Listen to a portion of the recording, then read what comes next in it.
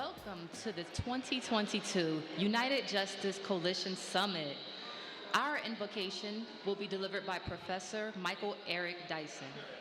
A contributor to the New York Times and other publications and a frequent political analyst on MSNBC, he is a distinguished university professor at Vanderbilt University. Please welcome Professor Michael Eric Dyson.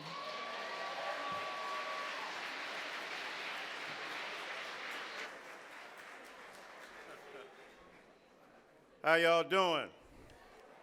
Like we in church on Sunday morning. Take your seats and let the Holy Ghost come on in. What an honor it is to be here today at the inaugural UJC Summit addressing the issue of social justice. So for the next 10 minutes, I just wanted to, amen, clap for that, amen. I just want to briefly introduce what we're doing here today, at least in a philosophical sense, and then these great figures will fill it in. Social justice is something that we've been grappling for throughout the history of the world. Think about it. Cain kills Abel, and then we got a murder suspect on our hands in the Garden of Eden. Then you've got, of course, colonialism. And then you've got the Spanish Inquisition. You've got patriarchy, where women are subordinate to men. And then you've got the rise of anti-Semitism, racism, the North Atlantic slave trade. When we think about homophobia, transphobia, when we think about sexism and gender oppression, we are dealing in a world where we have forever been in quest of social justice. And maybe one of the greatest injustices occurred a couple of weeks ago when Rolling Stone released its top 200 rap albums of all time. I'm glad Attorney General Letitia James is here today. I want her to open up an investigation about what in the hell happened on that list. But let me tell you what justice is not. It is not compassion. Because compassion dries up, people get fatigued with caring about you, and then justice is fugitive. Let me tell you what else justice is not. It is not charity or philanthropy. They are crucial adjuncts to, but not substitutes for, fundamental senses of justice in this world. Now, there are a couple of figures. When you think about it, Aristotle talked about justice as but what? Equality and lawfulness. And when he talked about it as equality, he was speaking about justice as a kind of reciprocal relationship. Think about Michael Corleone. When he says, I got business with the Rosado brothers, I don't want you to mess that up. That's reciprocal. Don Vito Corleone was about distributive justice. Accept this gift on the day of my daughter's wedding. And then there was corrective justice. That was Sonny. They hit us, we hit them, bada bing, bada boom. But he also talked about lawfulness, and he didn't mean just following the letter of the law. What he meant was the norms, the ideals, the dispositions, the aspirations that constitute any community. And then a guy named John Rawls came along in the 20th century and said, well, we've got to imagine ourselves behind what he called a veil of ignorance in the original position. Now, what does all that stuff mean? He's saying when you build a society from the bottom up, you've got to imagine yourself as the recipient of both the burdens and blessings of a society. So when you create rules and principles, imagine they may apply to you and your loved ones. But I want to come up with a new theory of justice for the next couple of minutes. I want to call it J-Rock. I don't know why that word resonates with me, J-Rock. But when I think about J-Rock, I think justice always yearns first for restoration. We're not into retributive justice because we would be the victims of a kind of theory that says no matter what you do, you shall be punished to the full extent of the law, but who's determining what that law is? Is that law just? Is it insightful? Restorative justice is about taking those who have been offenders of a principle of society and putting them back into the flow of society to allow them to flourish. Why? Because the laws themselves were unjustly applied. Often we live in a society where people of color are disproportionately targeted by a vicious system that refuses to acknowledge our fundamental humanity and our fundamental intelligence. So we have to restore order to a disorderly world. We have to restore peace to an unpeaceful world, and we have to restore justice to an unjust world. This is why we deal with the fact of police brutality. It ain't that people of color hate the police. We hate bad police. We hate police who show up and don't know who the criminal is and who ain't the criminal, because we've been criminalized because of our race, because of our gender, because of our character, because of our community. And people say, well, you black people and you brown people commit disproportionate crime, you kill each other. Look, people kill where they live. If you want integrated killing, have integrated communities. In the late 1800s and early 1900s, with the infusion of Eastern and Western European, Poles, Jews, Italian, and Irish, they were engaging in the same kind of activities in the hood, the shtetl, the ghetto, that any other group of people have been. But what happened? Why do you think they call it the paddy wagon? An Irish epithet because they said they were drunk on the weekend. So they named the wagon to take people to the police station after an ethnic group that they had stigmatized and demonized. And they're doing the same thing to us right now. The difference is back then, the powers that be said, we will not let our brothers and sisters go down in infamy. We will raise them up and give them a chance. That's all we need, is a chance to receive justice in an American society for which we have given our blood in the soil of this society for 400 years for free. We are looking for adequate compensation, and we are looking for reparation in the face of massive injustice. But not only that, justice always yearns for restoration and organization. It ain't gonna happen by happenstance. It ain't gonna happen because it's the right thing to do. You gotta make it do what it do.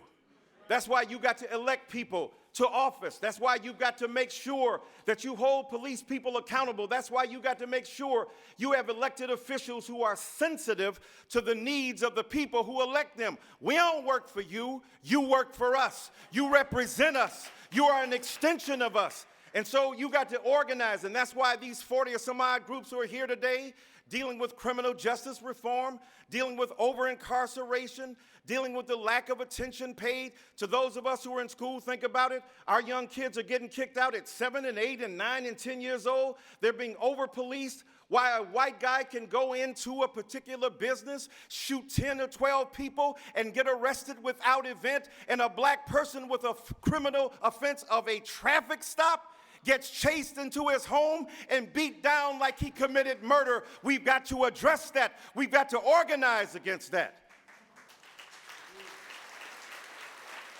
Even the Bible says the gates of hell will not prevail against you. The gates of hell ain't gonna come to your crib. You got to go to hell. And if you're a serious activist, you got to go to hell, because you've been to hell, because you know what hell is. Hell is not being represented adequately when a judge assigns you a 10 to 15-year sentence when a person not your color got hit on the back of the hand and sent home with parole. That's what hell is to us. We've got to fight against that. And then finally, justice always yearned for restoration, organization, and cooperation. And that means that it might not be your thing, but whatever your injustice is, we got to pay attention to it. No sense of being a victim of white supremacy as a black person and turn around and be homophobic.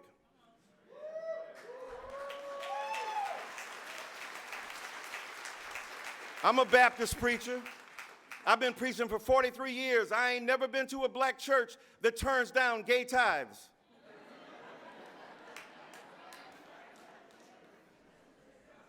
And they ain't real about kicking gay people out. People still in the choir.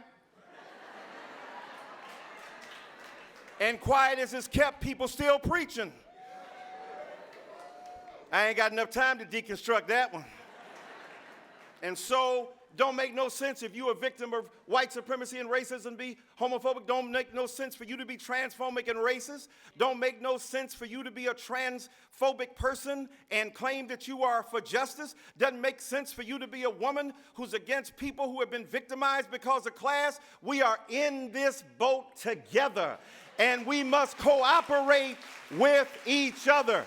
And before I leave you, should we maintain hope? Yes, we should keep hoping. We must keep hope alive no matter how dark it is, how dreary it is, or how bleak it is. If the water gets hot, we got to get hot with the water. I'll end by telling you this. You know that story of a young woman who was having trouble. She was complaining to her mother how hard life was. So her mama took her to the kitchen. She took out 3 pots and put water in it and started boiling them. In the first one, she put a carrot. In the second one, she put an egg. And in the third one, she put a coffee bean. And then she brought them to a boil. And then she poured them out, and she asked her daughter, "What do you see?" Well, the carrot started off hard. But then when the pressure came, it got soft. You know, first you say, "I ain't no band leader. I heard those stories." Then when the horse head shows up in your bed, you're crying to no end. You say you are hard, you are criminal, you are thug. But you turn out to be a studio gangster when they send you up to do hard time, when you realize that you are not who you thought you were. So some of us are carrots, start off hard and then get soft when the water starts boiling. Some of us are like eggs, tender on the outside, but we getting hardened and embittered by our experiences. We've been out here fighting for 25 and 30 years, and I know sometimes it can get tough.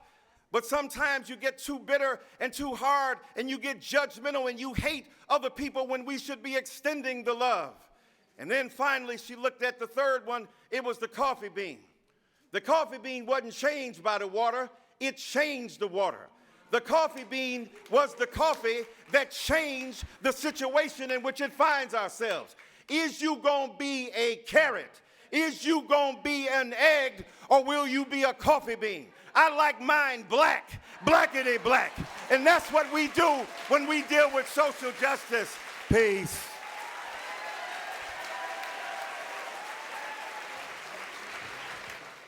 Too often, law enforcement is first to respond to someone in a mental health crisis. Our first panel examines why that is the case. Our moderator is the multimedia CEO, producer, best-selling writer, and publisher who hosts The Breakfast Club with over 4.5 million radio listeners. He's also the founder of the Mental Wealth Alliance, dedicated to addressing mental health issues in African-American communities. Charlemagne the God.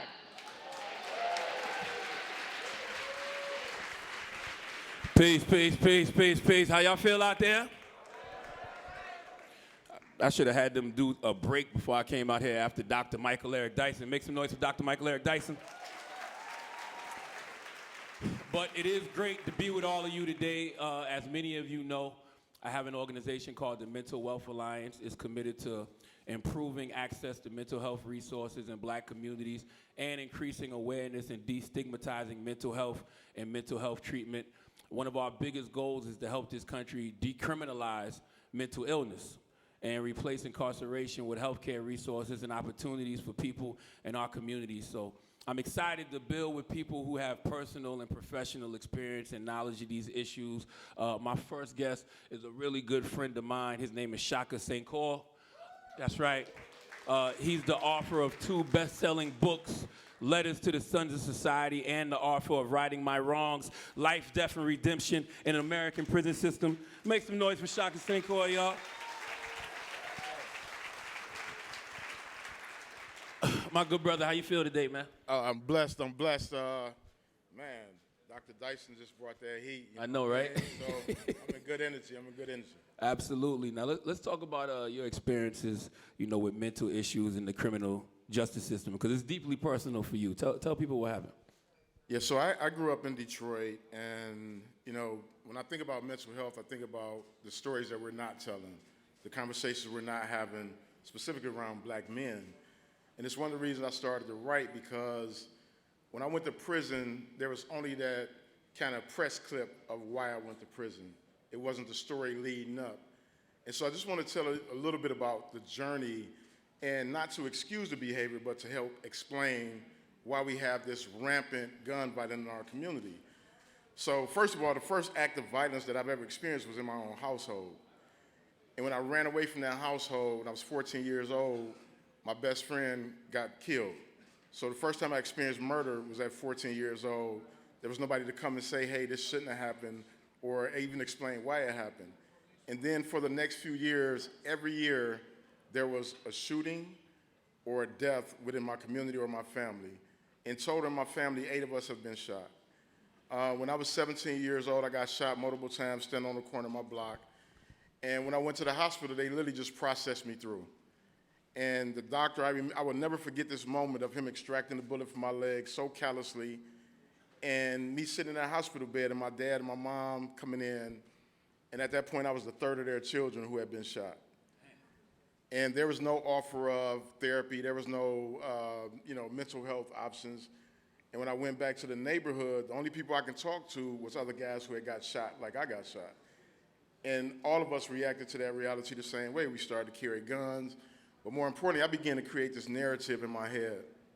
And what that narrative said was that if I find myself in a conflict again, I will actually shoot first. 16 months later, I shot and tragically caused a man's death and was subsequently sentenced to 17 to 40 years in prison. I ended up serving a total of 19 years, and 7 of those years was in solitary confinement. So when did you first become aware that you actually were suffering from something called PTSD? I was really fortunate to meet some of the most incredible mentors that I've ever met in my life. And I have tons of incredible mentors out here in the world in multiple industries. But these were men who were serving life sentences. And I remember them saying to me that, if you take care of your mind, you'll be able to add value to your community when you're released. I couldn't even see 20 years down the line. But these brothers, they just stayed on me. They kept giving me books, and they was, feeding my mind and challenging the way that I thought. So they were my first therapists because they had recognized the things that they had gone through. And then once we were able to put a name to it, I began to lead a class in the prison called Houses of Healing. And categorically, every person who walked into that class had adverse childhood experiences, early childhood trauma, high levels of gun violence, and it went consistently across, leading down the path to them committing acts of violence.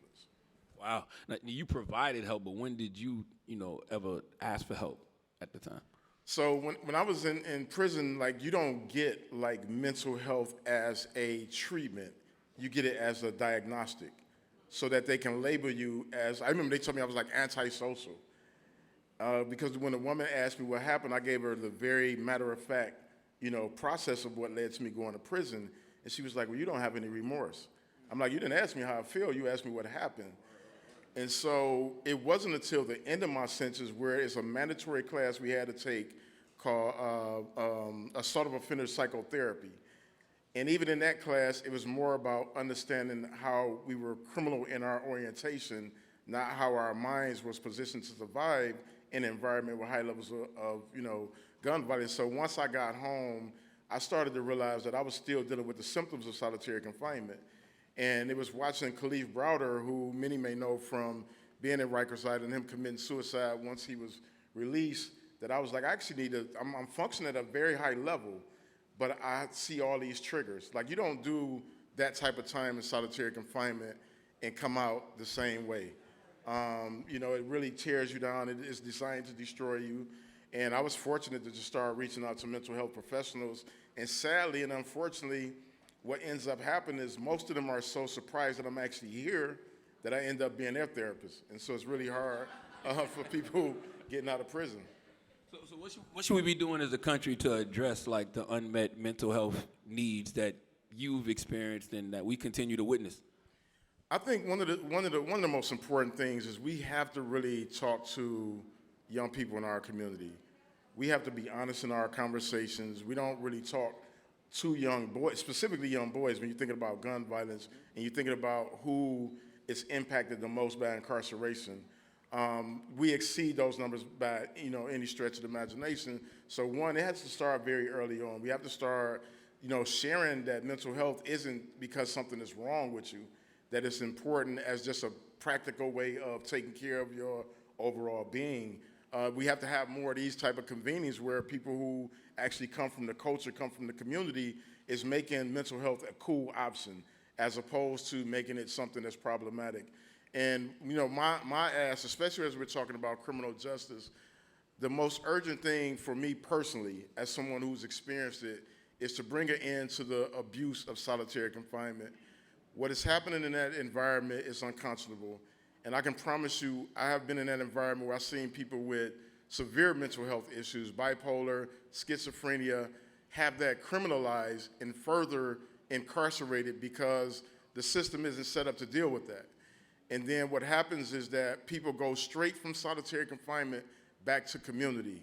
When I transitioned home, I had dealt with all the horrific realities of prison. And not once did they say, when you get out, you should actually seek mental health. I had to discover that on my own. And I'm really fortunate in the sense that I'm literate. I'm very resourceful, but that's not the case for a lot of people walking out of prison. So my big call to action is let's bring an end to the abuse of solitary confinement. No human being should be locked down for 23 hours a day at all. Word. And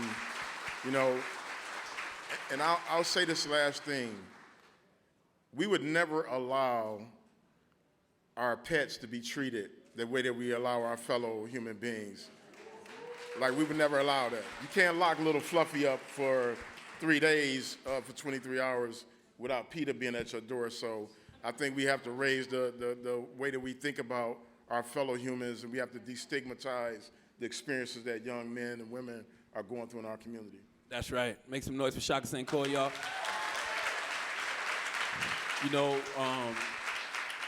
Delivering quality mental health care begins at the community level. And we have two people who understand how mental health problems are being criminalized. Psychologist Dr. Alfie Breland Noble is an internationally recognized author. She's the founder of the Coma Project and the chief mental wealth officer of the Mental Wealth Alliance. I can't even do what I do without her. And Paul Samuels is director and president of the Legal Action Center, a not-for-profit public interest law firm that works to replace incarceration with healthcare and treatment. So make some noise for Dr. Alfie Noble and Paul Samuels. You were fabulous. Thank you. Fabulous. Dr. Alfie, Dr. Noble, describe the need for mental health care within our communities. Oh, Lord. So that's a huge thing. Part of how we're trying to address that is you with the Mental Wealth Alliance, you and me together, and with the Coma Project for our young people. The needs are really around something we talk about a lot that I don't think everybody fully understands, and that's cultural competence, right? Cultural competence is not providers who know every single solitary thing about every single solitary group, because that's not possible.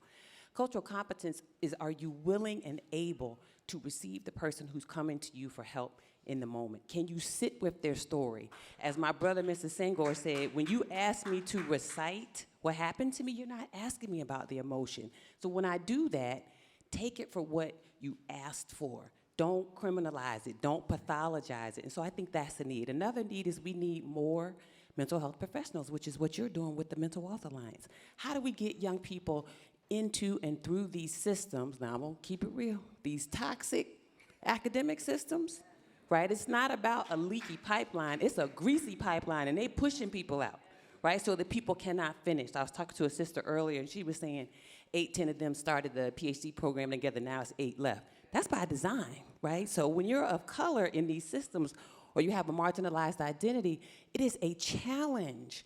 Your very being is questioned every time you show up. That's part of the reason I call myself a recovering academic, because I couldn't do it no more. Academia was toxic, right? And so I need to be able to be this fully realized black woman, as you say, black queen. I'm just going to claim that. I'm going to own it. And I need to be able to show up and say things like African American, Latino, Latinx, Latine, Native American, Asian American, our Arab young people, they need unique kinds of support, and that's lacking. So those are a couple things. I think the other thing is also what you're doing. We need to be able to talk about our stories without feeling pathologized, right? We need to be able to articulate that when we have these experiences with racism and discrimination, and homophobia and transphobia and gender discrimination and Islamophobia.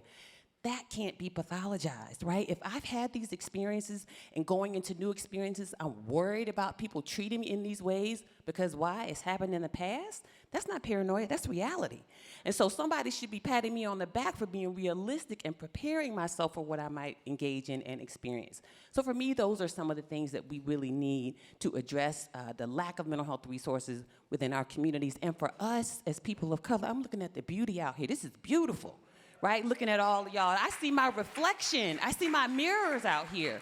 We need to be able to do that every day for our young people and for the not so young people. We need to be able to feel loved and valued and supported and seen. Those are some of the things I would say. Ooh.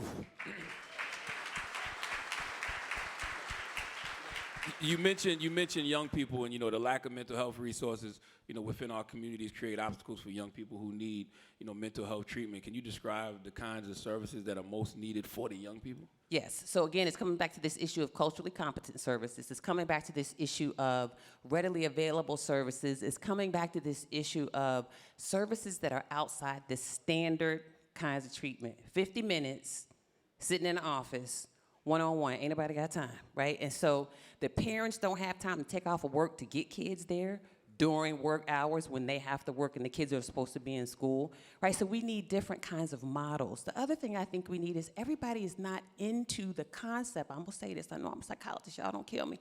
Everybody's not into the concept of traditional talk psychotherapy. So there have to be other alternatives that people can use, right? Like some people need nudges. They just need somebody to say, keep going, you're doing all right. Some people just need to be able to sit with someone and have an experience where they feel seen, heard, and valued. We always talk about that with the Mental Wealth Alliance and with the COMA. What does that look like? Maybe you get a group of young people together and you have them express themselves through art. That can be therapeutic, right? I'm a hip hop head, I'm old school, I'm Gen X. So maybe you have young people who write, maybe they write a rap and that's the way they express themselves. We just need to give our young people opportunities to heal in different ways than we're traditionally taught to heal. The other thing I think our young people need is they need approaches to care, and psychotherapy, talk therapy in particular, that really speak to their experiences. So people will talk about things like cognitive behavioral therapy and interpersonal therapy and EMDR and all these things. The thing that drives me nuts, and which is why I went into research and became a researcher and then left academia and started my nonprofit and working with you on yours, is we have to have researchers out here who are infusing our cultures and our experiences into the types of therapy that they generate so that people feel like they're recognized and seen and valued while they're sitting and getting CBT. It's not just CBT. And stop giving me these I'm gonna adapt it a little bit, put some Spanish shit in. I'm gonna adapt it a little bit, put some Indian in it, right? No, I need a whole new system of CBT that really is from the ground up speaking to who I am. And I think when we fail to bring those things to our young people, young people gonna keep it real. Right? So if you're not giving them what they need, back in the day, they would just like throw you away. Now they're gonna put you on blast, right? And I don't wanna get put on blast, so I'm gonna do everything I can to try to give these young people a reflection of who they are. So those are some of the things I think our young people need, and I think that's what they're asking for from us. And the final thing I'll say is, they want us to stop and listen. They want us to stop talking at them and just listen to them. Some of my young people are here, the hidden healers. And stuff. This is what I've learned from them. So those are some of the things I would say. Absolutely. Paul, does mental illness increase the likelihood of interactions with the police, and are people with mental illness more likely victims of crime? Yes. I mean, there's such a huge misunderstanding about all of this. We could despair very easily, given the public policy situation, the legal situation, because really our healthcare system and, we don't call it criminal justice system anymore because there's not justice that permeates that system. So whatever, we refer to it as the criminal legal system or very often, too often, the criminal punishment system, because we should be dealing with people who have health problems with health responses. And instead, what are we doing? Especially for black and brown people, we have a default system that is the criminal punishment system. I think that the most devastating way to illustrate that is to say, ask you, what are the 3 largest mental health providers in the United States? And the answer is Rikers Island, the New York jail system, and the jail systems in Los Angeles and Chicago. And if we just pause to think about that for a second, those are the largest programs. We certainly know they're not the best, and we certainly know they're not the right places for people to go. It'd be very easy to despair. We're in the midst of among the worst epidemics of both suicide prevention and drug overdose that we've ever had in this country. And just, to tell you another shocking fact, that for people who are incarcerated, who then leave when they go back to their communities, they are 40 times more likely to die of a drug overdose in the first 2 weeks than the average American. So we are failing, but let's not despair. Instead, let's think about and reflect on the accomplishments we have and the success we have made, but even much more important, what we still need to do. Yes, I mean, we blame people with mental health for mass shootings when in fact that's not the case. And as you said, Charlemagne, people with mental health issues are much more likely to be victims of crimes than other people are. So what do we need to do? We need to build up our healthcare system, make it, as Dr. Albee said, to make it warm and friendly, but also make it big enough and good enough so that Shaka's story doesn't keep happening all over the country all the time. Paul, I'm not going to lie, Paul, you gave out a lot of bad news just now, but you and your organization have found solutions, the Legal Action Center. What are some of those solutions? Yes, so, I like to start off with the despair because then it gets better. There are really things that we can do. Incarceration doesn't work. I mean, we have all seen that these policies, and unfortunately a lot of it started right here in New York in 1973 with the passage of the Rockefeller drug laws, which labeled people who had drug problems, especially black, brown, and indigenous people, as criminals rather than people with health issues. And that really is what launched mass incarceration. But many of us advocates here in New York, we toiled, and it took almost 40 years to completely do it, but the drug laws were finally reformed. And laws have been changed in New York and elsewhere now to try to open up opportunities for healthcare. But what we really need to be doing is making health responses the first response.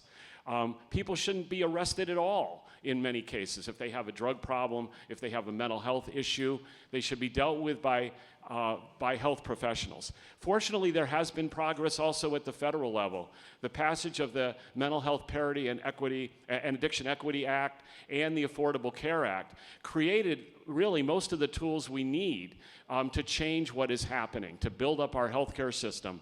The next thing that has to happen, though, is that we need those systems to be adequately funded. They need to be providing quality services, and they need, as I keep repeating, to be the first response. And arrest should not be the first response. That's right. Make some noise for Paul Samuels and Queen Dr. Alfie Breland Noble. I want to bring in our next guest. She needs no introduction. Letitia Tish James is the 67th Attorney General for the state of New York. As the state's top law enforcement official, she is using her office to support the decriminalization of mental health. Please welcome Attorney General Tish James, y'all.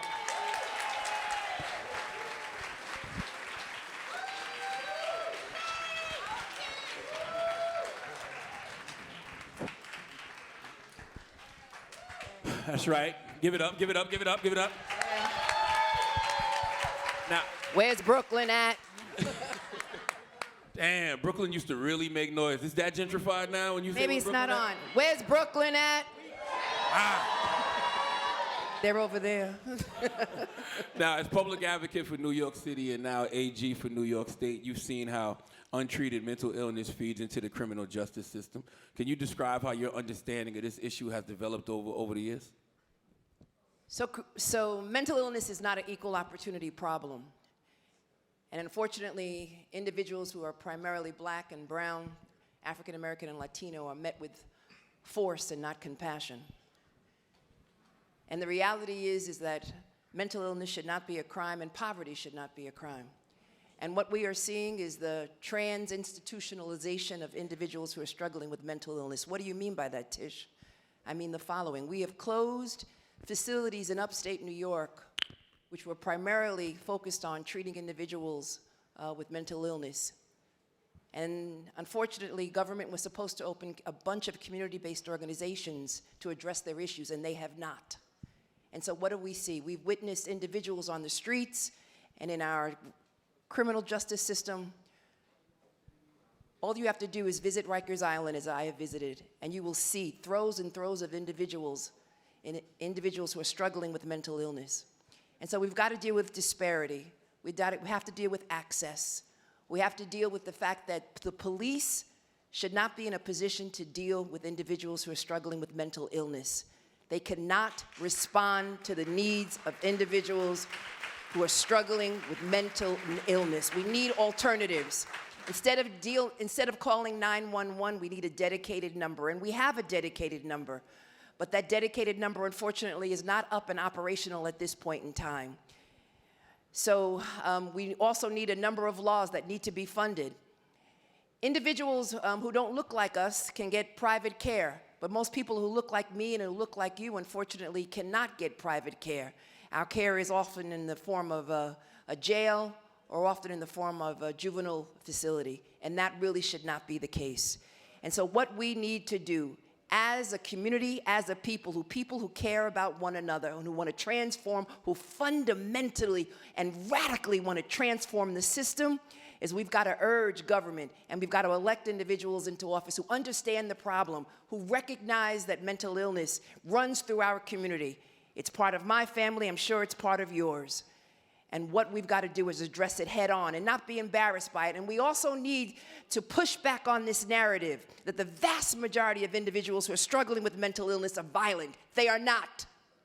Only 3 to 5% of individuals often are involved in violent episodes. Unfortunately, they get the front page news, primarily in the New York Post. And we've got to push back on that narrative because you see them on our streets. Rikers Island should not be a mental health facility and should not be a housing facility. And Rikers Island, as far as I am concerned, needs to be closed. Why do you think law enforcement has failed to actively, disconnect untreated mental illness and engagement with the police? They're not trained. They're not trained. They're poorly trained. We need professionals. And what individuals who are struggling with mental illness need is time and space and family. Listen, as the Attorney General of the state of New York, one of the worst jobs that I am tasked with is responding to police officers who unfortunately shoot individuals. I have to investigate those cases. And in instances where individuals are in the throes of mental illness, police officers oftentimes don't know how to deal with it.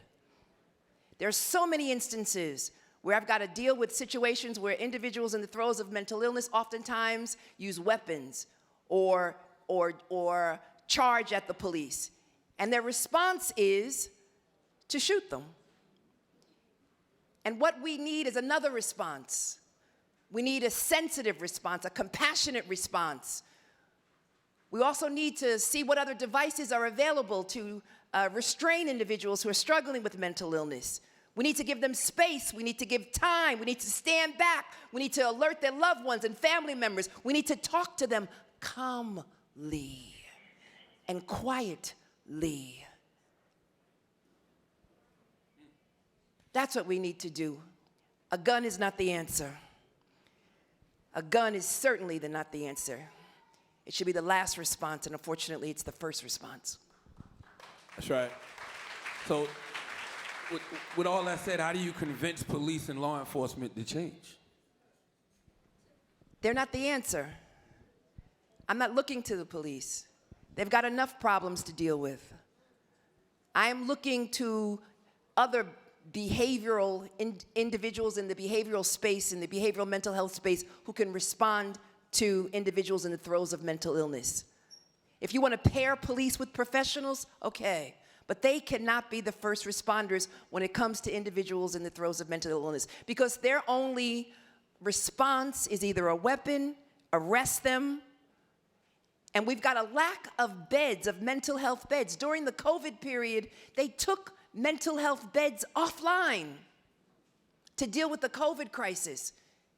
My office is holding a hearing all throughout the state of New York, and I am hearing from citizens and residents and individuals who are struggling with mental illness who say, I went to the emergency room and that was the only care that I received. I went to a hospital and unfortunately they don't have the beds. They certainly don't have pediatric beds. I experienced it myself when my girlfriend's child was engaged in self-mutilation, and it took the Attorney General to get her a bed, and that should not be the case. And so we've not replaced those beds. And we've not replaced those hospitals, and we've not replaced those institutions. And so you will see them on the streets, and people will complain, and they'll call 911, and the response is they'll go to Rikers Island, they'll deal force with them, they'll use force to respond to their issues as opposed to love and compassion and understanding, and a behavioral mental health professional. I know a couple weeks ago, 988 was passed, right? What exactly is 988 as an alternative to 911? It's a dedicated line. It's similar to 911. But unfortunately, I called it this morning. And I called it, and what you will hear is if you are interested in addressing suicide, we can respond to your issues. And so obviously, it needs to be more operational. We need to make sure that it's specific. We need to make sure that they refer them to organizations. But most importantly, we need to invest in community-based organizations and hospital, get more beds online, and address the law, which unfortunately treats mental health, drug addiction differently from any other health care issue. And I know Congress passed that law, but unfortunately, it lacks funding. Dr. Alfie, you want to add to the 988? Yeah, you saw me throw that mic up. I was like, that wasn't for me. That was for the Attorney General. So I'm sorry. I'm so sorry. So 988 also has a text function, and so there's texting that you can do as well. So that's the only other thing I would add. It is functional, but like you said, it really needs a lot more investment, and I'm just going to put the plug in. We also have to make sure that the people who are on the other side are culturally competent as well. We need all of that. All right. Okay, we got some audience questions. It's a two-part question. Is this for Shaka? It's for Shaka. I'd love to hear what resources, tools, and practices to use today to overcome mental health challenges like meditation, journaling, things of that nature. So thank you to whoever the audience member was, but that's exactly what I do, actually. I started journaling while I was in solitary confinement, and I started with this kind of essential question of how did I end up here? I was an honor roll scholarship student with dreams of being a doctor, and I was reading, Plato's Socrates' Apology, and it talked about the unexamined life, and I began to journal. And through that journaling process, I was able to reassign responsibilities to those who had harmed me. I was able to accept responsibility for the harm that I had caused, and it's a practice I continue to this day. I'm always writing out how I think, how I feel. When I got out of prison, I didn't know the many ways that I had been impacted by incarceration. And one of the things that really alerted me was I got into a conflict with my oldest son, who actually has some mental health challenges. And he threatened me, and I was extremely triggered. And I responded out of, old behaviors in terms of how I thought about it. But what I was fortunate to be able to do was actually to call people who can kind of talk me off the ledge. And it was then that I was like, I got to deepen the journaling. I have to meditate. But I really practice mindfulness. And what that looks like is whenever I'm dealing with any adversity, it's bringing myself back to the presence. Anytime that I'm processing things that are very complicated and complex that I don't even expect people who have never been through what I've been through to understand, I have to bring myself to like the moment and make sure that I'm fully in the moment as opposed to the narrative that's playing out in my head. So those practices have served me well. They're not easy. I'm fortunate to have great colleagues in this work who are also system-packed. We got Sam Lewis in the audience, and Lewis Reed, and Topeka Sam, I'm sure, somewhere there. People who have been through it, right? We've been doing this work for a long time. We was doing this work before it became really popular, but we leaned on each other. And in those moments when we're going through stuff that, you can't expect somebody who's never been in prison to understand how triggering it can be when somebody just comes up and put their hands on your shoulder. or when you're asked to come to a space and it's extremely crowded and you feel your anxiety go up and you have to walk out and people are like, oh, why you leave? Why you leave the club so early? It's like, nah, bro, I had to leave. Otherwise, I might have shanked somebody in this joint. You know what I'm saying? But having friends and people who are informed on it, and this is why this work is so important. I'm happy that you all have me here, because it's great to have people who've never been through it tell us what it is like, but it's also important to have people who've been through it speak on these platforms. That's right. Look, we only got like 2 minutes and some change left. So I want everybody to leave with some final thoughts, some calls to action, some solutions. Paul, we can start with you. Sure. Well, as the Attorney General said, I think as we've all said, resources drive the world. Follow the money. So the money needs to move toward healthcare responses. Big shout out to the Attorney General for being one of the leaders in New York to make sure that money coming from opioid settlements will be going to care. But it shouldn't have to, yes, definitely.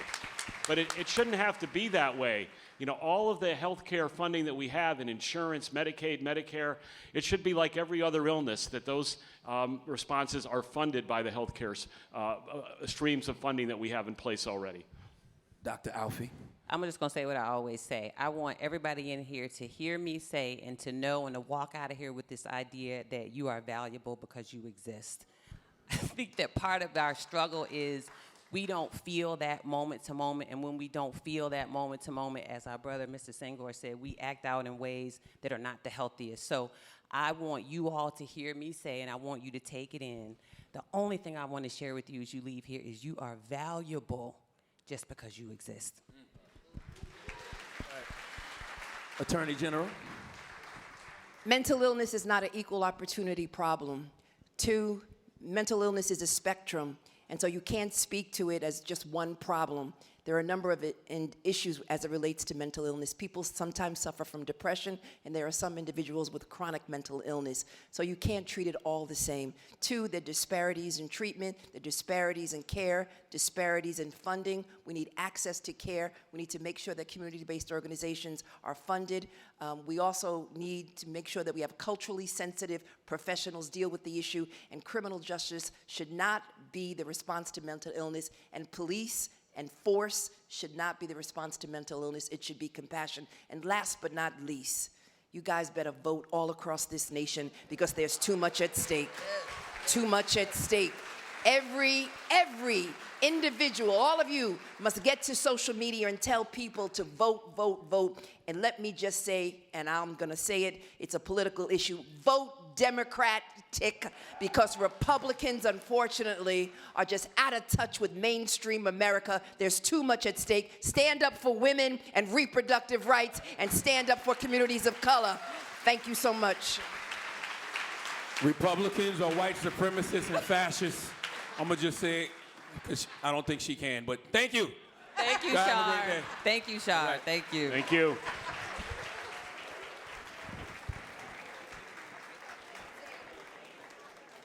Ari Melber is the Emmy Award-winning host of The Beat on MSNBC, the chief legal correspondent for MSNBC, and an NBC News legal analyst.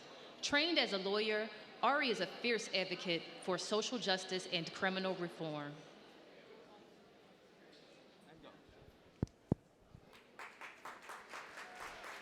Hello, how's everybody doing?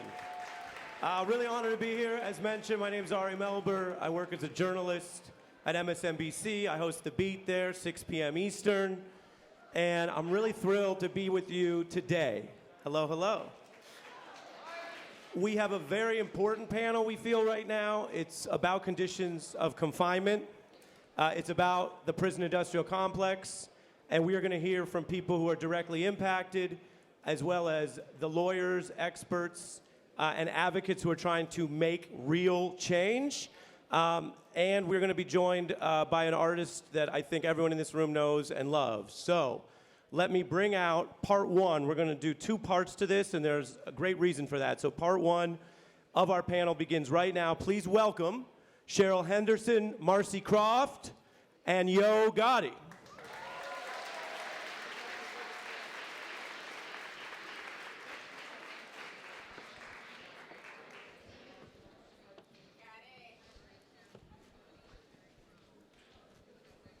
All right, I could start anywhere, but I'd like to start with you, Gotti.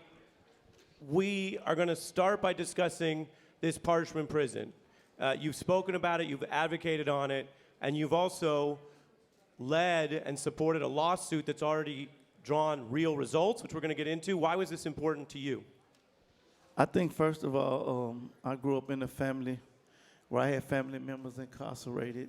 So I was one of the kids that grew up going to different facilitations, visiting my loved ones. Also, Parchman Prison is like, it's very close to Memphis, so it's like if you pass through one red light, you're in Mississippi. So to me, it's like it's super close to home. Understood. And Cheryl, this is difficult, but we want to begin with the real people impacted. And just so people know, you've chosen to share your story, which matters to a lot of people. So tell us about your story. My story is with my son. His name is Cheryl Henderson. He's 27 years old. He has 3 boys ranging in age from 8, 5, and 3.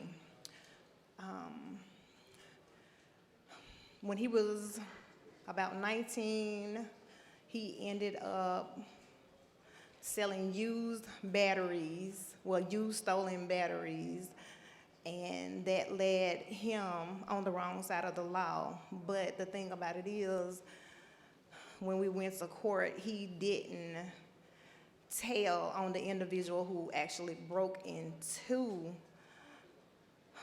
the company. So that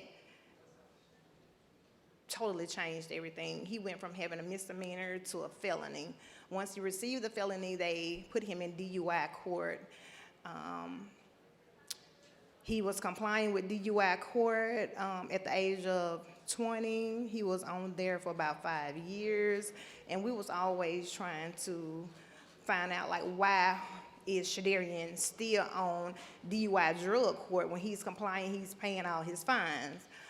His parole officer, Mr. Ricky Scott, back in 20, during the pandemic, my son was working for Nissan, second shift and third shift. He was unable to call Mr. Ricky Scott, which was mandatory due to, them not being able to meet. But my son came home one early morning, was getting his sons ready for daycare, and his oldest son made a mistake and slipped his phone into the tub, and that's when everything started. I, in return, called Ricky Scott, the parole officer. I let him knew that, hey, my son don't have a phone to call you. He's working second and third shift. Therefore, he's working a total of 16 hours. He's very tired, but, he is complying. I'm calling for him. And as soon as, hey, he get a break, he will call you. So that same day, he came over and he arrested my son for not making a phone call. They knew, they had it documented. My son was working at Nissan. He was working second and third shift, 16 hours. That's the only thing my son did. That's the only violation that they said he committed, was not making a phone call. So you're teaching us something important about how so many of the people who are incarcerated aren't there because they committed a crime yesterday or last year, but because of this system or bureaucracy. Can you tell us what happened to him in Parchman Prison? Okay, in Parchman, he went to Parchman July 19 of 2021. He was there for a total of 13 days. Every day, my son called me, crying out for help, saying, "Mom, I'm here with murderers and rapists. I'm a nonviolent offender. The only thing that I did was not call my parole officer." And he said, "Mom, I don't know why I'm here." My son was violated. He was abused. He was in a cell with non-working door, I don't know what you call it. Please excuse me, because I'm getting emotional. Basically, he was in this prison, this horrible prison that had, Marcy, you got to go. I can't do it. Okay, that's okay. And, That's right. and I just so appreciate you sharing your story. We've talked about this, and so I think people appreciate it. And we talked. Let me, Go ahead. Because you take your time, and as you and I discussed, you talk about it as you go. You know what I mean? So I'm gonna have Marcy. You want Marcy to talk a little bit, and then we'll talk more. Is that okay? Marcy is someone who's been fighting for your family and who's a very effective lawyer. So Marcy, why don't you, since Ms. Henderson mentioned you, why don't you weigh in a little bit, and we'll just keep talking. Well, Shadarian was transferred to Parchman from another facility in Mississippi because he had a rule violation there, allegedly, right? And that's one thing people need to realize is, like you mentioned, I think a lot of times when people talk about some of these prisons, they assume that it is the violent offenders, the worst of the worst that are there. And in reality, when you go through there, that's not the case, right? There are kids in there. There are teenagers in Parchman. There are, children in there and nonviolent offenders. And certainly Shadarian was one of those. And he ended up in Unit 30 at Parchman, which is an open barracks unit, one of the worst there. I think everyone hears about Unit 29 at Parchman, which is certainly one of the worst places I've ever seen or been. But Unit 30, I think, might be worse. And that's where Shadarian was. And he was only at Parchman for about 10 days to where he reached the point where he could not handle that anymore. He ultimately was transferred to Unit 29 in Building A, and then he took his life on August 1st. And that, the suicide rate at Parchman, the death rate at Parchman, especially when we first started, when Rock Nation first got involved, was 3 times that of every other facility in the United States. There had been riots. When we first got there, there were people that had not been outside in over a year. There were people that hadn't been allowed to shower in over a month. There were cells that had no power, no water, sewer was messed up. So you can imagine, this is the Mississippi Delta. I mean, we all see how hot it is today in New York and this week in New York, right? So take that heat, put it in the Mississippi Delta, add some humidity to it, and then lock everyone away, and without food, without water, without sanitation. And those were the conditions that we were dealing with at Parchman when all of this first started, when Team Rock first got involved. And so Shadarian, unfortunately, was one of the victims of those circumstances. And it is amazing that you are here and you're speaking out for him and for everyone else that has lost a loved one at Parchman. So. Yes, thank you. I would like to say something else. And I also would like to say, we're all humans. We are going to make mistakes. And ultimately, my son made a mistake that cost him his life. He did not deserve the treatment that he got. He was a young boy, a father. And when I say a father, not many of our young black men are fathers. My son was there raising his children after the fact. He was there with them every step of the way, every graduation. He was getting out work, working 16 hours, taking the burden off the mother, getting the boys ready for daycare, taking them to daycare. At that time, I was in nursing school. My son would call me, "Mom, do you need me to do anything for you? Do you need me to make sure the other kids are doing their homework? Do you need them to clean the house?" Like, he was a great father. He was a great big brother. And like I said, he didn't deserve to be in that hostile prison.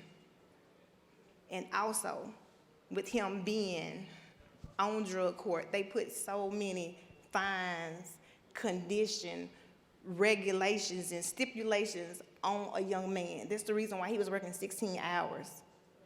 so he could pay for lawyer fees, court fees, being on drug court. There's a monthly fee you have to pay, all while maintaining his own household. And I think that with Yo Gotti stepping in, using his platform to making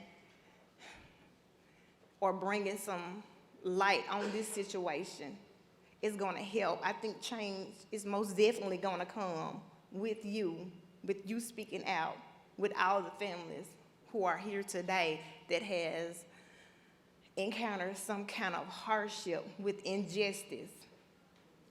And I thank you so very much, and I know my son would thank you as well. But I want everybody to also know that it's real. My son called me every day, several times throughout the day, crying out for help. And as a mother, what was I to do when I couldn't help? But I was always calling to Parchman, being transferred. They wouldn't give me any information. They wouldn't tell me anything. They didn't even try to get my son help. As I was telling them, he's going through a mental crisis. He needs someone there to talk to him or maybe isolate him away from the situation. No one ever came to my son's aid. No one. And you did everything you could, and you faced this against the system, and now you're helping change the system, which I think is remarkable. I really do. And so before we lose Yo Gotti, because as I mentioned in part 2, we're going to hear from the people that are actually bringing the change at a ground level. Okay. I want to say to Gotti, what does it mean to you then to be this involved in something that so many people would rather turn away from? People say, I know it's bad, I don't want to deal with it. They don't even know how bad it is. You got a lot going on, in all seriousness. People know that, I think, in this room. If you can make time for this and put time towards it, what are you asking everyone else to do? I think everybody should always stand up for the things that they feel is wrong. You know, when we first started seeing the pictures coming out of Parchman and the videos, I think if you're human, you can't look the other way from that. You know, some of these videos and pictures we were seeing, you know, when I first seen them, I thought they was like fake. You know, we didn't even think it was real, you know. And once we started communicating with me and Team Rock, we got even more footage and even more pictures the deeper we got into it. And it was unbelievable. But again, for me personally, being that close to Mississippi and Parchman and having a lot of different family members who grew up, who did time in different prison facilities, you know, it's supposed to be a rehabilitation place. It ain't supposed to be a torture hall or something like that. So, you know, I think you just have to stand up for the things you think that's wrong in life. Stand up for what you think is wrong and try to make it right. Thank you to Ms. Henderson and Yo Gotti. Thank you so much. Thank you so much. Thank you. Thank you. Look. As promised, we're now going to turn to a part 2 on this, and we designed this deliberately because we want to hear the reality, the humanity of this. But the entire way that this summit has been organized is to make sure that we're also going forward towards action. And so I want to bring out, as we conclude part 1 and bring out part 2, we talk about action on the ground so no one else has to go through that. Craig Haney joins us, a professor and an expert on the actual physical, psychological, mental harm of the prison system. Daryl Norcott runs community partnerships at Amend, which is a solutions program. We're going to get into that. And this was important to the organizers. I want to emphasize Kim Rowley has spent 27 years in the corrections field, brings that experience, that perspective to how do we actually change this together. So again, a big thank you to the people who started this. I think that that story weighs heavily on everyone's heart. And now we turn here, we want to start basically with how does this actually work?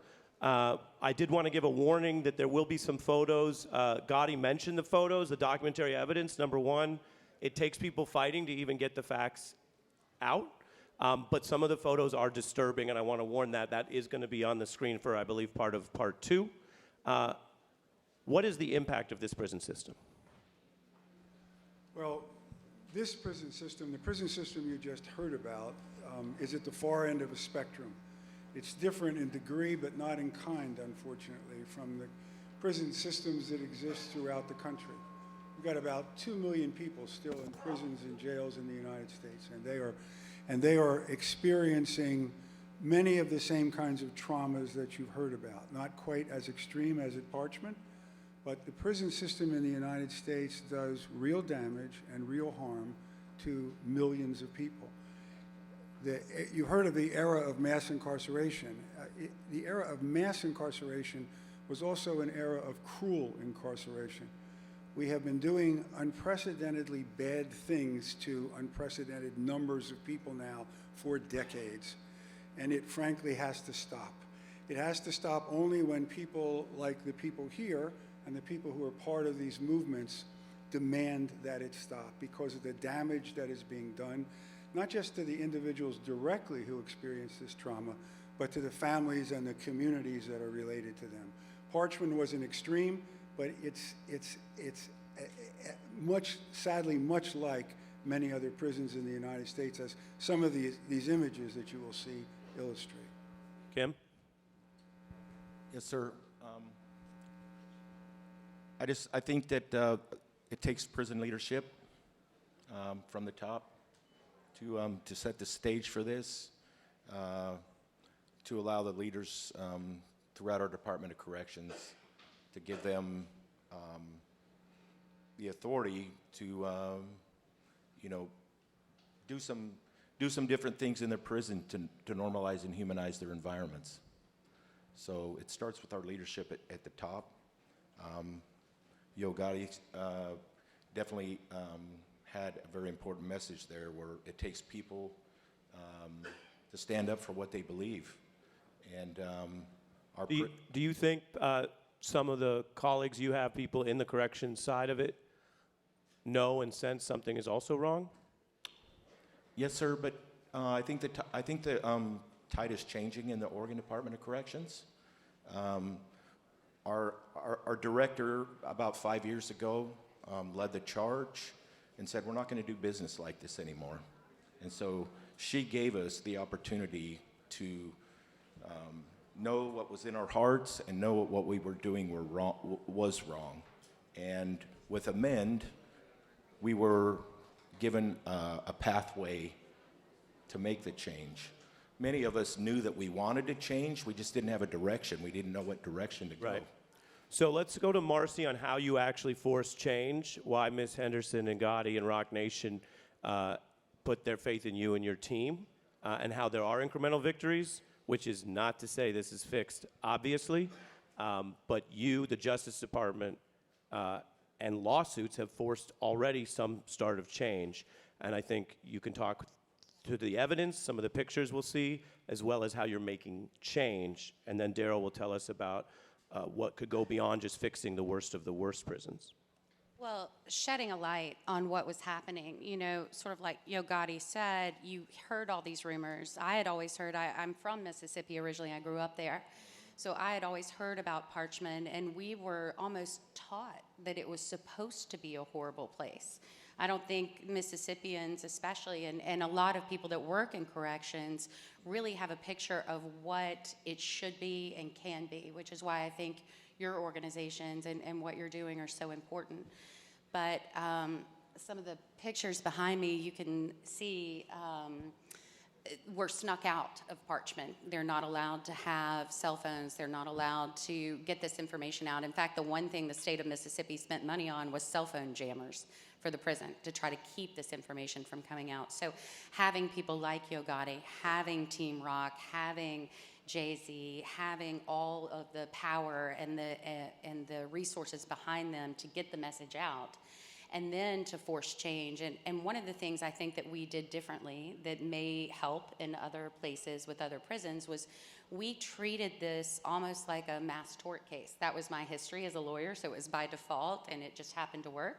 But, collecting all of that data, not just from one or two people that are there, not just from one or two stories, but from hundreds of people that we interviewed inside of Parchman. And while the state can go after Ms. Henderson's son and try to attack his background or go after some of the other victims or one or two class members, when you have hundreds of people telling the same story, dozens of pictures coming out that are graphic from all over the prison system, from all over Parchman, I think that's what really makes the difference to make a change, and analyzing that data en masse and pushing it out en masse. And what court ruling did you get?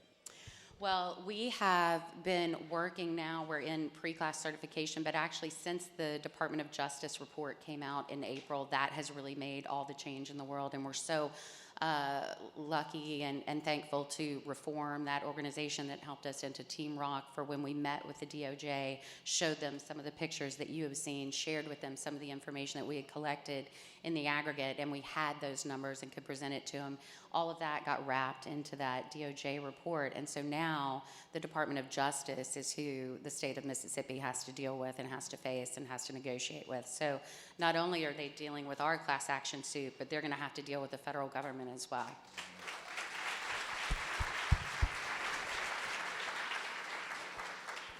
So alone, it's almost impossible, but in going together, you had the strength in numbers, and you have multi-track. You've got a public campaign to keep the pressure on the politicians. You have a class action, which allows you civil court remedies, no matter who's in charge of the Justice Department, which can change.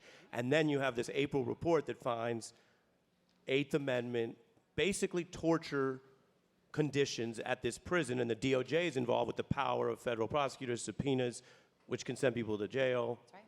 To get change. And I would just add to that, but as we go to Daryl, something very rare, this Justice Department also recently obtained a conviction of a deputy warden at that same prison for prisoner abuse, which is incredibly rare. And that's that's an independent process. That's facts and evidence catching up with someone in court. That's the worst of the worst, Daryl. Then you have ideas. Believe it or not, this is a necessarily grim topic, but then there's hope. And Daryl, you're not just talking about how do we deal with basically irreversible losses. We can't bring these people back. We can only seek a measure of justice. You're talking about how do we fix this whole broken system. Yeah, and this is the nature of the problem. So it's like, I'm just struck by how many levels need to be sort of activated for change to really take place, for generations-long systemic harm that we're facing from these punishment systems. And so Amend is an organization based in San Francisco at the University of California, San Francisco. It would not exist without Professor Haney, so I always just feel that I'm honored to be on the stage with you, and his scholarly work and research really has allowed us to have a platform upon which to build our programming work. And Amend is a public health and human rights organization that works to immediately change and address the dehumanizing effects of U.S. prisons. And so what that means is that we have multi-year immersive programs. We're very small. We're primarily in the Northwest. But we bring correctional professionals, leadership to Norway, look at dignity-driven, health-focused approach to working on in correctional facilities, and in this way, looking at health as really the key factor and how we can create this change from peer to peer that is so essential in this country. And so in Norway, they have a saying that you go to court to be punished, but you go to prison to become a better neighbor. And it's really the beginning, and it ends up sounding kind of radical in a way in the United States, but it's just common sense that you would want to have a system that at the very, very least is working with people, treating them with dignity and respect, and working to make their lives better and to create change in a very ground level way. Craig, what does that look like psychologically if incarceration is a period of time, but not something that breaks people? We heard about people being broken to the degree of even hurting themselves. But what does it look like psychologically if it works? Well, it's profoundly different. It's so profoundly different that we actually have to take people to Norway to see it, because it's really difficult to describe what a prison looks like and feels like when the people who are confined inside are regarded with dignity and their personhood respected. They're not destroyed. They're taken temporarily out of society, and the Norwegians then surround them with whatever they need while they're incarcerated. And it is literally that dedicated a process. The other thing that's almost impossible to describe is the nature of the interactions that take place between the people who are incarcerated and the people who are incarcerating them. They're normal, friendly, dignified, interpersonal interactions unlike anything you have ever seen take place in any American prison. And it's so transformational that when the American correctional officials and officers see it, they're almost immediately changed by the witnessing of something that is so fundamentally different and yet so simple and human. It's what we do that's wrong and contorted, not what the Norwegians do, which is a natural human response to another person. That's what gets disfigured in American prisons.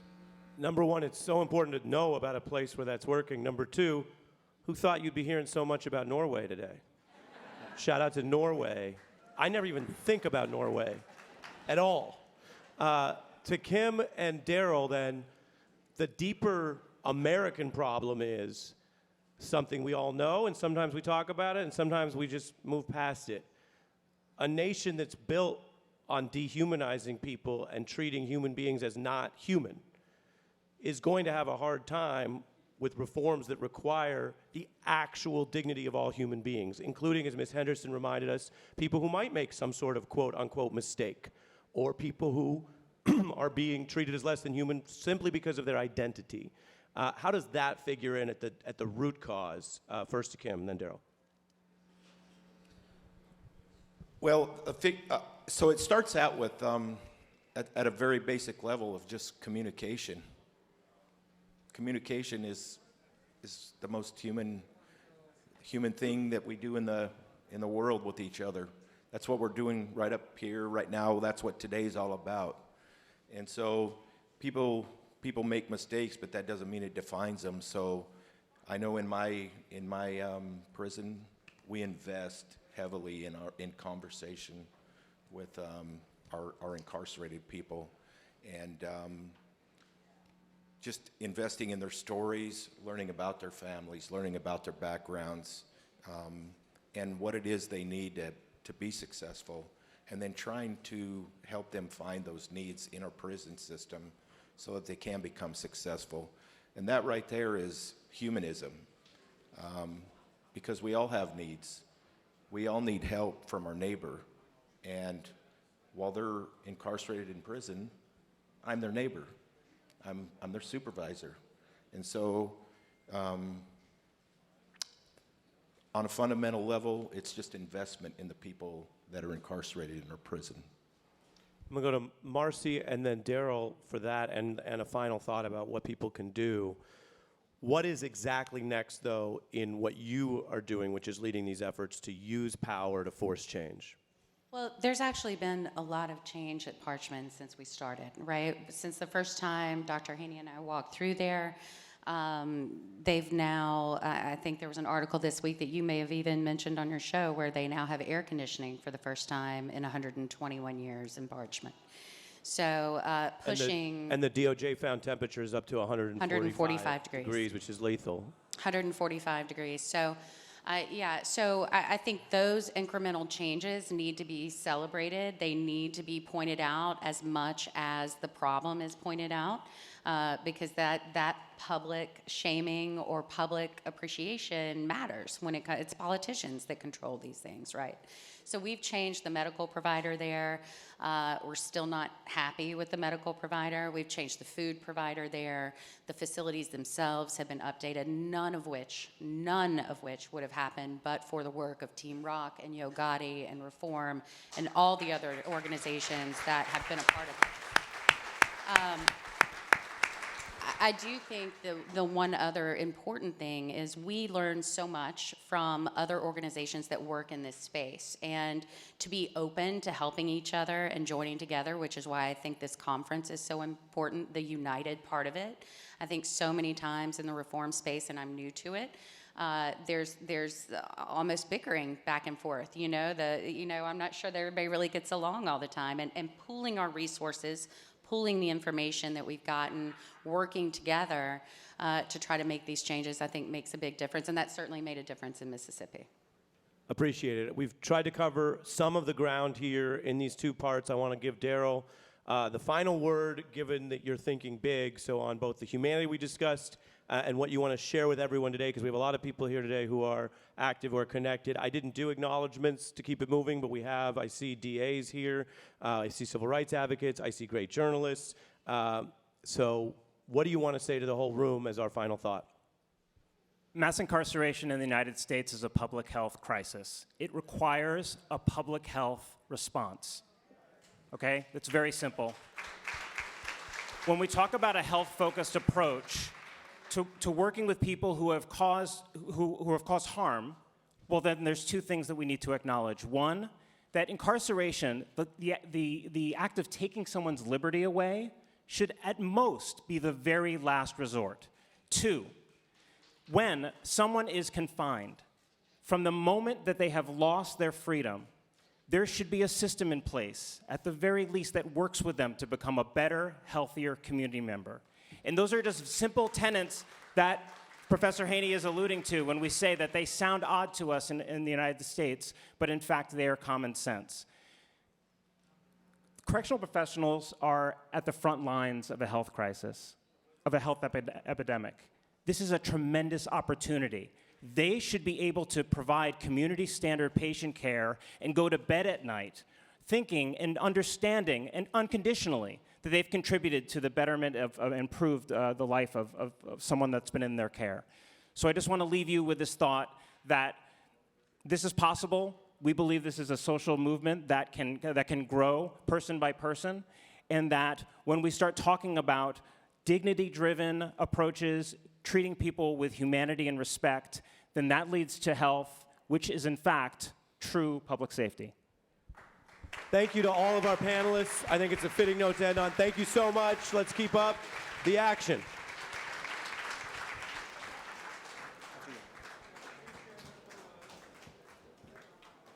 Thank you, Ari, and all our panelists. Our next panel will begin in 5 minutes. If you have a question you'd like to ask our panelists, please tweet us at United Justice C. And during breaks in the program, make sure to visit the exhibit booths of our sponsor organizations downstairs in Exhibition Village.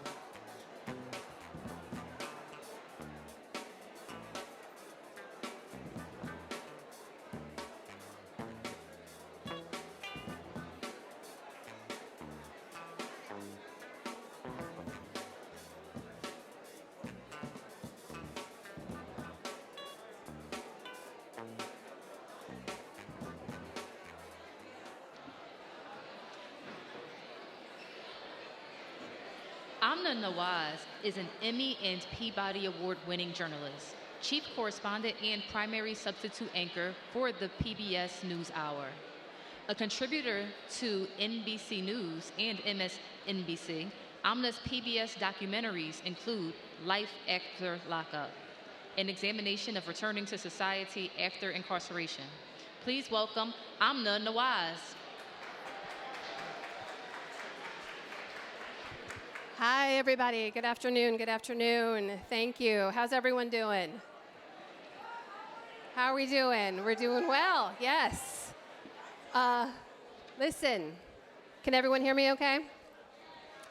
I am absolutely honored to be here to lead this next conversation. It's going to be featuring a number of people you have probably seen and heard from before, but I promise you never like this, not like this, all together in one room at this point in our nation's history when the whole is greater and much more powerful than the sum of its parts. The women you're about to hear from have each lost a loved one to police violence. And in each case, their loved one was killed by an officer of the law. In each case, their names have become hashtags, the world has come to know them, and then the list continues to grow. Also in each case, these women have taken their anger and they have turned it into advocacy. And we're going to hear a lot more about that, how they've taken their pain and turned it into power. And they do that so that other families won't have to endure what they have. So you're going to meet them all together here in a moment. But first, I want to welcome to the stage a man that they and you have all come to know very well, especially in the last decade.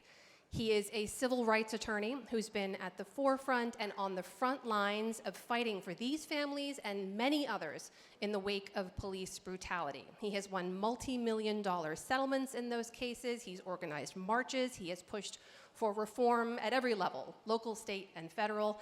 The Reverend Al Sharpton actually dubbed him Black America's Attorney General. Please join me now in welcoming to the stage civil rights attorney Benjamin Crump.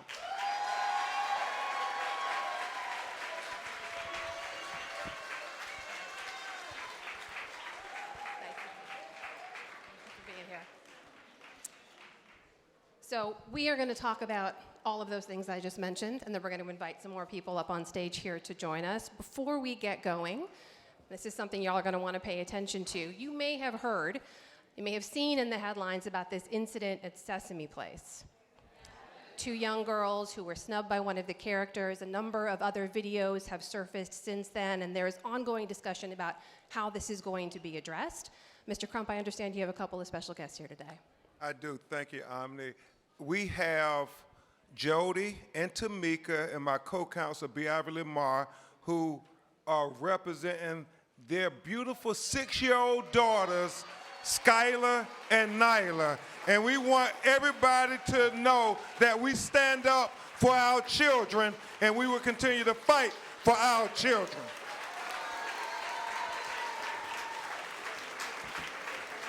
Our children's lives matter. Thank you, Rock Nation, for allowing them to be spotlighted and loved as they should be.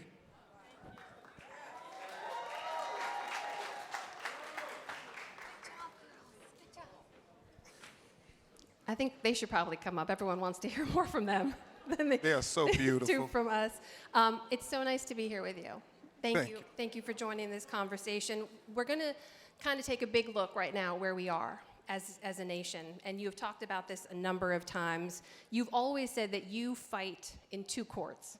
First in the court of public opinion, and then if you get lucky, you say you get to fight in a court of law. So I want to ask you about public opinion today. At this moment in our nation's history, we are 2 years after the murder of George Floyd, 2 years after unprecedented marches for racial justice and ending police brutality against Black Americans, not just here, but worldwide. Where are we as a country right now when it comes to public support?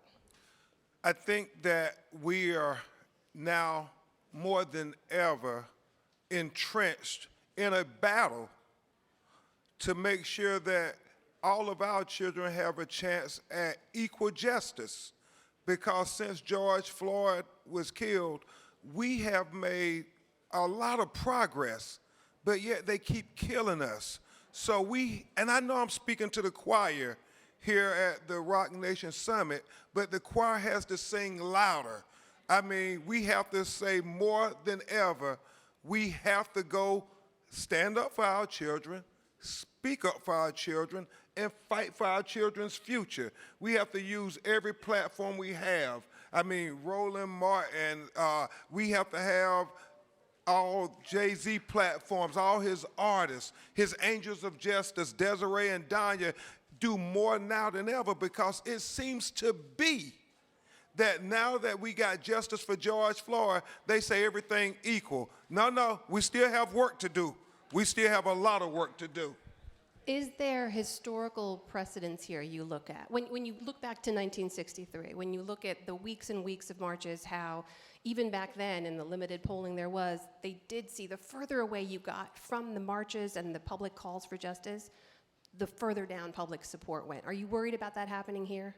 You know, I'm not in this sense. Two important things. Number one, I have to thank all of you for being great co-counsels as we fight in the court of public opinion. It is because of you all that we got a historic victory in George Floyd case.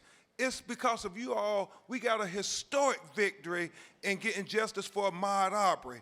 It's because of you all we got a historic victory for getting justice for Dante Wright. So we're making progress, and that's because you all are using your voices. So keep using your voices. We are winning this battle. And I have to tell you, don't ever get dismayed, because as I look at Oscar Grant's family, I think about how before 2020, you didn't have the Justice Department prosecuting police officers that killed our people unjustly. But think about what they're doing now, Kim Fox. I mean, they have brought dozens of civil rights criminal charges against police officers. That has never been done before. Kristen Clark at Department of Justice, this sister is really going out and saying that we're going to hold people accountable. So that's the first thing. And the second thing, just briefly, don't get dismayed. You all have to be students of history. In 1964, when we passed the Civil Rights Act, and then in 65, when they passed the Voting Rights Act, they then had a study in 66, and they said, well, nothing changed in the electorate. The same people that we elected before was being elected now, even though the Civil Rights, Voting Rights Act had passed. But 10 years from that, in 1975, because they passed the Voting Rights Act, they had an unprecedented number of black mayors get elected in major cities. They had black United States Congress people get elected in record numbers. I think Roland Martin, they said it went 500% more than they had before the Voting Rights Act. That meant they had maybe one before. After that, they had 28. So don't ever let them tell you that what we're doing don't matter, because it matters. Change takes time. Change takes time, right? Well, I think we should bring some more folks up on stage. What do you think? I think that would be a great idea. I am so excited to bring these women out here, y'all. Please join me now in welcoming to the stage Gwen Carr, mother of the late Eric Garner, president of the ERIC initiative. Also behind her there is Dr. Tiffany Crutcher, sister of the late Terrence Crutcher, the executive director of the Terrence Crutcher Foundation. Behind her there, I believe, Elisa Finley, sister of the late Botham Jean and president of the Botham Jean Foundation. Also with us is Michelle Kenny, mother of the late Antoine Rose and director of the Antoine Rose II Foundation, and a very special guest also joining us. We're honored to have her, Dr. Bernice A. King, CEO of the King Center, daughter of the late Reverend Dr. Martin Luther King and Coretta Scott King. Thank you all for being here.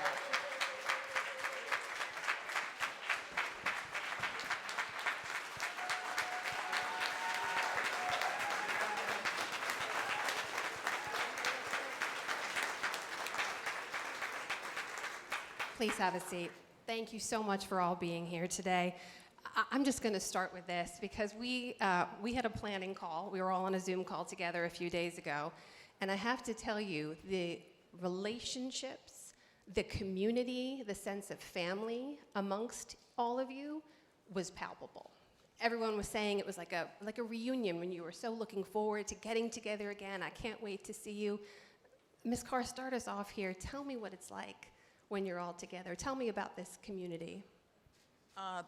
Well, first of all, this is really a group you really don't want to belong to, because to belong to this group is something that's very tragic has happened to us.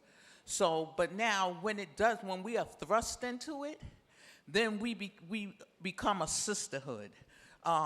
We relate and we talk with each other, we call each other, anything that's happening, and then we have events, we go to each other's events, and we become just like family, and we are family because of what happened. Because no one, if you're not in this club, you can't really understand the feeling that, the tragic, the anxiety, the grieving that we go through. But when we call each other, if we're having a bad day, we do have our bad days, we have our good days, then we have our dark days. And on our dark days, sometimes you just want to stay in bed, pull the covers over your head, and that's okay. Sometimes that's what we do. But afterwards, we have to fight. And when we fight together. We get encouragement from each other. We get embracement from each other. And that's what the sisterhood is about. And a lot of times when we're together, we don't focus on the tragedy. We all know the tragedy. We love on each other. We conversate. And if we talk about our children or our brothers or sisters, we talk about how funny they were, how silly they were, and what we remember most about them. So, it's a bittersweet when we get together. Thank you for that. Dr. Pecker, what about you? What do you get from this group? It's just really comforting to know that you're around people who's been through the same thing. And I would be remiss if I didn't just shout out a lot of other sisters and brothers who's lost their loved ones who came to support us. They're in the audience right now. Yeah, if you all would please stand. Tatiana Jefferson's sisters, Jamel Roberson's mother, the Monterosa sisters, Michelle and Ashley, they're here.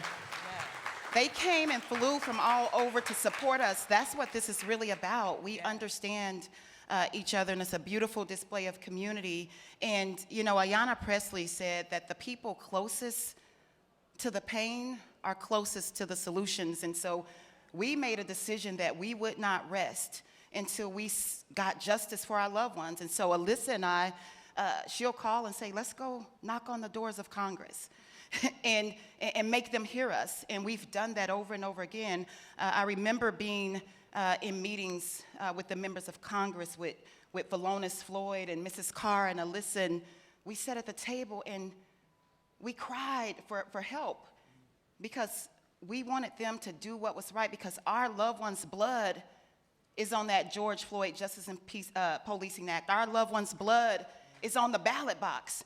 And so we've come together to really activate our power collectively to really disrupt. And so I'm just glad that people understand what I've been through personally. Elisa, you mentioned on that call, and this stuck with me, it turned into just a conversation, and you turned to Dr. King at one point, and you just said, but how do I do that? We were talking about moving from anger to advocacy, and it struck me that even in this moment, you need that guidance, you need that support. Tell me about how you get that from this group. What do you seek from everyone up here? Well, I like to speak with families that have been there before me. I lost my brother in 2018, so I like to reach out to persons like Ms. Carr and Tiffany and Dr. King that I met on the call, because this year I'll be 4 years in, and I'm still angry. So I want to know from those who have been there before, what do they do with that anger? I know for me, I've been trying to channel my anger into purpose. I have advocated for the Bothamja Boulevard, the street renaming where Botham lived. We have the Bothamja Act in Texas, which makes it illegal for police officers to turn off their body cam during an active crime scene.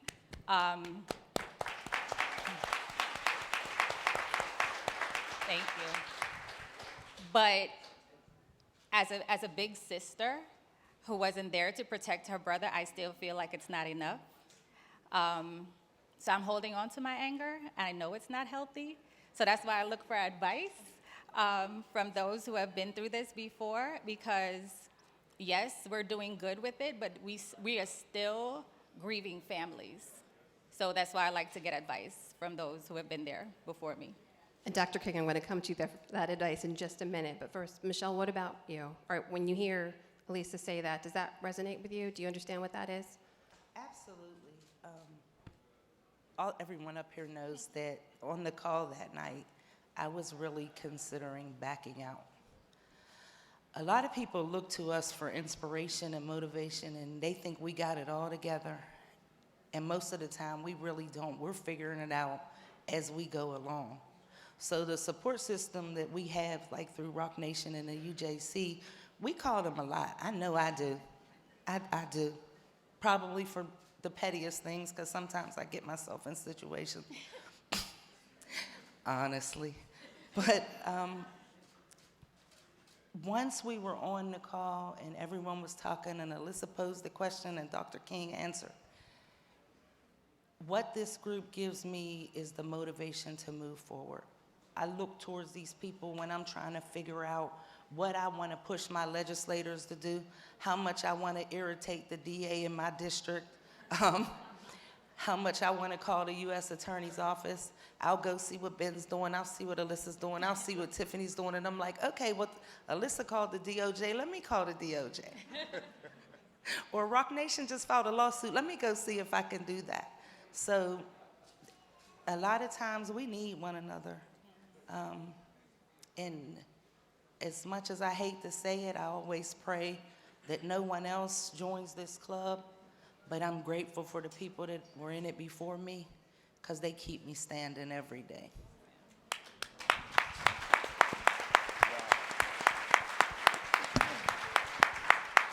Dr. King,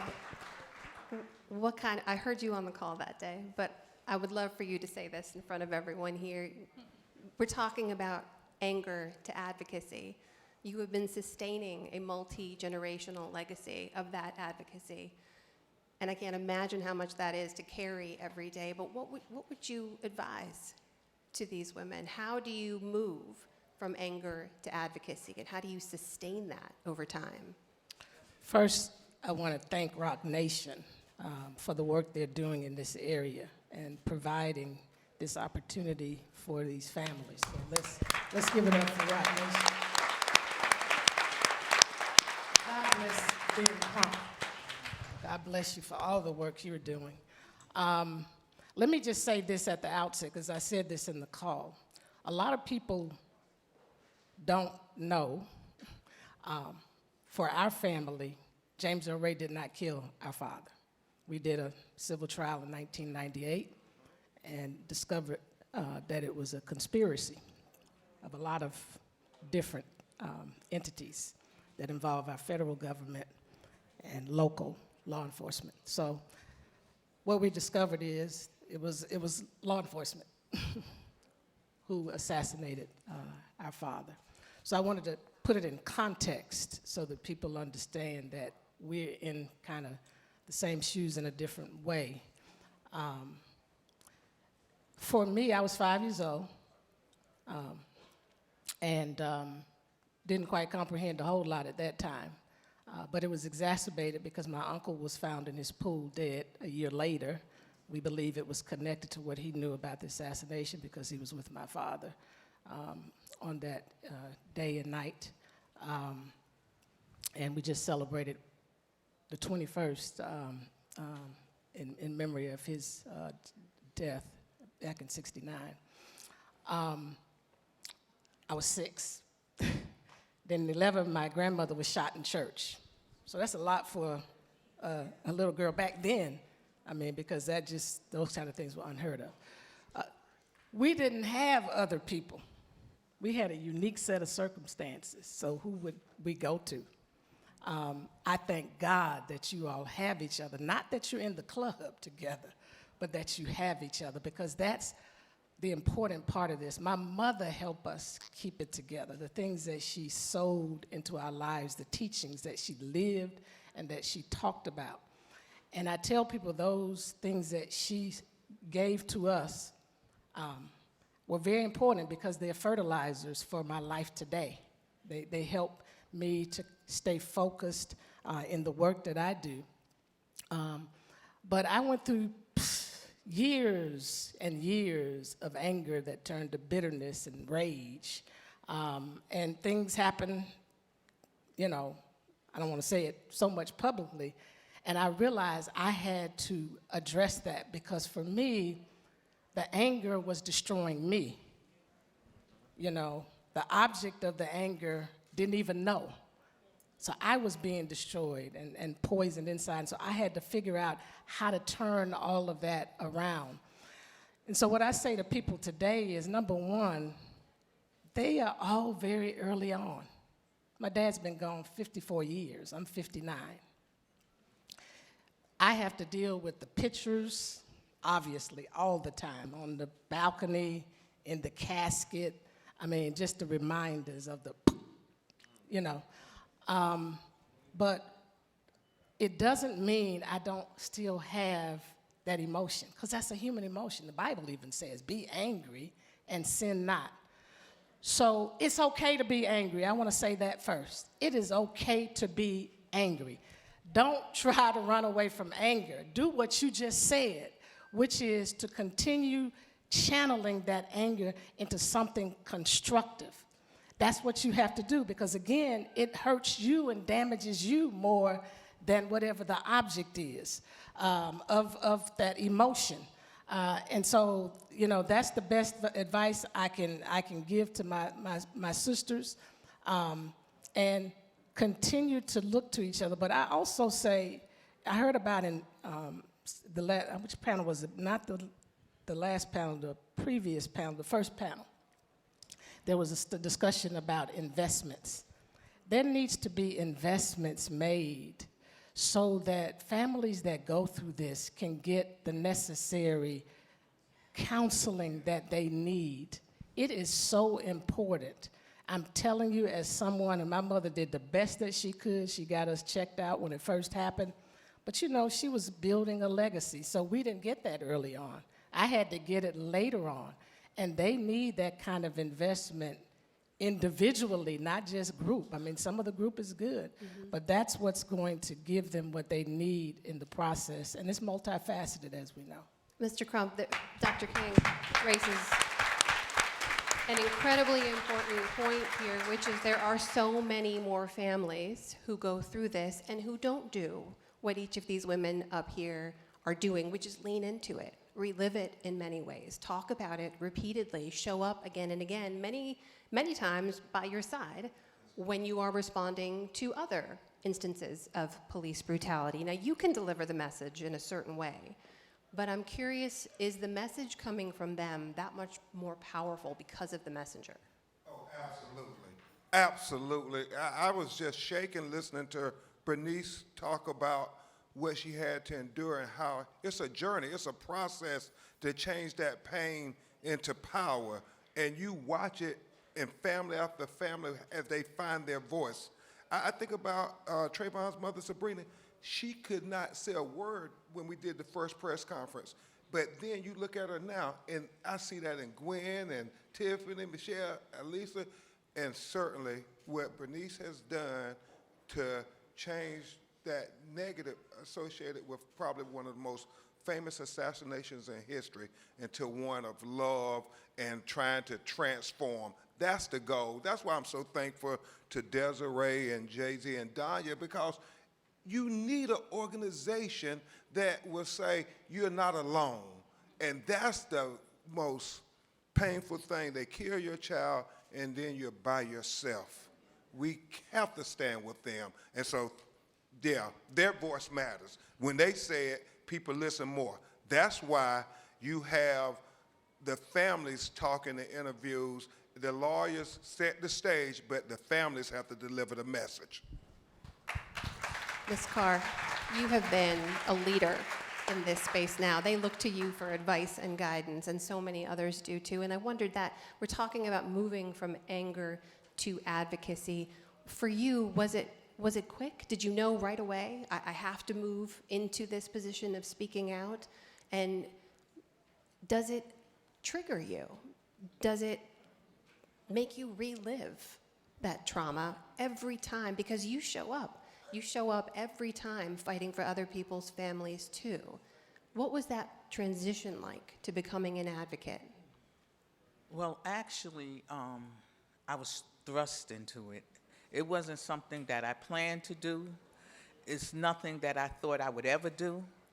But when my son was murdered, it just, I just thought I would just go in my bed, turn out the lights, and just wait till this horrible nightmare was over. This has to be a nightmare. This is not real. But it was never over.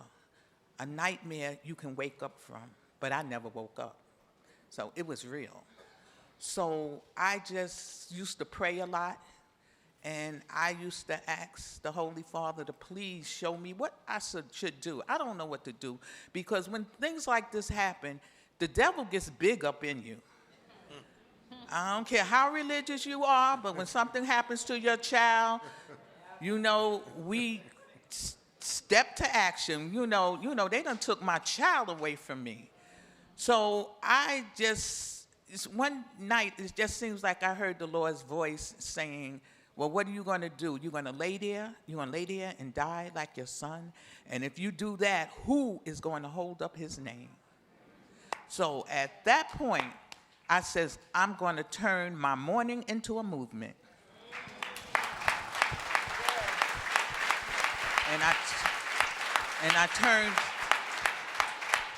my sorrow became a strategy. So now I says, I'm getting up out of here, I'm going to fight, but I'm not only going to fight for my son, I'm going to fight for everyone. I don't want this to happen to another person out here. So that's why I'm all over the country. I'm here, there, everywhere. Wherever I'm needed, I will go. And where I have been, I've been places that I never thought I would go, seen things all over the country that in states I never thought I would be. And with that, I have gotten laws changed. We got the Eric Garner anti-chokehold bill passed. We got Governor Cuomo to sign the executive order for the special prosecutor, which what that does is when our children are killed senselessly, our unarmed children, it takes it out of the hands of the local DA and puts it in the hands of the state attorney general. And I've been on several other bills. It wasn't easy, because it wasn't like I went up there and I said, Governor Coleman, we want you to sign this bill, and he did it. We had to use, me and other New York mothers, we had to use strategy, even taking makeshift coffins and put them in front of Governor Cuomo's door. We did a lot of things that we stepped out the box to do, but we got it done. And now, as of last Saturday, I got the street named after Eric that he was killed on. So thank you with the work. I mean, it wasn't me alone. There was other people. There were council people, and like Ben Crump.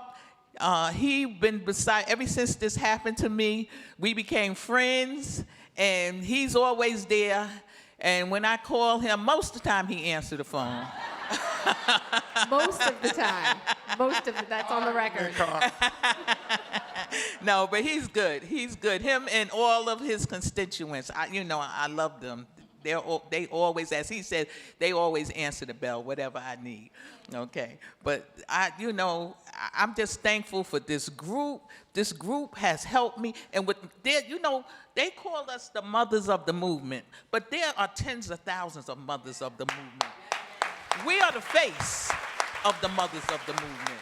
We represent, but those other mothers are hurting just like us, and they need support just like we do. And that's why I always have a event every year and bring as many mothers as I can to the event so that we can love on them. And some mothers are not at the stage that we are. And some family members are not at the stage where we are. And so that's why we love on them, embrace them, and empower them to where they may get to that stage. And they are so appreciative of that sometimes. Not the household names that you always know, but mothers and sisters and brothers that you've never heard of before. And this is what you have to do. When you get a platform, you must share it. Thank you, Ms. Gwen.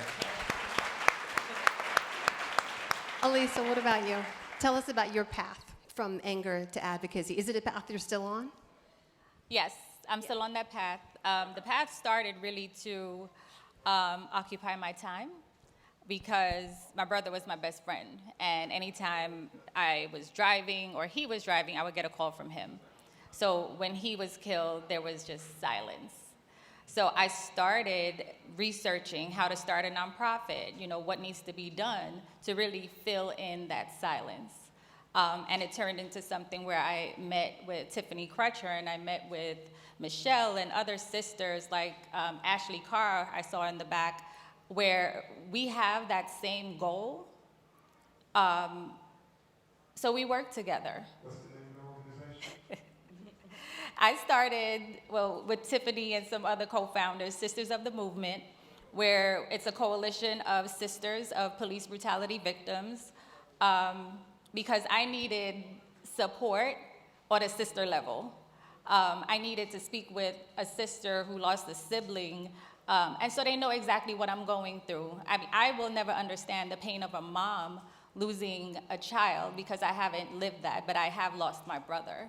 So I needed someone with that same experience where I could call and scream and cry or whatever, and they just get it. So that was something else that we started. I started the Botham Ja Foundation to continue the work that Botham started in his short 26 years on Earth. And we still have a lot of work to do. I don't think we'll ever be done because, let's face it, racism is alive and kicking. So every single day we have work to do. It doesn't end just because the cameras go away. It continues. And every single one has a part to play. Not because I lost my brother or we lost someone doesn't mean that it's all on us. Even though you didn't lose someone, you have a part to play. You could vote. You could call your council members. You could call your senators. Everyone can play a role in changing the narrative, changing policing, changing racism. It's all on us. Dr. Kane, Lisa talks about the work, and I want to ask you about that. Let's talk about the work that's going on now and that needs to be done. You talk about the difference between cooperation or coordination and collaboration. It doesn't seem like there. Sounds like you've talked about this before. Tell us what you mean by that. What's missing from the work right now?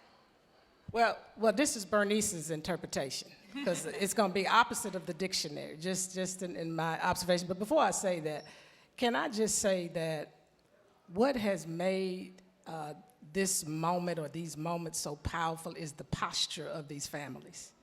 When my father was assassinated, there was riots all over this nation. And if my mother had allowed the anger to flare up externally, then it's no telling how much more riots would have extended in this nation. But because she took a different posture out of her faith, what I hear is a lot of spiritual groundedness here.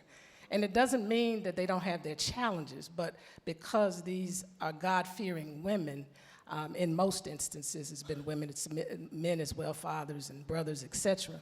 This has been so powerful and what has kept a lot of this alive, and we cannot forget that, because had any one of them turned another way, I don't know where we would be as a nation today. So thank you all in spite of your pain and in spite of the hurt, and it's all different. You know, what we've experienced, it's all different.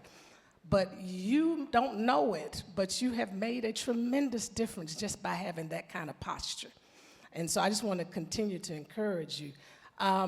For me, as I look at the landscape, I see a lot of people working together, collaborating.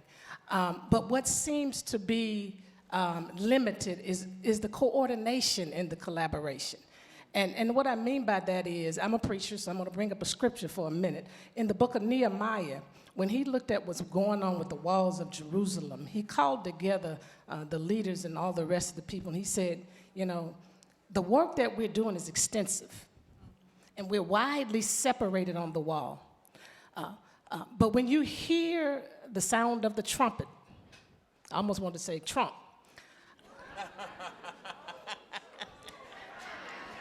Come together in this place, and our God will fight for us.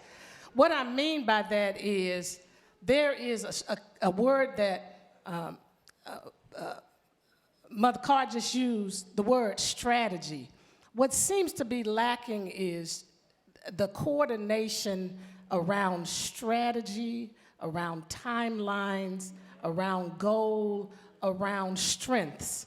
My father wrote a book, Where Do We Go From Here? Chaos of Community, in the chapter, the world, not the chapter, the warehouse, but in that book, he says, our nettlesome task going forward as we look at the challenges we face in the black community and the things that we're gonna have to deal with is to discover how to organize our strength into compelling power.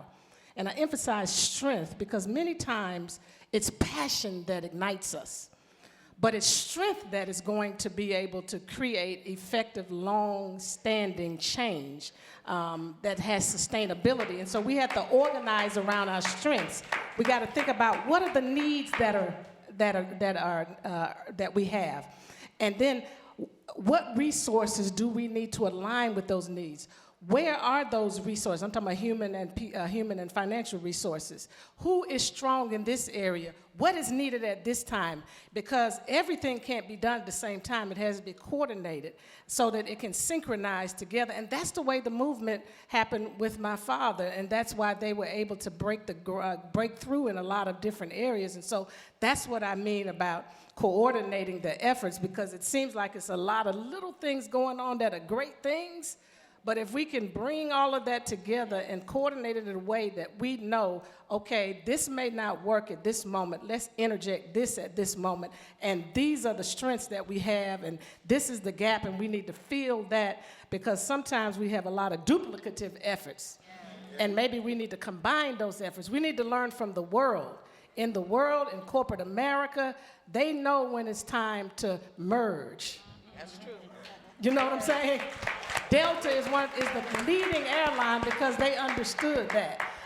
And so we have to do that, especially in this nonprofit world. Otherwise, we dilute our strength and we keep breaking off into these pieces. And I'm going to say this and I'm going to say it loud. Sometimes it has to happen. But please, pray and think about before you start another nonprofit. And I'm not saying to my sisters here. Yes. Because sometimes we just need to align and figure out who's out there who has an area that connects with my strength and my passion, I can bring my strength to it. So that we can combine our resources for effective change and not just see the incremental change, but we can see substantial change. Let's talk about that change. I want to hear from each of you on this, and I'm going to pick up on something I have heard you say before, Mr. Crump, in an interview about your inspiration, about Thurgood Marshall, because he famously said, you know, where you see wrong or inequality, speak out, right? This is your country, this is your democracy, so make it, protect it, and pass it on. Yes. So I want to hear from each of you what you would say to everyone out here, what you would pass on to them about what you've learned of your strength, of your resilience, of the work you're doing, of what needs to be done. What's the message people here need to walk away with? Ms. Carr? I don't have to come to you first. Do you want a second? Dr. Crutcher, over to you. You know, I've been vacillating with this panel and the direction and the narrative. Are we going to talk about inspiration and hope, or are we going to talk about the rage and the anger? And so I think I got it, Ben, because he's been really trying to coach me on this, but I really had to just think about the reason why I continue to press forward every day. And there's a little boy named Terrence Jr. Terrence's 10-year-old son. And Dr. King, I too have a dream like your dad, that one day Terrence Jr. will be able to walk outside free, that he'll be able to play with a toy gun and not be executed like Tamir Rice, that he'll be able to just run in a neighborhood and not be executed like Ahmaud Arbery, that he'll be able to just sit on his sofa and eat a bowl of ice cream and not be killed like Botham Jean. That is the dream that I have for Terrence Jr. And what really motivates me is that rage and that anger. And I've learned how to turn those negatives into positives. And so I tell people, you have to get mad. MAD means make a decision to stop participating in your own degradation and take action. That's what we have to do. And so, you know, I don't believe that God makes mistakes. He puts people in our life like a Rock Nation and a Desiree. I haven't seen her, but Desiree, oh my gosh, there she is. Whenever I call Desiree Perez, I don't care what it is, I don't care what time, she will respond. She will call me back. Our angel. And so I am so grateful that our paths crossed and that you truly center our efforts and our work. When these cameras go away and the lights go off, they are there. You all don't know what happens behind the scenes. And we do have to pry ourselves off of the bed every single morning and put our best foot forward, because as Ben always says, there's 1,000 more Bothams and Terrences and Eric Garners. And we decided that we would fight and we wouldn't rest until we got justice, just not for our families, but for families across this country. And so I stay focused on Terrence Jr., and that's what motivates me every single day to keep pressing. But you all have to get mad. Make a decision and go to jury duty. Make a decision and get to the polls. Thank you so much. I think that fired Ben up. Yeah, go to jury duty. Go. Michelle, what's your message? What do you want to pass on? When the individual that murdered my son by shooting him 3 times in the back at 17 years old while fleeing walked out of that courtroom before I did. Not only him, but his wife and his whole family got an escort out the courtroom while I waited. My city wanted to burn it down. They were literally ready to burn the city down. And I went to the media for the first time myself, no lawyer, no nothing, and said, let me speak to my city. And I pleaded with them not to, because my thought was, we can't burn this city down because we need to rebuild it. And all of those people that wanted to burn it down, I said to them, no way, we're not burning this down.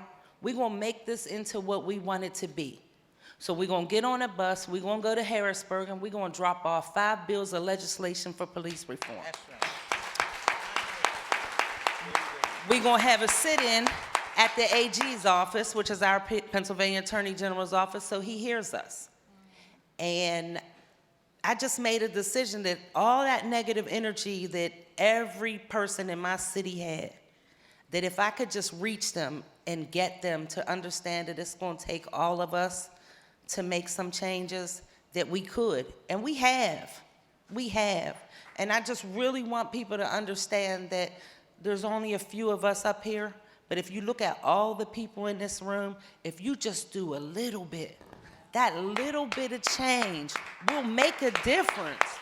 Like, just And that's why everywhere I go, I just ask that before I leave the room, that people understand that it is really going to take all of us.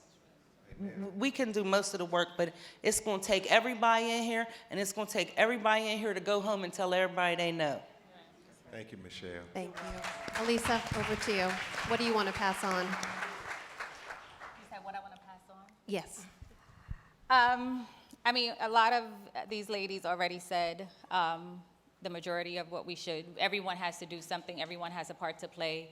It's not just us. I mean, we're fueled by our anger and our pain, and we're trying to turn it into something positive. But like I said before, even though you haven't been in our situation, even though you haven't lost a loved one, it can still be you. So we need to do something now so that it doesn't happen to you. I never thought my brother would die the way he did, because he did everything to prevent interactions with police officers, but the police officer came to his home. We all have homes. We all go home at the end of the day and think that it's your sanctuary. So we need to start working now. We need to do something before it ends up being one of our family members, because you do not want that pain. It doesn't go away. Amen. So we all need to do something and do it now. Thank you. Ms. Carr, I'm going to give you the final word here in the couple of minutes we have left. Last word to you. Yes.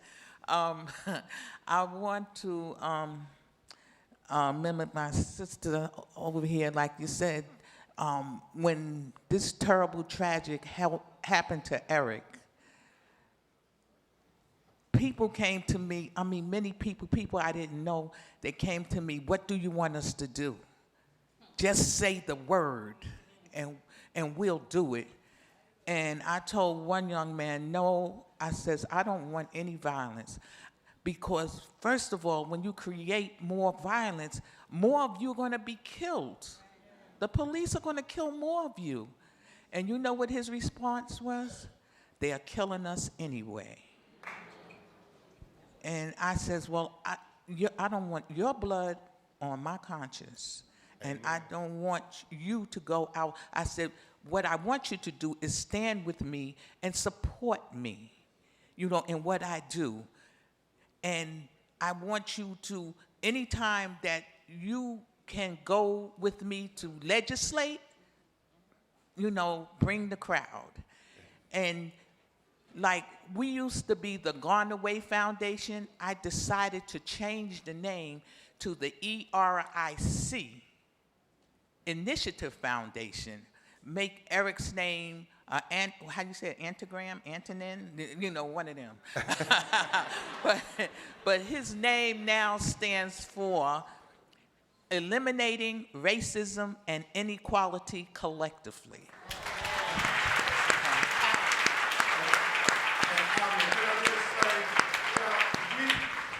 And I say this all the time. At the end of the documentary, I said, the enemies of equality will not win. We will win. The precedent of black people in America is no matter what they throw at us, they cannot keep us down. We will win. That is a perfect ending note. My thanks to all of you. Please join me in thanking everyone up here on stage. Ben Crump, Dr. Bernice King, Michelle Kinney, Elisa Finley, Dr. Tiffany Crutcher, and Ms. Gwen Carr. Thank you so much.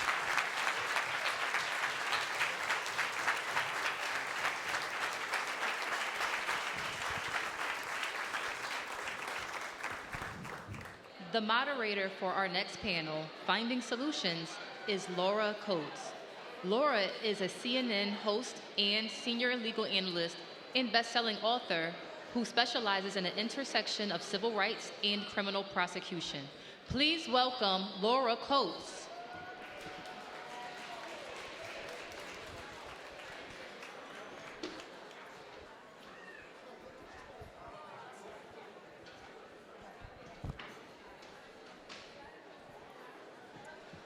You know you got to give time for Attorney Benjamin Crump to leave the building.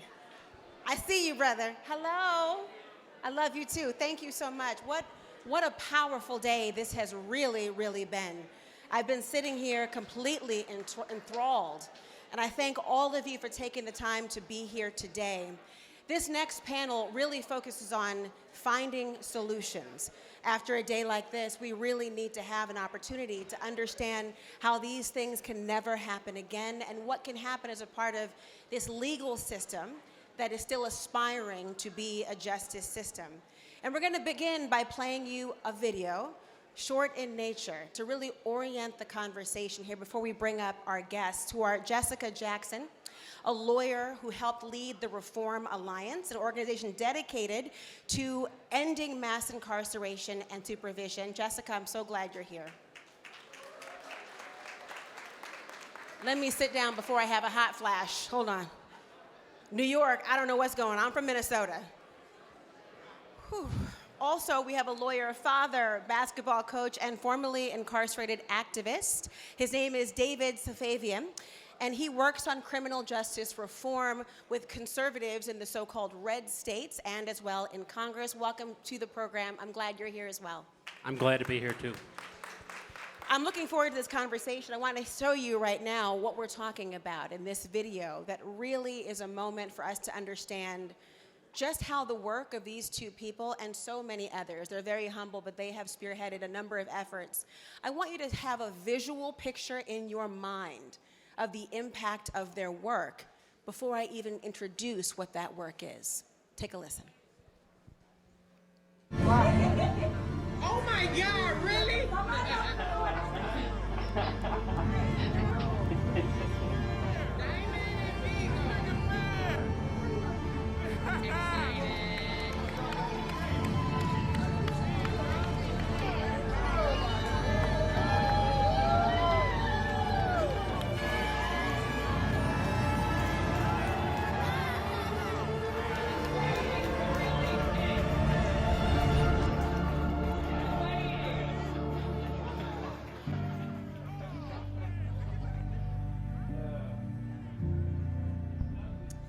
When you see that, you can clap, because I think you know what that was.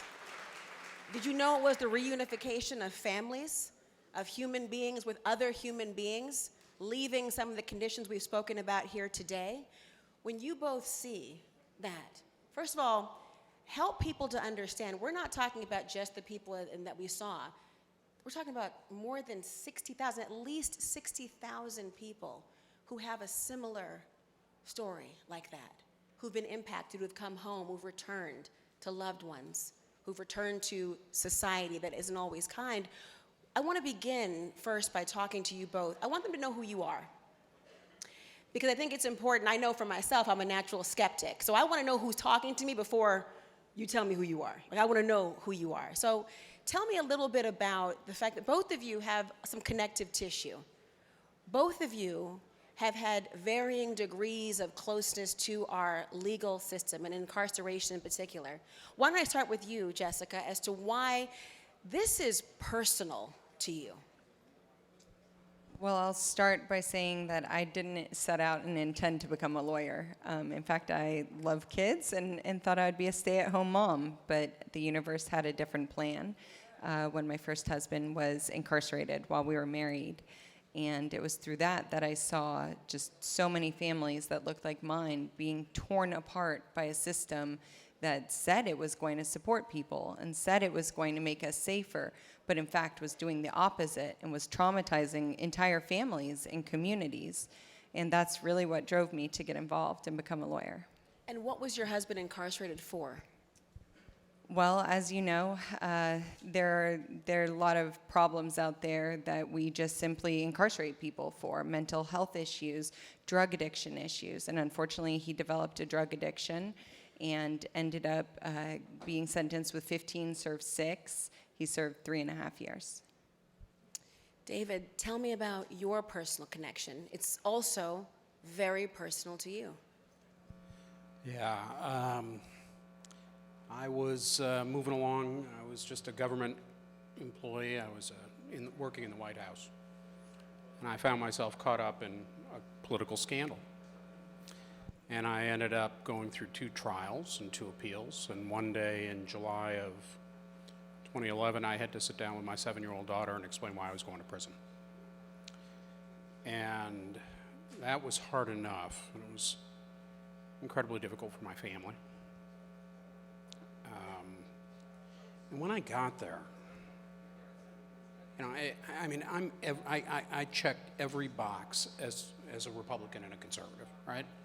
I was a White House official. I worked as a chief of staff on the Hill, raised as a right winger. And when I got to prison, I saw the waste of human potential. I saw how badly the system works or doesn't work. And I found myself in that mix. They say a tough on crime Democrat is someone who's been mugged, and a criminal justice reformer who's a Republican is someone who's been incarcerated. And I think that's fair. And I saw it firsthand, and seeing families in and out on visitation day just broke my heart. So when I got out, at first I didn't want to do anything related to criminal justice reform. I wanted to move on with my life. Hopefully people would forget and I could do something else. Then I realized it was a calling, that God had given me skills and experience that if I didn't use it to fix the system that I just endured,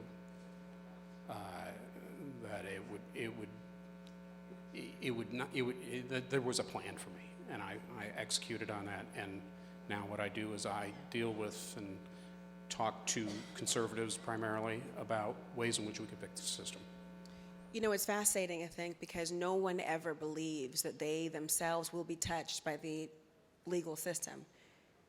Nobody believes that it will be them until it knocks on your door, even with the perceptions and the stereotypes that are imposed. We still have a distancing that we need emotionally to survive in this world. And I, as you know, was a former prosecutor. And I think about the ways in which no one leaves unscathed in the system. No one does.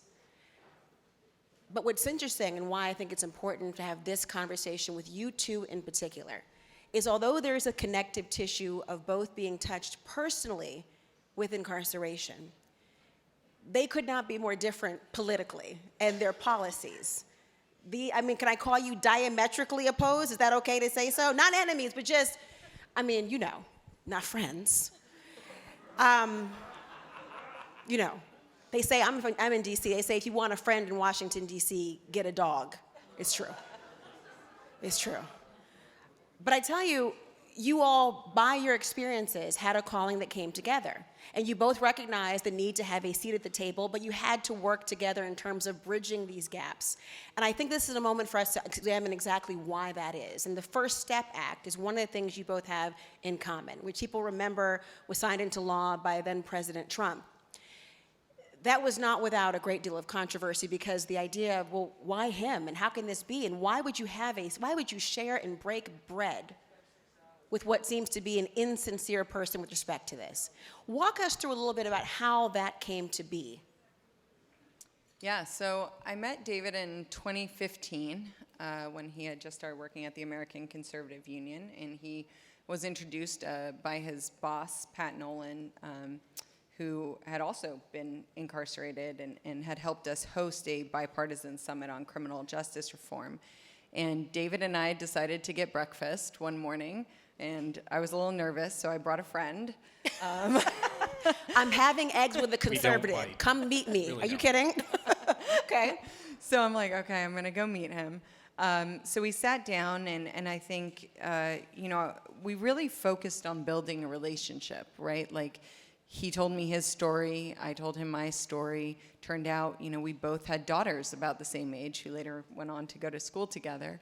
We both had a lot of the same values. We both cared deeply about our families and about the families that were being ripped apart. And then we started talking about solutions, right? Like, where could we agree? Where could we get the two sides to come together? And we started with women in prison and women's issues. And I remember, us talking, and I said, I don't think women who are pregnant should be shackled in prison. And David said, yeah, me neither. You mean while delivering, restrained in shackles? Yeah. while delivering. Yeah. And I said, I think they should be given basic human dignity, like hygiene items when they need them in prison. And David said, me too. And that's really where we started. We started by going around the country passing bills with Topeka Sam, who's here, leading the campaign and just helping women in prison. And from that, we were able to build the coalition that went on to pass the First Step Act. When you think about that, I think it's so important when you're talking about that the connective tissue and common thing was the goal. It was, what do you believe in? And it's almost in the world we live in today, a much better version of the Me Too movement. Like, I believe that, me too. I believe that, me too. Dignity for a woman in prison. Dignity for people who are human beings who have violated a law, or allegedly did, and were prosecuted nonetheless. When you think about the goal-oriented solution, why is that so critical in these conversations? It's not as if, and we all know, it's not as if one party can get everything done in Washington, D.C. David, what's your thought? You know, the times we're in, it feels like the left and the right are so far apart. Pick an issue, read the newspaper, and, we have vast disagreements. Unless you're focused on a goal, the goal, those disagreements can cloud your relationship. And so Jessica and I, others who I work with on the left, others I work with on the right, we may not share our worldviews, but we can all come together and say, you know what? We need a system that makes people safer, that treats people better, that has a smaller footprint, that doesn't destroy families, that doesn't cost $80 billion a year. And as long as we're focused on that goal, I really don't care that Jessica may have different views than I do on environment, marriage, pick a kind of wedge issue. Doesn't matter to me. The only thing that matters to me is that I know Jessica and my other allies have my back, and I have their back when we're focused on finding a solution to the criminal justice problem. And I applaud and echo that sentiment. It's just that for so many people, there's the sort of ideal solution of being able to have a kumbaya and find that common ground.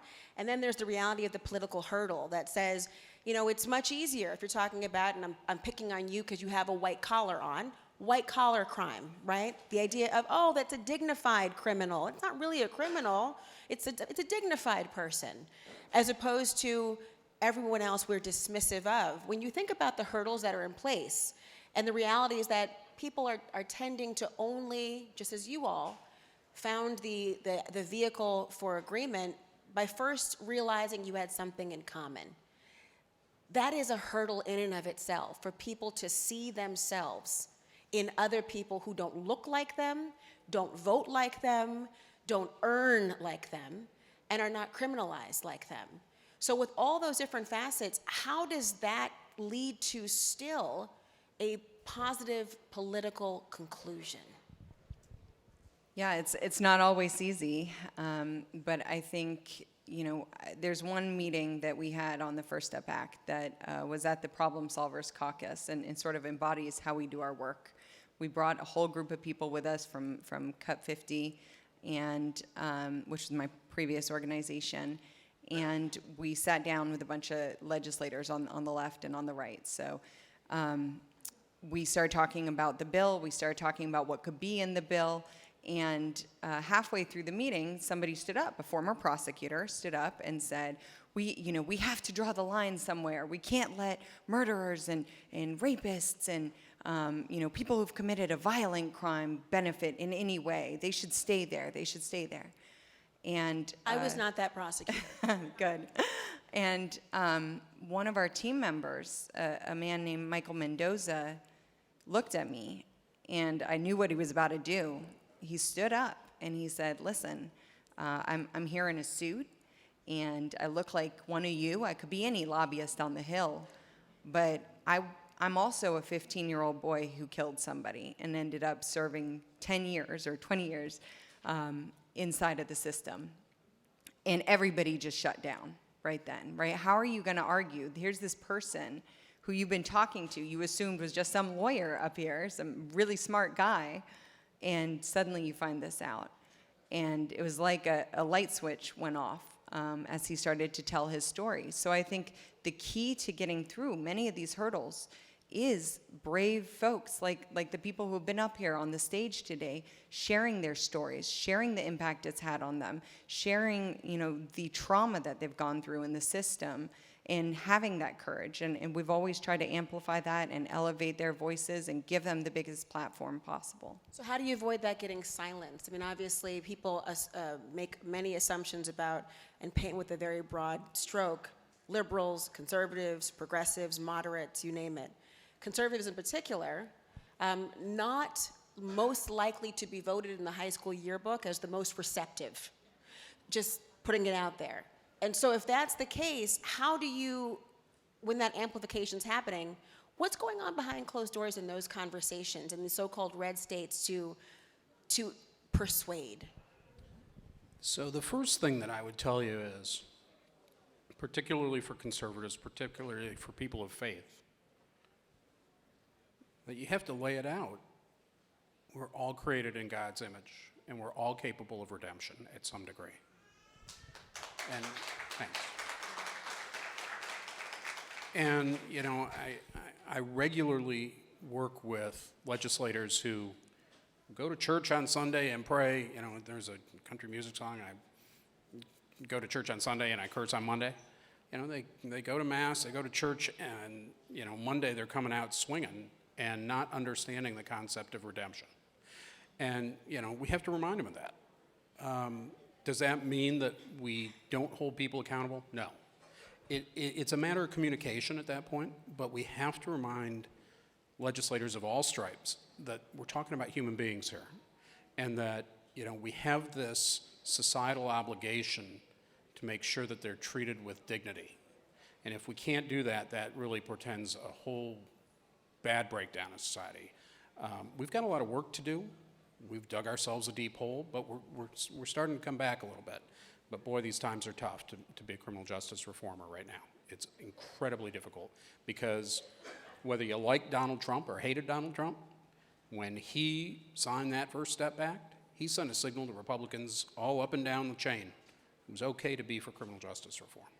It was okay to support these bills. And with Trump not there, and again, we can have our opinions, we can differ on that. Without Trump there, you are seeing the tough on crime people coming out everywhere at every level and torpedoing every single bill. It's true, and yet we do have a new Supreme Court justice who was accused of being soft on crime because she honored someone's rights. So there is not the full, you know, evolution of thought, but I hear you 1,000% on this notion. But, you know, the First Step Act was criticized because it was a first step. You know, we're talking about the moon landing, one small step for man, one giant step for mankind. That same treatment wasn't given to the first step in the sense of it didn't go far enough. And we know, of course, people are hungry. They are virtually emaciated because their faith can be shaken by inaction.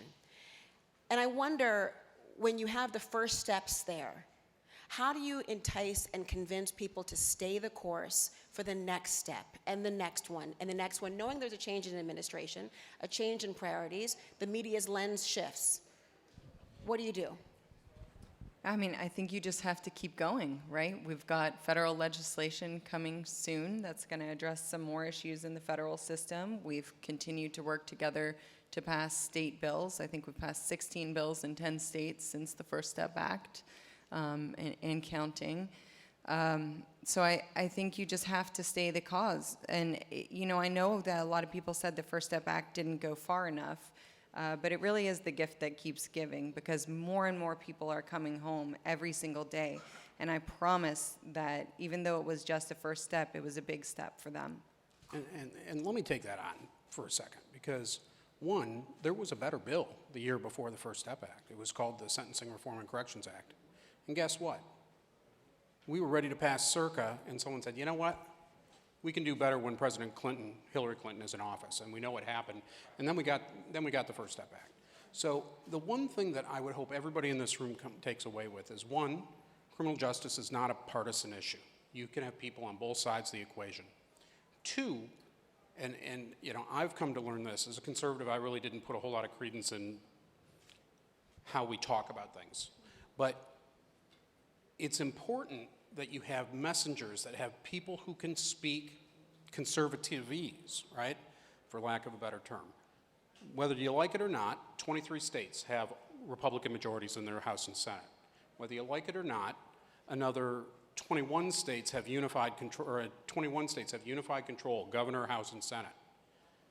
Going in without the right messenger, going in and asking for everything on your wish list and say, we're not going to play if we don't get everything here, is the surest way to get a reaction from conservatives, and they're just going to say, fine, we're not going to do anything.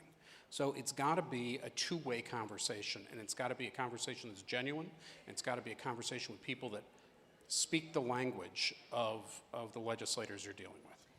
I want to thank you both because it's an important conversation that needs to continue. And whether you're speaking the language of the conservatives, language of liberals, let's all speak the language and fluently of justice. Because what, you know, we pursue it, what if we actually caught it one day, right? Thank you both so much for being here today and sharing that first step. We have next steps coming up. Our next panel on transitions in and out of the system will begin in just 5 minutes. Thank you.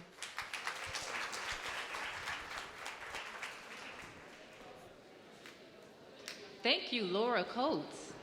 Our next panel on transitions in and out of the system will begin momentarily. If you have a question you'd like our panelists, please tweet us at United Justice C. And during breaks in the program, make sure to visit the exhibit booths of our sponsor organizations downstairs in the exhibition lounge.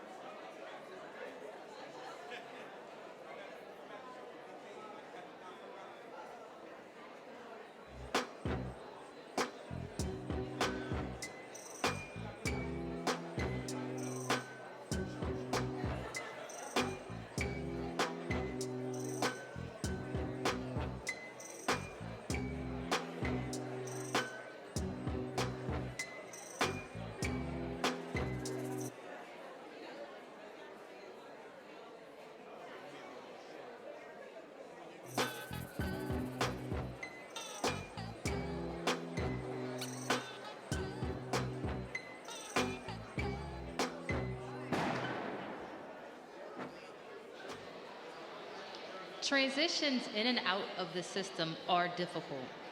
Pulitzer Prize-winning reporter and podcaster producer Maggie Freleng is the host and producer of the Wrongful Conviction with Maggie Freleng, Murder in Alliance, and Unjust and Unsolved podcasts. Maggie is a leading voice on issues of criminal justice. Please welcome Maggie.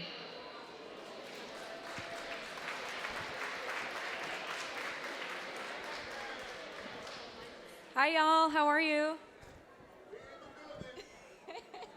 All right, well, thank you for being here. Today, we are talking about parole, probation, and reentry and what a better system would look like. So I am super honored to be on stage with these powerhouse humans. I'm going to start by introducing Topeka Sam, if you don't already know her. Topeka is she is a formerly incarcerated woman, and after her release, in 2015, she wanted to bring awareness to women's incarceration and post-incarceration issues.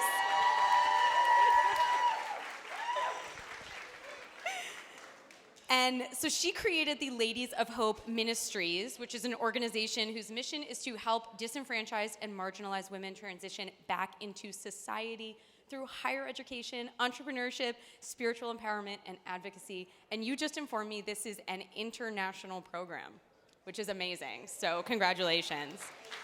And there is a safe house for women here in New York, in the Bronx, called Hope House New York.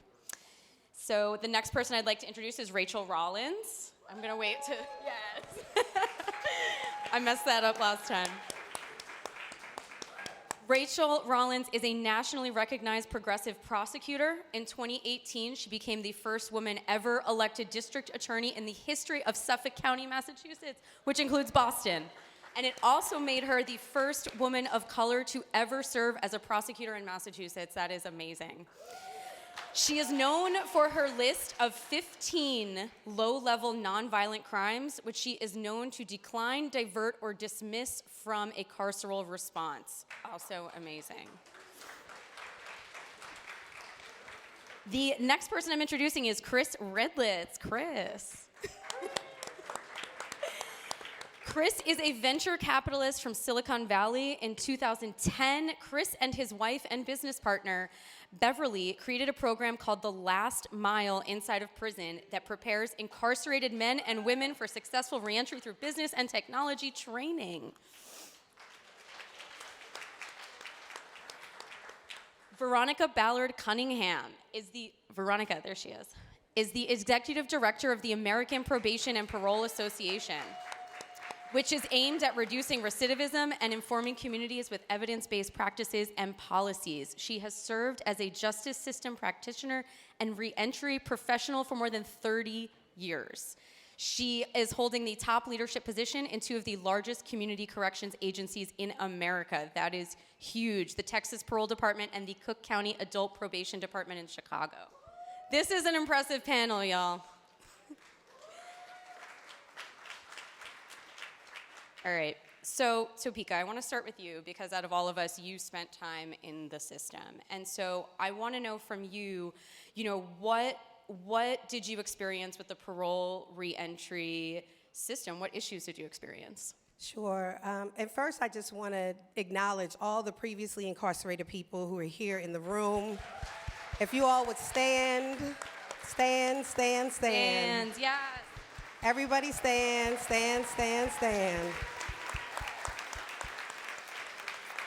I think it's important for everyone to see who we are, right? Because you never know who you're sitting next to. But also, it gives everyone an opportunity to be able to talk to someone, right? While they're in this room, and not just talk to those of us who are up here. And so while I was incarcerated in federal prison, or even before that, when I was in college and I started getting involved in the justice system, I had first experienced state probation. And, I was in school, so they didn't really give me a hard time. I had to report, do the things that I was doing, making sure that I was going to school, keeping up with my address and those type of things. And then I had got federal pretrial before I went to prison. And doing that, it was the same, reporting, making sure that I was there on time when I said I would be. And then I had a probation officer who was very supportive, or pretrial officer who was very supportive. and it was fine. When I went to federal prison and on my way out, I assumed that everything would be just like it was before, that most systems, most officers would be the same. They would have the same training, they would want to be supportive and such. So I had one probation officer, and she was extremely supportive. She knew that I wanted to start my organization, the Ladies of Hope Ministries, and she knew that I would be around other justice-impacted people because on all stipulations around your conditions of release, it says that people with convictions cannot fraternize with one another. And so I wanted to make sure that she knew what my intentions were so that I wouldn't get in trouble. And she was great. And then she became with child and was transferring to another office, and she put me with another probation officer that she felt was going to be very supportive. So she let her know everything that I was doing. It was great because, you know, I'm happy, you know, I'm in school, I'm rebuilding my life. And so first she was very young. Actually, she was younger than me, so that was interesting. But she was also new to the department. And so she was trying to find her way. And she supported the things that I was doing. And I was traveling a lot, speaking everywhere anyone would hear me. And then all of a sudden, I got called to come into the office. And it was her and the chief probation officer, and they said, well, you know, we need to stop your travel because your travel is reminiscent of a drug dealer. And I was like, well, why would you say that? I mean, you have every travel permission, every hotel that I'm staying at, everything. They said, well, you can't travel outside of the Southern District. And I was working 2 jobs at the time and going to school, and I needed to travel from the Bronx to Brooklyn. So, I mean, we're in New York, so everyone understands the distance between the Bronx and Brooklyn on a subway. They told me I could not travel without permission from the judge to go from the Bronx to Brooklyn. And then I said, well, this is ridiculous. Thank God that I had support and resources and was able to get an attorney who then filed a motion on my behalf with a judge. The judge obviously thought it was ridiculous and went ahead and gave me permission to travel to Brooklyn. And other travel was at the discretion of probation. So now they're like, all right, well, you'll be able to travel 3 times, and after that, you have to go to the judge. So sometimes I was traveling 3 times in a week. I would have to file a motion, go to the judge, and this was just a cycle. I started my organization, and there were people in the community that were very upset that we were opening a house for women and girls who were coming home from prison and jail, and so what did they do? They called my probation officer. You know, she's around people with convictions. We know that's against the law. They called me in the office.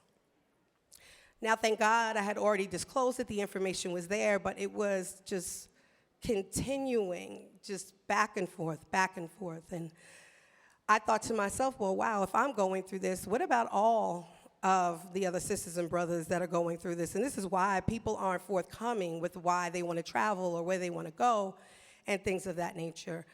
And so, you know, I put in a request for early termination of sentence. I was denied the first time without prejudice, so I was able to do it again. And it was this cycle for the next year, just having to continue to report to the judge, ask the judge for support over and over again. And then finally, the judge said, well, you know what, I'm going to take you off of probation. And he wrote an opinion saying that me being under supervision was impeding the work I was doing at Ladies of Hope Ministries, and like enough was enough. Thank God for that opinion, because other people are now able to use my case in order to get off of termination if they're doing similar work. So Rachel, you are known for being a very progressive, reforming prosecutor. Can you explain, you know, briefly what some of the crimes you might not prosecute would be and why? Sure. So I ran for district attorney in Suffolk County, which includes Boston. I know, I see you out there, whoever that Boston person is. At the ripe age of 46, after just being really frustrated with what I was seeing with the criminal legal system. And I ran on a platform that just said, I'm not going to criminalize mental health, substance use disorder, food and housing insecurity, and crisis and trauma. I'm just not going to do it. And then, you know, and I was fortunate to have people like Kim Fox, who had run before me, to see a sort of blueprint, and you see what I did there with Rock Nation, right? Blueprint, right? About you know, seriously, a blueprint of how do people do this, how do black women do this, quite frankly. And what I'm proud of is 6 weeks before the primary election, I put up my list of 15 crimes, nonviolent, non-serious crimes. I had met with stakeholders, returning citizens, police officers, judges, probation officers, and said, what is clogging up the system? And it is nonviolent, non-serious crimes. When I hear about your time, that's death by a million cuts, right? If the police or probation spent that much time trying to solve homicides as making you violate, we would not have a horrible solve rate, right? So essentially I said, these are the things I'm gonna do when I win. If you don't like them, vote for these other 4 people. If you like them, vote for me, because I also didn't want to trick anyone into voting for me. And we won with 42% of the vote in the primary, 80% of the vote in the general. Yep. And then we were able to reallocate resources. So the list of crimes are trespassing, driving on a suspended license. I'm not talking about, many motor vehicle sort of related infractions, not vehicular homicide.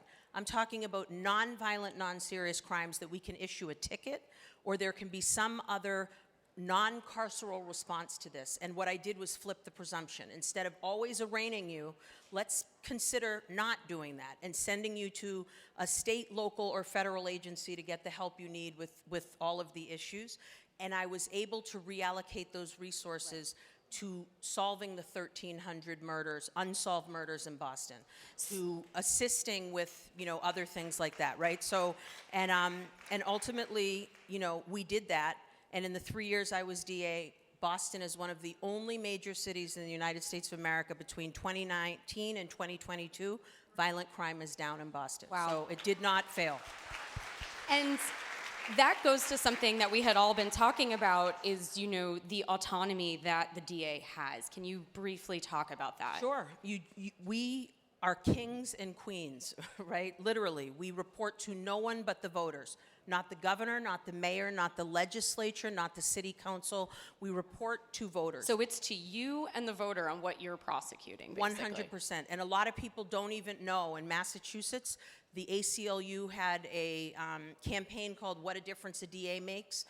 4 out of 10 people or 5 out of 10 people, almost half of them, didn't even know DAs were elected. Yeah. And these are people that overwhelmingly, when we think of mass incarceration, the federal system needs work too, and I'm currently the U.S. Attorney in the District of Massachusetts now, but it's the state and local prosecutors that are filling those carceral facilities. Yep. So they have a lot of power. You need bold and brave people running those offices because we can make change on day one. Absolutely. So you mentioned traveling and talking to parole and probation boards. So Veronica, I want to go to you and talk about, what does the American Probation and Parole Association do? What do you talk about when you talk to people like Rachel? Thank you so much. I'm so excited to be here. And Topeka, I know everybody knows Topeka, so I said, I'm going to change my name to Topeka so I can get a warm welcome just like that. She's absolutely amazing. So the American Probation and Parole Association is the professional membership association for probation and parole officers. So we basically supplement the training that's taking place within respective departments across the country at every level, county, state, and federal. And what we really strive to do is ensure that our members, and not just our members, but all of the 100,000 probation officers and parole officers across this country have the tools and resources, information-wise, that they need to do their jobs. Now, as they mentioned earlier, I worked in Texas and Chicago. My hometown is New Orleans. I started in that city. So I've seen this work for a long, long time. And I would say to you that when I started as a probation and parole officer, the focus was law enforcement. I'm the Barney Fife type, and anybody old enough to know who Barney Fife was, and I was afraid to carry that gun. And also, not just being afraid, but I just didn't think that's what we do. We were not police officers. We should have been more like social workers. So I'm happy to sit here 30 plus years later and say to you, the culture has really shifted. Now, just like every industry, there are some great probation officers and some not great probation and parole officers. But I would say the large majority of them, they really get it. They understand that they're there to, first of all, they should believe in second chances. And then they're there to really help that individual and give them hope for change. So I'm excited about the work we're doing now across the country in probation and parole. Can you give examples of what some departments are doing for success? Oh my gosh, so many. This past week was what's called pretrial probation and parole supervision week. So it's the third week in each month. And so I had an opportunity this week to travel across the country to visit with some of the probation departments to see what they're doing, what's new and innovative. And I will say to you that one of the departments I'm really impressed with is one right here in New York City. The director or the commissioner of probation for New York City is Ana Bermudez. She is absolutely amazing. She's an attorney by trade, and she has such passion and compassion for the youth. So she has both juvenile and adult probation. And they're doing things like not just your traditional probation work. They're doing things like art programs and photography programs, nutritious programs. It's absolutely amazing. During the pandemic, they served meals to 500,000 people. And again, not just people on probation. So one of the things that really excites me about the work they do, because they realize it's not just the person under supervision they need to support that person's family and the community as a whole. So I'm super excited about what they're doing. Awesome. And Chris, you have gone into prisons and created programs, or a program called The Last Mile. Can you explain what that is? Yeah, The Last Mile is a program that we started actually in San Quentin State Prison. I started with my wife, Beverly, who's here in the front row. Yeah, I had no orientation toward prison prior to that. I run a venture firm in San Francisco, and a friend of mine asked me to come in and just speak to a group of men one night about starting businesses. Frankly, I was kind of reluctant to go into prison, but I did go in and speak to a group of about 50 guys in this classroom, and I was blown away by their preparation, their desire to create a better life after they served their time. Guys literally were giving me business plans they wrote with pencils, and that just struck me so profoundly that I went home that night and I told Beverly, I said, we need to do something. So we started doing a research. The facts are very clear. We're the highest incarcerated country in the world. The recidivism rate at the time in California was 65%, and the cost of incarceration was $70,000 a year. From a finance guy, that's a big deal. So we said, we're going to do something. So she and I started an entrepreneurship program. We went into San Quentin 2 nights a week for 2 years. Didn't tell a lot of people in our inner circle that what we were doing, but the results were phenomenal. The response was phenomenal. And then in 2014, we actually created a coding program, piloted in San Quentin, where we're teaching software engineering skills to incarcerated folks, men and women today. And we teach them to be software engineers, and today they're getting hired by companies like Slack and Square and Zoom and Dropbox. How many states is this in? What's that? How many states? We're in 6 states now. The pandemic kind of slowed things down a little bit. We've got a pipeline. We're hopefully, knock on wood, in New York pretty soon. And we've got great support. So the goal in the next 2 years is to be in 14 states and 50 classrooms across men's and women's programs, and continue to recruit more corporations to hire formerly incarcerated folks. And they don't have to be software engineers. Necessarily. We're expanding that program today. We have audio and video production program that we started. Now we're in 4 prisons there. And the goal is to continue to develop technology programs that can serve folks that don't necessarily have formal education. We have many folks inside that are working as senior software engineers who never had a job before and never had formal education. And so, Pika, so you created programs as well. When we talked a little, are there different challenges men and women have coming out of prison? Are there differences for women? Oh, absolutely. I always usually quote one of my brothers, James Monteiro, from Reentry Campus in Rhode Island. And he says, when men are arrested, they ask, where is their lawyer? And when women are arrested, they ask, where are their children? So that is the difference, right? 85% of all women who are coming from prison or jail are mothers or dependents, primary caregivers of dependent children. And when you think about that, women, when they're coming home, they're having to reunify the family. Additionally, you know, when women are coming home, a lot of times they don't have anywhere safe to live. They either find themselves back in, you know, sexual trauma and violence, getting in a relationship just to have a roof over their head. And often they'll say that, you know, men, the reason why there's so many programs for men is because of the number of men that are in prison. But we also know that 800% increase of the rise of incarceration of women. And for every single man that's in prison, there's a woman who's in prison at home with him also. And so, you know, often we don't look at the numbers in that way, and it is critical that we start to do that because families are impacted in the same way. I mean, I know one of my sisters here, Mikkel West, whose mother, who's been incarcerated in federal prison over 30 years, Michelle West. When you think about that and think about even her reentry, what is that gonna look like to try to reunify with her child after 30 years? To try to find her way back into technology, because in the federal system, they don't offer programs like the Last Mile, right? And so how are we actually being able to touch people while they're inside and make sure that we're giving them those opportunities while they're out? And that's what we focus on, making sure that we're giving people growth-focused opportunities and jobs, career development, entrepreneurship training. Because for me, if I had to work for someone, worrying about checking the box and all the 20,000 plus barriers that we saw outside the time Dunn put up, then my organization would not have over 20 employees, be in 6 states, scaling over 3 countries right now, because I would have been listening to what someone else told me I needed to do. So I want to ask Rachel and Veronica, you know, which areas do you two see that need to be addressed the most with probation and parole? And I'll start with you.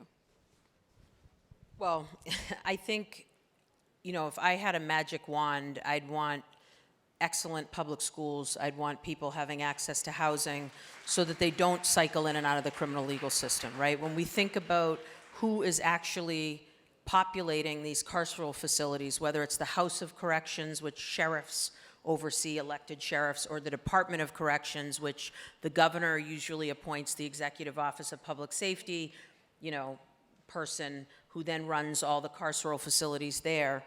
I want to make sure that they, if they're supposed to be correcting, we need more eyes on what they're doing there, right? Corrections officers, those are mini police departments inside of prisons, and there's no community out there with iPhones showing what's happening. All of the same things we're seeing with police officers across the country, it's happening even worse at times in the Bureau of Prisons, which is the federal, the Department of Corrections, which is the state, or possibly even the House of Corrections. And they would have to self-report because the individuals they're harming have already been discredited, right? They're currently incarcerated, so a lot of people, not maybe us, but look at them and say like, well, you're gonna lie about that, of course, right? So I would say we have to think about ways to avoid people coming into the criminal legal system because there are lots of problems with the system, or it's working exactly the way it was intended to, and keeping poor people and black and brown people cycling through those doors. So that's one. 2, we need wraparound services. We need, you know, I don't want there to be, you know, the first time people are getting mental health treatment is when they're in a carceral facility, right? We need health to be prioritized in poor communities, black and brown communities, and that's not our problem. That's the government that needs to do that, right? So we should be thinking about these significant issues. I think parole, for example, on the federal side is way too long. I think on the state side, and I defer to the expert over there, but we are basically giving you tons of rope and then wrapping it around your ankles and then telling you to start running quickly. And when you fall, we're like, see, you fell. Now we got to add 10 more years. So we have to really start thinking creatively, and we need, and I will repeat it, bold and brave people to be in these positions to say either, you know, when the other side says you're making us unsafe or you're crazy or whatever else, okay, and keep doing it, right? If you're an elected DA, or push back if you're a state attorney general, or demand that the Department of Justice continue under the leadership, for example, of Merrick Garland and doing the things that they've done. But I will say, we have to be comfortable talking about things that are going to make people uncomfortable. That's the only way we're going to start changing it. I'll defer to you. Yeah. Yeah, Rachel, I absolutely agree with everything you said. And I would say, coming from this from a different perspective, you know, one of the things I always say, when we get a new president of the United States, one of the very first things that happens is there is a task force of some sort, a meeting of the minds of law enforcement. They're invited to the White House to talk about how we can improve upon the work that's being done in policing agencies, right? When you think about it, an individual who enters the justice system, they spend a few minutes with the police officer, they're arrested, he takes them to jail. They spend a short period of time in custody with the sheriff's department because, you know, we have to get him to and from court. Then they go before a judge, so the bench, the judiciary, they spend time with the judge just before sentencing, right? They get the sentencing, prosecutors involved, defense attorneys. Of course, prison, obviously spend a lot of time there. But when you think about the captive audience of individuals who find themselves convicted and involved in the justice system, they're going to spend most of their time in front of a probation or parole officer. But yet, community supervision is the least talked about, the least funded spectrum of the justice system. And that makes absolutely no sense. Because again, we have those individuals for a year or 2 years or 3 years on supervision, and that's an opportunity for us to throw all of those resources into helping this person get from point A, not even to point B. They need to get from point A to a lot further down the alphabet. So we really have to do a better job, and I know APPA, that's one of the things we talk about a lot. We're not an advocacy organization or public policy organization, but we're starting to partner with many more that are doing things like focusing on reducing the conditions, focusing on the lengths of sentences and probation terms and parole terms. So those are things that we're really needing to do to kind of help to get the ball rolling in terms of helping people to change their lives. So we're going to wrap up by asking everyone, you know, I want the audience to have some tangible things they can take back to their communities and say, this is what we can do for a better system. So Topeka, what do you think, you know, you can give tips, tricks for people to do for their communities? Well, tip or trick, huh? I think I would tell people to look at people as people, right? You know, but by the grace of God, there God I. Any one of us could land ourselves in a prison bunk, and each one of us would have to come home and need support. I know that I could not have done anything that I did without having my family, my friends, my community of support, resources. You have to give people opportunities. You have to make sure that people get as many chances as they need. You have to hire people with convictions. You need to make sure people can have safe housing with convictions. You have to make sure that people can take their children to school who have convictions.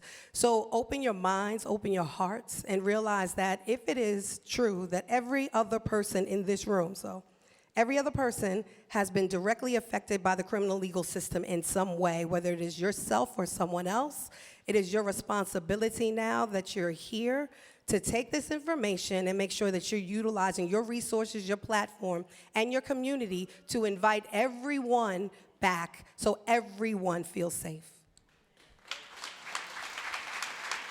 Rachel. Yeah, so I would say you have to vote. Every single person that's eligible to vote, you must vote, okay? Secondly, having been an elected official before, anyone can set up a forum or have a debate. Anyone. Like 3 of you that have blue shirts on could say, we're the blue shirt committee. We'd like to have the state reps come and talk to us. Make sure with respect to the people that make decisions prosecutorially, your attorney general of the state or your elected DAs, Commonwealth attorneys, states attorneys, have a debate, have a forum, invite them there, and then shame them when they don't show up, okay? I'm dead serious. And ask the right questions, okay? We need, I piggyback on what my sister here said.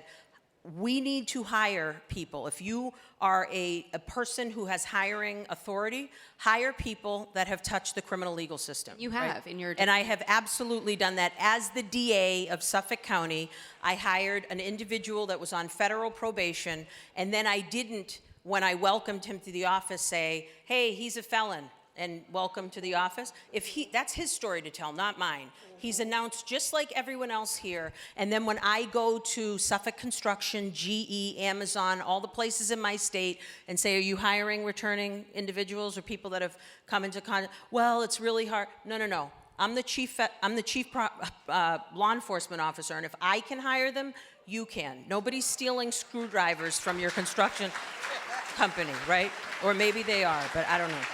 All right, and then I think other things that need a change, Satana and I, another fabulous DA that's here, we've been to Germany and Portugal with other progressive prosecutors across the country. In Germany, to be a corrections officer in Germany, you have to go to college for 2 years to be a corrections officer in Germany. And I kept saying, I don't understand your words, right? What do you mean? They go to college to be because in Germany, if you come in contact with the criminal legal system, that's a failure of Germany. That's the way we need to be looking at this in the United States, right?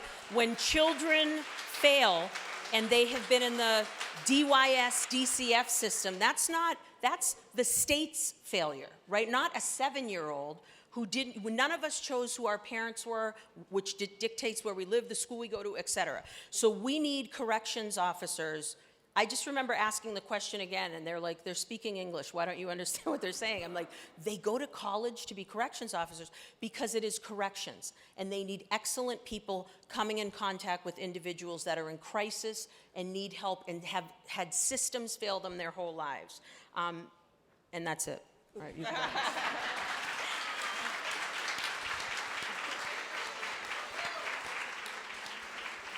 And Chris, I want to ask you, but part of what I want to ask you as well is, why don't we have programs like the Last Mile everywhere?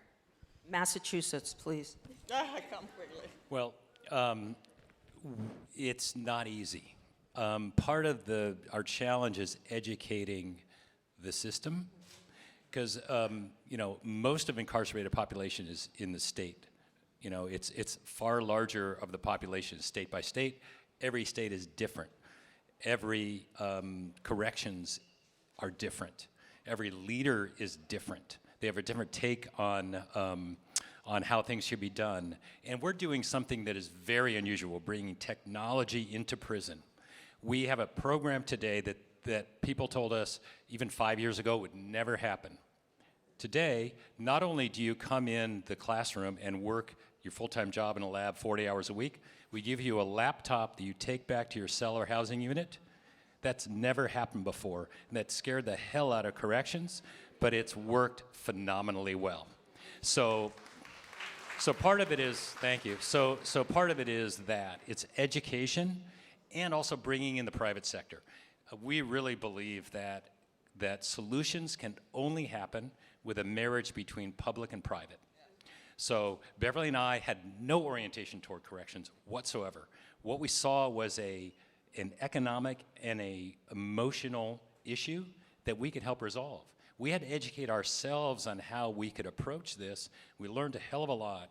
And you have two people walking into prison saying, you're going to get a job in Silicon Valley. They looked at it and said, you're full of shit, right? But today they are. So part of it is believing. On every classroom we have, there is a statement that says, believe in the process. Everybody that comes in that classroom now knows if they follow this path, they will have a job when they get out. So I would say to people today, not everybody in this audience has the capacity to hire someone, but they have a capacity to lean in. You don't have to do crazy what we did. It's funny because we have this joke in our household called CCIs, Chris's Crazy Ideas. This was one of those. Not everybody has to go to that extreme, but there are 40 organizations downstairs that are most of them nonprofit, I believe, that need help. So volunteer, vote clearly, but everyone here can make an impact and do something positive. So tips and tricks, I don't know if I have any tricks, but I mean, I certainly, everything that everyone else has said about public-private partnerships and voting, and everybody has a backstory, so the key is being respectful of everyone. And one of the things I always talk to probation and parole officers about is just kind of, the job could be a lot easier than you make it out to be, right? because it's really about just treating an individual the way you would want to be treated. So if your son or daughter were on probation or parole, how would you want that officer to treat him or her? And so that's something that we've just kind of been focusing on, making sure that people understand as probation and parole officers, your job is not to be the police officer, but your job is to be a mentor and a supporter and a guide for these individuals. And so I would say that, again, back to what you said about the voting, that is imperative, because the one thing we don't talk about when we have these conversations about probation officers and parole officers and the requirements they're making of individuals, guess what? They don't create those requirements and conditions. Those are made by judges and parole board members. So again, elect the right people into offices, elect the right judges, elect the right governors, because the governors are the ones who appoint people for the parole board, so that we can start making some progress. And again, one last thing, I can never overstate the need for resources. Probation and parole offices just don't have it. There's a small department in Opelika, Alabama. There are 2 probation officers. They have 400 plus cases each.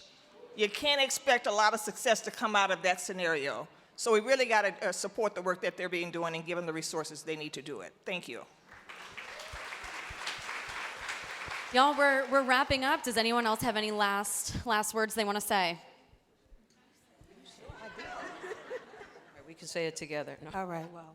No, you, it's your All right, my idea. God. Okay, we need formerly incarcerated people on parole boards, right? We do. We need people that have touched the system. If we can have former prosecutors, we can have criminal defense attorneys, judges, we can have parole officers, probation. We need formerly incarcerated people on parole boards. Because I'm going to be honest, I have family members that have cycled in and out of the system. They'll be honest and say, like, this person isn't ready, right? This person is absolutely ready. And I think also parole boards are a place where women are not treated the same as men and held to a higher standard, and I've seen it in Massachusetts and elsewhere. But I just think no idea should be turned down. We have to, I love the idea of public-private partnerships, and I will end with, how do you incentivize excellence when you have a monopoly on something? The government is a monopoly, right? We aren't the taxi industry that had to change because Uber came along, right? And now all of a sudden taxis don't smell and like people are being nice to you. All right, or we're not the hotel industry and Airbnb comes along and now the hotel industry treats you nice. We just get to be the government and keep doing it the same way.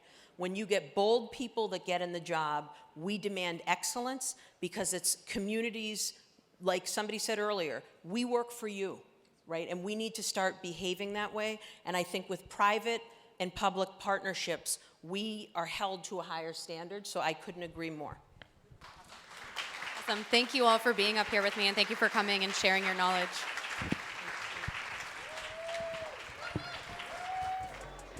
Jason Flom is the founding board member of the Innocence Project, the CEO of Lava Media LLC, and host and creator of Wrongful Convictions podcast. Please welcome Jason Flom.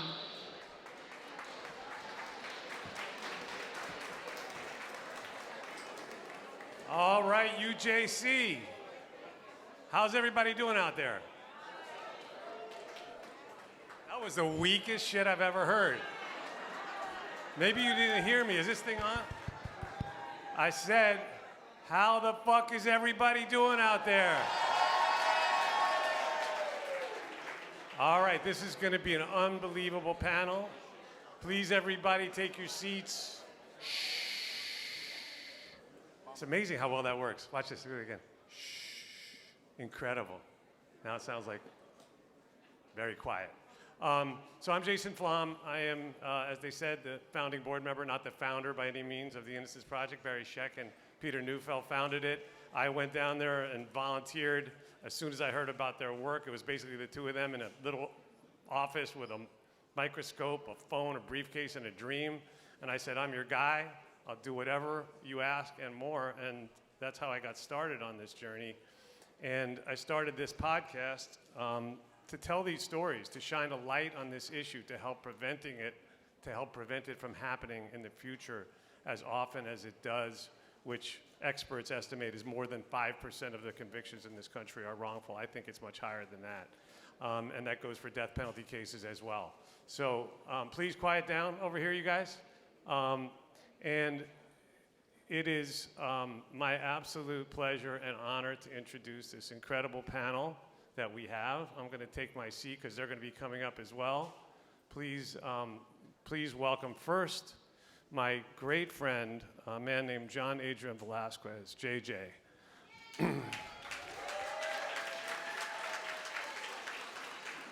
JJ served almost 24 years. Almost 24 years, and have a seat.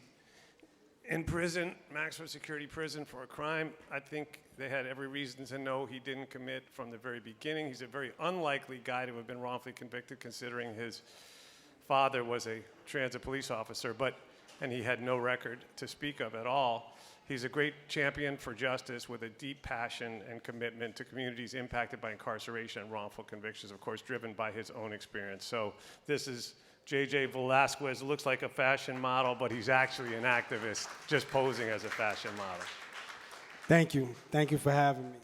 And next, I want to introduce a man who I'm actually in awe of.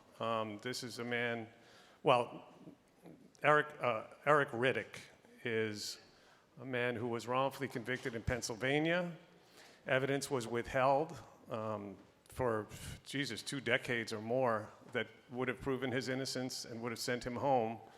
But it took an incredible outpouring of support from an incredible group of people, including Meek Mill, to bring him home, and of course Dan Slepian, who's here. So Eric was illegally incarcerated for 30 years, almost 30 years, and he is now doing work that is literally mind-blowing. So, and I always love to be around people who walk literally through the flames of hell and come out carrying buckets of water for those who left behind. And that's the best way I can describe my friend Eric Riddick. Eric.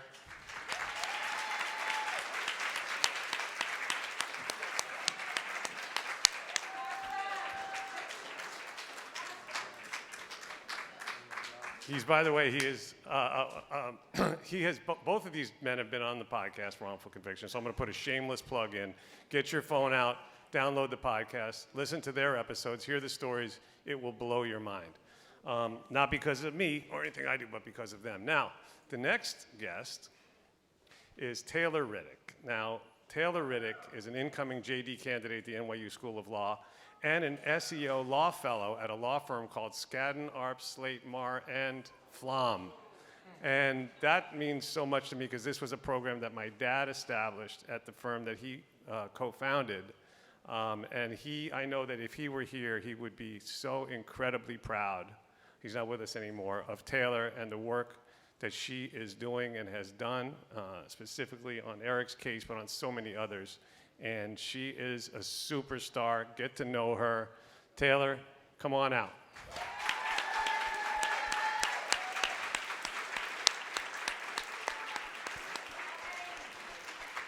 Welcome. And I must point out that her professor, one of her professors, Marty Tankleff, is in the third row right there. Marty himself serves over 17 years wrongfully convicted in Long Island in what became a very, very famous case. And Marty is a great hero of mine. So Marty, good work. You've trained her well. You and Professor Mark Howard. It's an incredible program, Making Exonerate. We're going to talk about that. And last but not least, we have Jonathan Abity. Jonathan is he's a revered attorney in the wrongful conviction world. He's a civil rights lawyer and a criminal lawyer, and does a lot of work with Rock and has done incredible work on JJ's case, among others.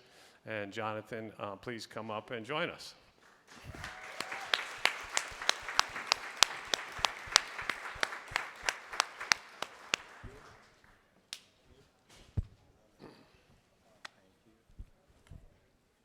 So, JJ, as soon as she gets situated here, I want to start with you. Okay. I've gotten to know you. We've been friends for about 7 years now. We worked together. About that.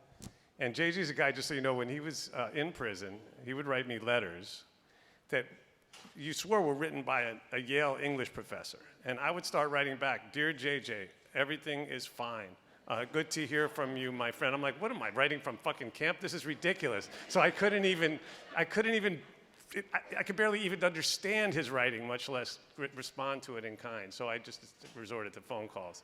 But he's an extremely brilliant man and a very courageous man. So JJ, like I said, it seemed just totally unlikely that you would end up in this situation at all. How in the world did they come to target you for the killing of a retired police officer, albeit a corrupt one, but nonetheless?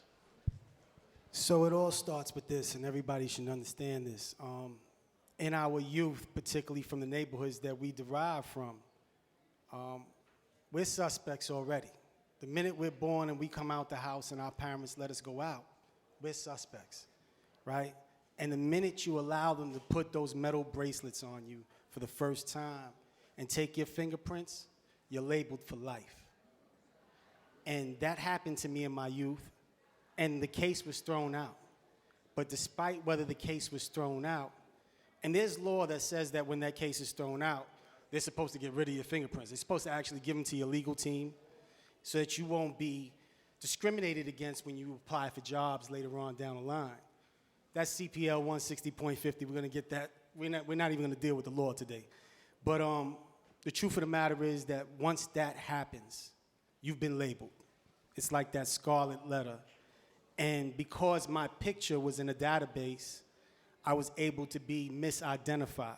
But I want to qualify that real quick, because misidentification is supposed to be the leading cause of wrongful convictions. But a lot of us need to start being more aware about what's really happening. It's not misidentification, not in my case, right? Right now, I got lights on in this room. I don't think anybody in this room can deny it. Yet a DA will come in front of a jury and say that the lights are off, right? And the judge will say that if he gets caught out there and if too much pressure arises, the judge might say, well, that's a misinterpretation of facts. That's harmless error. You know what? It's not. When the DA came in here and said that the lights were off, the DA was trying to intentionally mislead us. And we need to be understanding towards that, because I was accused of a crime that 8 eyewitnesses, black eyewitnesses, described to the police as 2 black males, 1 light-skinned, 1 dark-skinned, who committed that crime. I don't fall under that description, but that was never questioned. The minute my picture was selected, all the evidence, the actual evidence, went out the window. Now it's, how do we frame him? And I did almost a quarter century because of that, right? I've had, probably the most media attention for an individual who was actually incarcerated. A lot of guys get media attention when they get out. In 2012, a national broadcasted documentary aired on NBC Dateline. Millions of people realized that I was innocent at that point. I wasn't released until 2021. Almost 10 years later. What about the people who don't have that opportunity? The people who never get to be heard? Jason made sure I was heard in 2017, I believe? Yep. 2017. He had a podcast interview with me. And then Maggie Freeling, who was just up here moderating the last panel, she did one probably about 1.5 years before I was released. So there's been a lot of attention put on what happened in my case and the indiscretions that happened in my case. Still, I'm still fighting. I'm on the stage. I'm not free. I might look free, but I don't feel free. And that's what we need to start understanding about wrongful convictions. That trauma doesn't stop. And I don't care how much money they give people once they're exonerated. You can't give me the 24 years you took from me.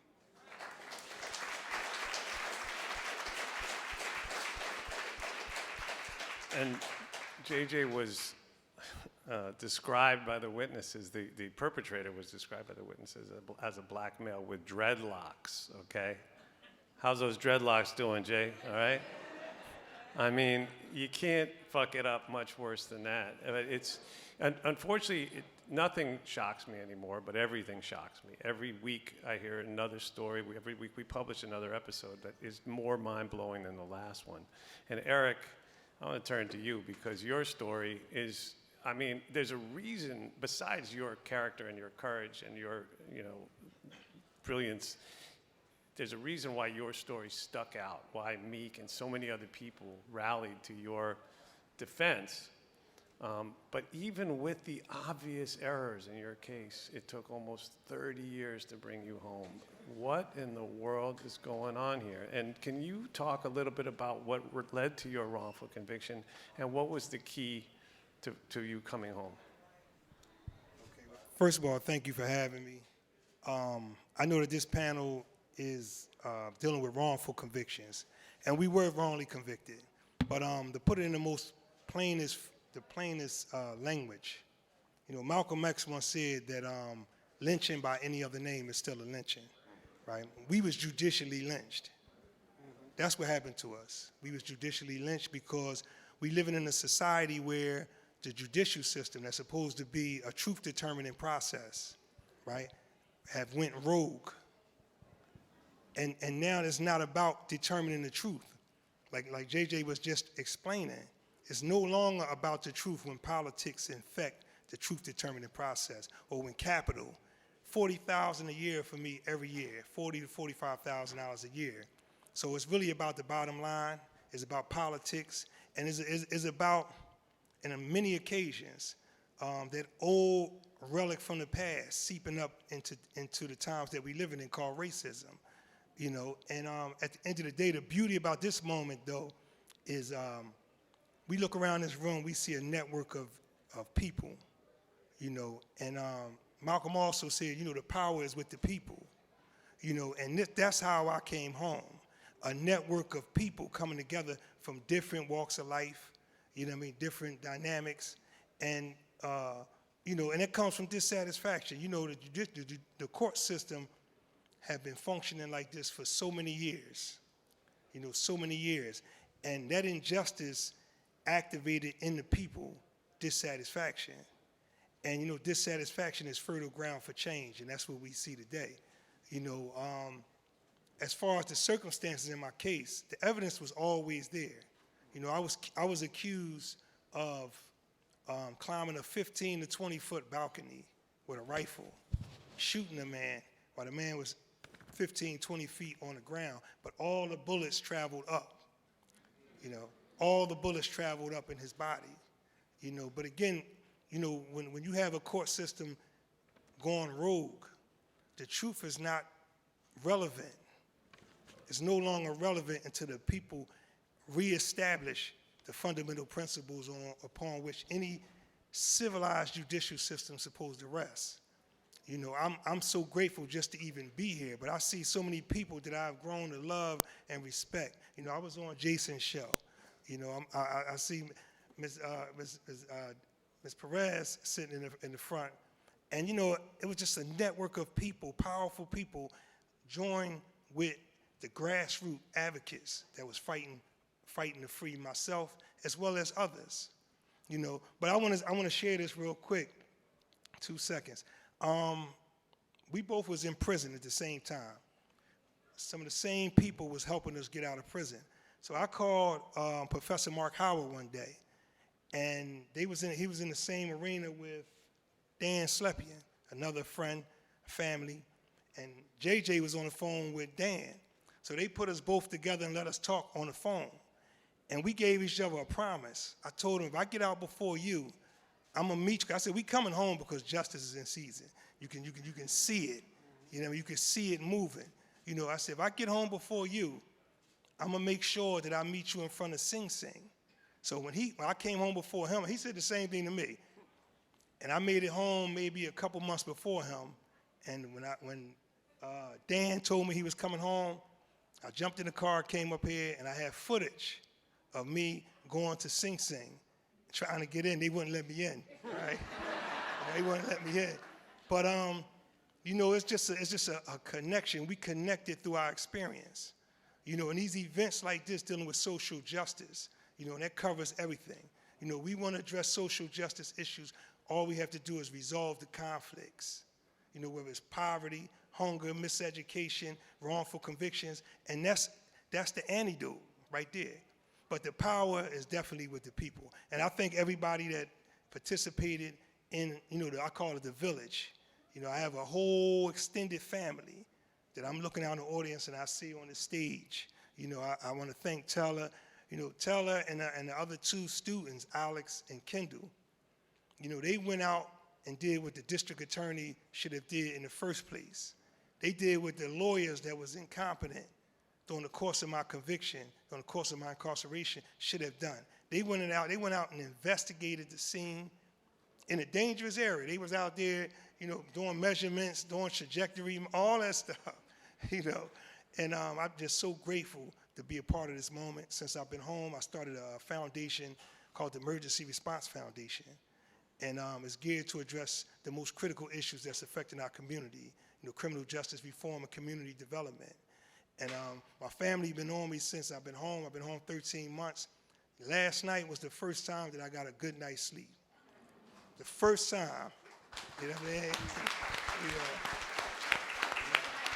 mean? And real quick, because I don't want to get long-winded, that's because, I came home and it's thousands of people still hanging from that noose called wrongful convictions, right?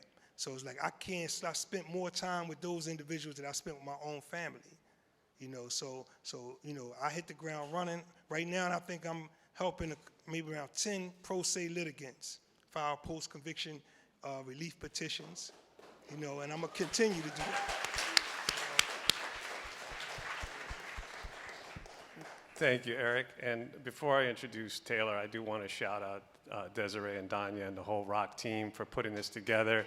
And everybody in the room, give yourselves a round of applause because you're here.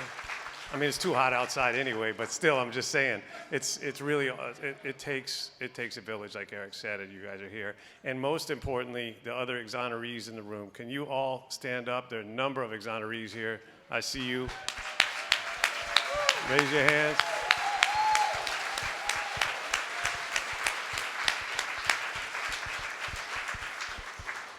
And yeah, please go up and speak with them and learn from them. Okay, so now, I've been waiting for this. Why are you so awesome? That's what I want to know. I'm just kidding. I'm going to embarrass you. So this program, Making an Exoneree, has had a profound impact. I hope it gets replicated in every college in the country. These are undergraduate students who have been a key factor in exonerating a number of innocent people. It's extraordinary. Can you tell us how it works? And by the way, total coincidence that we have a Riddick and another Riddick. I mean, I'm going to get Barry Sheck up here with the DNA and see if there's some connection, but there is no connection, but still, that's pretty extraordinary. So yeah, tell us about Making an Exoneree and what it's meant to you and how it works. Of course. Well, first of all, I have to give a shout out to Marty Tancliffe, who's in the audience, thank you, Marty. Marty is an exoneree himself, and he and Professor Mark Howard founded the course Making an Exoneree at Georgetown. So during my time at Georgetown in 2019, myself and 17 other students were selected to participate in the Making an Exoneree course, where we received, or Mark receives, and Marty receive a ton of different cases that come in from different people asking them to take on their case, and then we narrow it down to, we end up with about 6 cases that we all work on in teams of 3. But this case in particular was introduced, as we heard, through Meek Mill, who brought the case to Marty and Mark's attention, and then we worked on it as a result of that. But I mean, Eric alluded to this earlier, and Jason also touched upon this, but there was just a ton of evidence pointing towards Eric's innocence in this case. So Eric and his family, his wife, his mother, who are also here with us today. They laid the groundwork for his innocence. Eric, like he said, has been working on his own case for 20 plus years. And then so just want to make sure I clarify that Georgetown played a role, but a small role on top of all of the work that had been done by Eric and his family. But in the course, we really become sort of investigative journalists, and we also have the opportunity to work with legal teams in some cases as well. So Eric's case is based in Philadelphia. We were based in DC, and so my senior year of college, I think about every weekend I spent in Philadelphia, which I didn't expect to do, but it was a great experience, and we were just really lucky to work with Eric. And in the course, we also made a presentation in front of the Conviction Integrity Unit for Eric, and we worked really closely reading through all of the case documents that came to us. So it was an amazing experience. I mean, as just an undergraduate student, having the ability to have such an impact, but also just the exposure that would be really hard to have in any other case, but then also when you're so young. But of course, it's, I can say it's a great experience, but obviously it's a very real issue that we're talking about, and it's a very serious issue. And I just am very grateful to Marty and Mark for founding the course, but then also just for Eric and his family for letting us in and giving us the privilege to work alongside you guys. Well said. And I want to point out that the power in these cases resides almost exclusively with the district attorney. And it's, I don't know if she's here now, but we have one of the great district attorneys in our country attending today, Kim Fox from Chicago. Kim, are you here somewhere? Kim, where are you? Oh, she may be backstage. Okay, so now I've embarrassed her by not being out here, but that's the way it goes. But if you get a chance to meet her, she is a superhero. And we also have with us Steve Mulroy, who's running for DA in Memphis right now against one of the worst, most racist DAs in the history of America, Amy Wyrick, and that's not hyperbole. The race is August 4th. If you get a chance to meet Steve, he's here, right over there, Steve Mulroy. We can change the course of history in Memphis, Tennessee, where you get an 8-year term. Only in Tennessee you get an 8-year term. And so the amount of good that this man can do and the amount of damage that will be prevented if we are able to help him win will be just absolutely extraordinary. And now I want to turn to John. John, you are, like I said, you're sort of revered in this space. There's a reason why you're up here now. There are so many lawyers doing so much great stuff. What is the key to helping people like JJ come home, in your view, and what can others do? I get asked that question all the time by students and others. What can I do to help? Well, look, let me just say, before I answer that question, any good lawyer dodges the first question out of the box. So, look, what I'm struck by is the degree to which there's so much tragedy and travesty on this stage right now, and how much tragedy and travesty there is in the country related to this issue of people being wrongfully incarcerated. But I think notwithstanding the tragedy, there is something important to celebrate. And the celebration is that JJ and Eric are here.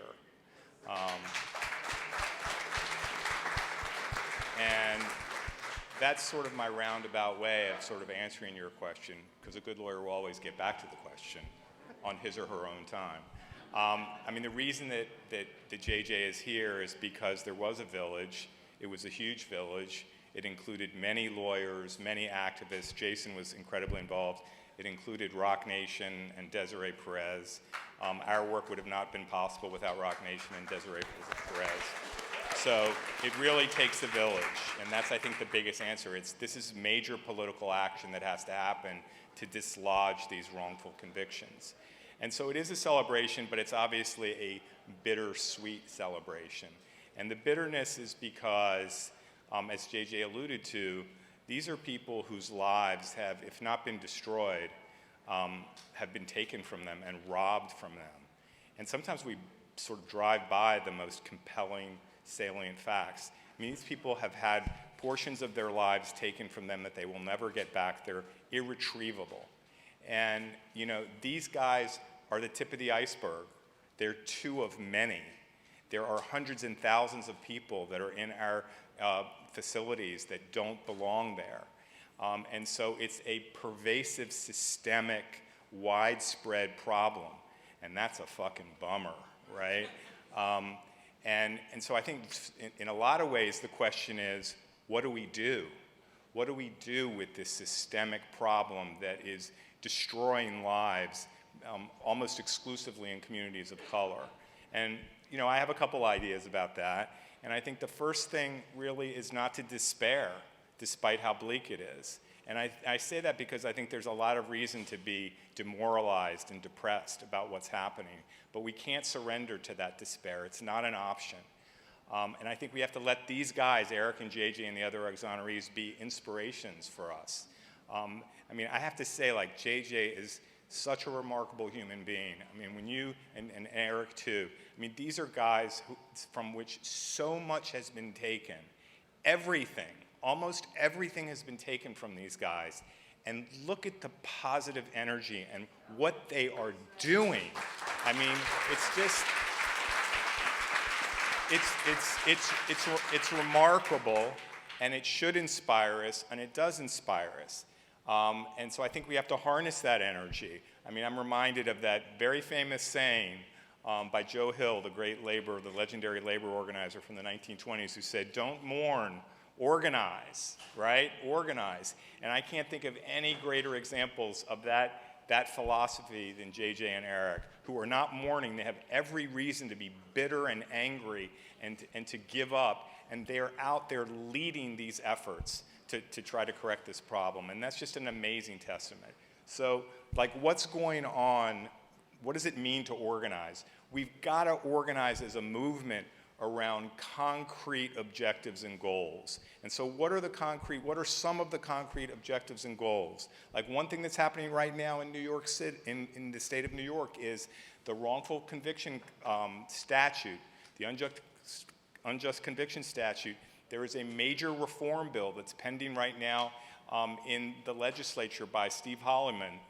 When a person is wrongfully convicted, as these guys are, one of the things that they can do to try to get some redress, some compensation, to try to facilitate their reintegration into the community is to sue under the wrongful conviction statute. But like many things in the law, there are all sorts of obstacles and barriers to really being able to effectively mount a wrongful conviction challenge. And this bill that's currently pending in the New York State Senate does amazing things to correct that. And so everybody needs to find things like that and support these senators and tell them, you must pass that bill. And there are many things out there like that. Now, that's a bill and that's an effort that's after the fact, because that's attempting to do something for somebody once they've already been convicted, right? And so the question is, what can we do that's more proactive? What can we do that's more preventative? And Jason is alluding to, I think, really sort of the biggest thing that comes to my mind. It's this amazing movement across the country where we're seating progressive district attorneys in different parts of the country, right? Now, why are we doing that? Why is that such a critical, important factor? Because that's where the power is. Who has the power to charge? Who has the power to prosecute? Who has the power to correct the wrongs when they happen? It's the prosecutors, okay? And right now in this country, Kim Foxx, Keith Ellison, there are major figures out there that are having a huge impact on this issue. I mean, a lot of people in this room are familiar with Meek Mill because that's another amazing project supported by Rock Nation and Desiree and her team. You know, Meek Mill was a case where the criminal justice system totally failed. The court system failed. The judiciary, to say the judiciary failed is an understatement, because the reason Meek was in was this crazy-ass judge that had him locked up for all that time. And what we realized was that a potential key there was a progressive prosecutor who had been put in by this movement. And his name is Larry Krasner. And Larry Krasner was instrumental in assisting us in getting Meek out. And I think Jason is referring right now to the most important DA race in this country, which is in Shelby County, Tennessee, in Memphis, where you've got the worst prosecutor. Innocence Project has said, worst prosecutor in the country, and she's up for re-election and she can be beaten. And we need to get our asses out there and put our money behind it and make sure that she gets in. And make sure that he gets in and that she doesn't get in. And by the way, I don't even know if I'm supposed to do this, but Steve Mulroy for DA is the website. If you donate even $5 or $10, it goes a long way in Memphis, Tennessee. Steve Mulroy for DA. So we only have about 3.5 minutes left, and I think we need to focus on the people that are left behind. That's, you know, this is a room full of people with energy, with brains, with resources. So I'm going to go like a speed round. JJ, is there one person that you would like people to know about? Is there a petition they should sign? What can they do? I'm gonna cheat a little bit and say 2 names. Okay. Free Gary Ben Laws, free Bruce Bryant. Those are Instagrams. Free Gary, and both cases that I'm involved with, both incredible, good men, and we're going to bring them home. But your help would be very helpful. Oh, and Kim Fox is back, by the way. We talked about you while you were gone. So the great woman is right here in the front row. Great leader. Eric, what about you? I'm gonna say 2 also. Free Kevin Bowman and free Troy Coleman.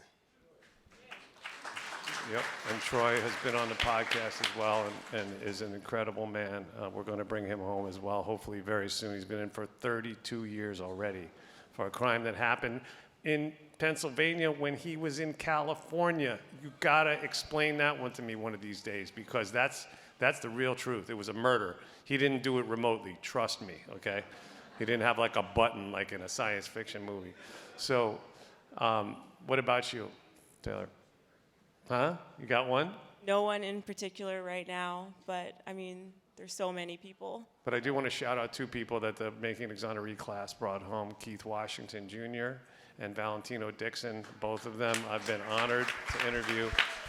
Incredible stories. Keith Washington Jr., a decorated police officer defending his own home when 2 career felons attacked his family and got convicted of murder. You can't make this stuff up. John, what about you? Is there one case that keeps you up at night? I mean, there's a lot that keep me up at night. Well, I have to continue the tradition of not answering directly your question. I'm not going to give you a person. I'm going to give you a concept. And the concept is that we have to, in addition to doing these concrete things, we have to start, in addition to dealing with symptoms, deal with underlying causes. And what are the underlying causes here? Let's get it out there, because this kind of context, we got to look at the micro and the macro picture here. What is the macro picture? This is a stepchild. Wrongful convictions are part of our criminal justice catastrophe. And what this is all related to is mass incarceration and the school to prison pipeline. And if we want real change to happen on this and all the other criminal justice issues, we have to have a massive campaign in this country, a movement for redistribution of resources and wealth away from funding the prison industrial complex and repressive police practices and wrongful convictions, and take all that hundreds of millions of dollars, billions of dollars for caging people and destroying communities. And that money needs to go into our communities, to invest in our communities, okay? That's what's got to happen. And guess what? That's a fucking political issue. Don't let anybody tell you this isn't political, okay? Politics is everything, and everything is politics, okay? And how do we get that massive redistribution of resources directed in the right way? We got to get the right people in office. We got to get more Kim Foxes in office, more Keith Ellisons in office. We got to get our asses out there, and we've got to there's not going to be an armed revolution in this country. It's going to be through political action and political reform. And the crisis facing us right now is those midterm elections, okay? And we're in a civil war. And if we lose those, the House and Congress, they've already shown us what they've done to the Supreme Court. The next thing is what democracy we have, and we're far from a perfect country, and we got far from a perfect constitution. But what little we have is on the line. And people need to get out and make sure that we don't lose the House and Congress this year. People say, like, what does wrongful conviction have to do with the political situation, the midterm elections? Everything. Yeah, thanks for that, John. And we're going a couple of minutes over here, but I want to put some pictures up, so to put a face to some of these names, if we could. There we go. That is, that's, I'm forgetting, that's, this is Nelson Serrano. Jeez, I can't even remember all the names. I didn't know which order they were going to put them in. Okay. Oh, I see. Okay, I'm not going to speak to the names because it's going by too quickly. And I would be literally the worst eyewitness because I can't remember faces. But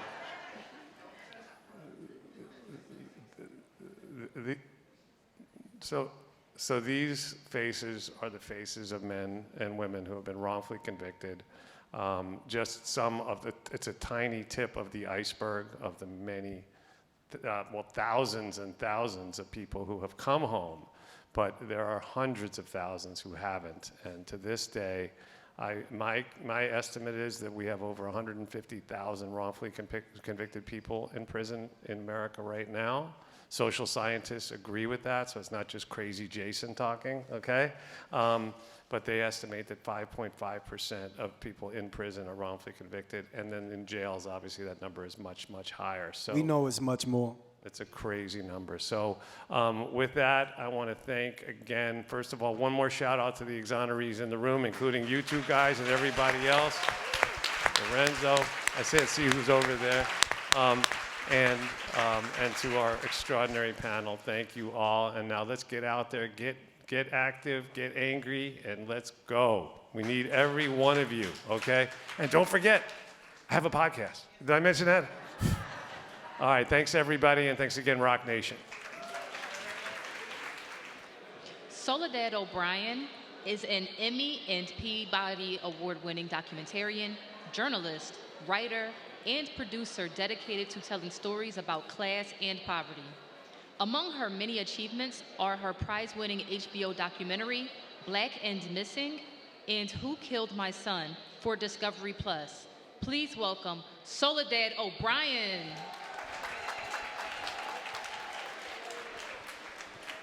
Hey everybody, nice to see you all. A big thank you to the United Justice Coalition, the UJC Summit, Planning Committee, Team Rock Nation, for bringing together all of these great leaders and activists and educators and experts. And of course, we thank all the organizations who are here as well today, who are working for justice and for equity. And also, I've met a lot of my sorors today from Delta Sigma Theta, so yeah, nice to see you guys. So let's get going. Efforts for reform, you know, are constantly taking place at the local and the state and federal levels. And so our next guests are going to address the issues of criminal justice from their unique vantage points. Satana DeBerry is the elected district attorney for Durham County, North Carolina. As district attorney, she has prioritized the prosecution of serious offenses, implemented policies to reduce unnecessary pretrial incarceration, and worked to improve trust and equity. Keith Ellison has served as Attorney General of Minnesota since 2018 and served as the lead prosecutor of the death of George Floyd in Minneapolis. Attorney General Ellison, come on out. And Hakeem Jeffries represents the 85th District of New York. He's a member of the Democratic leadership as chairman of the House Democratic Caucus. Please give a big round of applause for my panelists today. Mr. Chairman. So as you guys on this panel know, but I don't know that many folks in the audience know change, reform, especially criminal justice reform, moves at times at a glacial pace. And often you'll meet people who say, well, you know, why doesn't the president just do something? Why isn't Joe Biden just doing something? And obviously that is not a thing that happens sort of singularly, that the president can just do that. So I want you to each talk a little bit about some of the misconceptions that are that you see about the executive branch, about the power that you have in your own offices, and how that pertains to criminal justice issues. So, Tana, why don't you start for me? Great, thanks, Soledad. So we talk about why doesn't the president do anything, but the federal government has a very small role in the criminal legal system, as most of you know. In my jurisdiction, I have a U.S. attorney who's responsible for 30 counties, and she has maybe 900 to 1,000 cases a year. I'm responsible for one county in that 30-county jurisdiction, and I have 30,000 cases a year. So the vast majority of criminal cases are happening at the state level. So that means who your DA is, who your Commonwealth attorney, your state's attorney is. That is the person who is driving criminal justice policy in your community, who is driving who goes to prison, is driving who's on probation, much, much more so than the U.S. attorney or the president is. Keith, why don't you take that? Thanks. One thing folks may not know is that attorneys general, state attorneys general, can be an important force in criminal justice reform. In a lot of states, not all, but many states, where you find that a case you think should be charged, where if there's a shooting or an officer-involved shooting that doesn't get charged, it might make sense for the activists to demand that the attorney general get involved. This can make a big difference. It is an independent investigation and prosecution, which is an alternative source of justice. In many places, the AG may not have original jurisdiction, but may well be able to pick up where when you don't see cases being charged out. I mean, if you look at, for example, the Mike Brown shooting in Missouri, I mean, actually the grand jury was mischarged and given wrong legal information for the grand jury to make a decision on. If that case would have been at the grand jury, at the attorney general level, maybe you could have seen a higher quality of justice emerge from that. So that's just an example. As you get out there and protest and push for a higher quality of justice, don't forget to call the attorney general into the picture. They may be a source of justice as well. What are the misconceptions that you see? Well, it's great to be here with these two distinguished panelists, and thank you to Rock Nation and all of the partners for convening this very important discussion. I think a lot of folks look at criminal justice reform and think about it often through the lens of what the federal government can do, which is both important but can paint a picture that doesn't lead to the type of comprehensive action that might otherwise be necessary to tackle the problem of mass incarceration in the United States of America. From a policy standpoint, the federal government, I believe, plays an outsized role in helping to shape an approach, an agenda that can have significant impact at the state and county level. But when you look at who actually is incarcerated, the overwhelming majority of individuals incarcerated in America are incarcerated at the state level or the county level as opposed to the federal level. Now we know when the failed war on drugs was first declared, that was in 1971. That was a president, Richard Nixon, who declared a war on drugs. At the time, in America, there were less than 300,000 people incarcerated in the country when Nixon made that declaration. Right now, there are about 2.3 million. Disproportionately Black and Latino, a significant number of those individuals incarcerated over the years for nonviolent drug offenses. Incarcerated more often than not at the state level or the county level, the local level, but it was a federal policy that was set in motion that had enormous consequences in terms of an approach. So now we find ourselves in a country where America incarcerates more people than any other country in the world, including China and Russia combined on a per capita basis. It's a stain on our democracy. But it does require an all-hands-on-deck approach to change the laws, not just at the federal level, where only about 175,000 or so people are incarcerated, but certainly on a state-by-state basis which I know many of the criminal justice reform advocates are engaged in that very important work. One thing that I think could be very helpful is to sort of deconstruct how you guys do your work, because of course the three of you represent government on different levels. So could you each give me an example of a specific incident or a specific case that you tackled dealing with a criminal justice issue? And maybe Attorney General Ellison, I'll start with you. Well, as Attorney General, I got a number of criminal justice hats. One is that I'm on the pardon board. So myself, the governor, and the chief of the Supreme Court are the pardon board. People come in front of us, and we deal with cases. The other one is I'm a prosecutor. Much like County Attorney Dewberry, we prosecute cases, but only when they're referred to us by the county. So everybody has heard of the George Floyd case. We prosecuted that case. And then we set up a conviction integrity unit where people come to our office and say, I'm innocent. We review their cases, and if so, we will bring a motion for a new trial for them or resentencing. And then we have a statewide expungement program, which is free. So there's a lot of different ways that we're impacting the criminal justice system. That's just the criminal part. We also sue we were the lead civil plaintiff in the opioid cases, and so there's a number of ways we engage. One case, just to pluck one out, was a young man who was accused of what really was a horrific murder. 11-year-old girl was doing her homework. Some guys were exchanging gunfire over some drug conflict. Bullet pierces the wall of the house, hits her, she dies.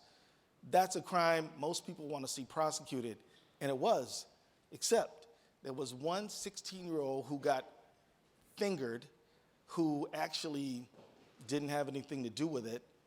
He was interrogated for hours and hours without his mother, though he asked for her to show up time and time again. The co-defendants started putting it on him because rival gang members were dropping dimes on each other. And this kid ends up getting convicted. At the age of 16, his co-defendants were all adults. He gets a new trial because of the denial of his Miranda. Goes to trial again. His lawyer makes some decisions which I think are definitely questionable. Gets convicted again. But then then some folks from the Innocence Project, including Barry Scheck, looks at his case. Folks review the case, and he comes before me and the pardon board, and we commuted his sentence on the grounds that under the United States Supreme Court has found that brain development for people that age is simply not what it is for somebody 25 years old. 16-year-old can't they don't understand consequences the same as a 25-year-old person. The sutures in your skull don't even come together until you're about 25 years old.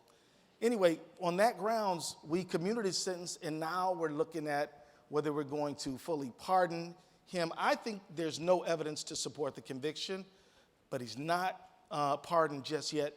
But he may well be. His name is Mayan Burrell. Great, thank you. District Attorney Dewberry, how about for you? What is one singular case that you'd want to sort of walk people through? Sure, so I am your on-the-ground prosecutor. Anything that happens in your community, whether police are charging, the police are arresting, those cases come to my office. So of those 30,000 cases, most of them are traffic tickets, believe it or not, right? Driving while your license is revoked. Very small number of them are violent crime. A much bigger number of them are nonviolent drug offenses. And so what we really want to be focused on in our community is the most serious and violent crimes.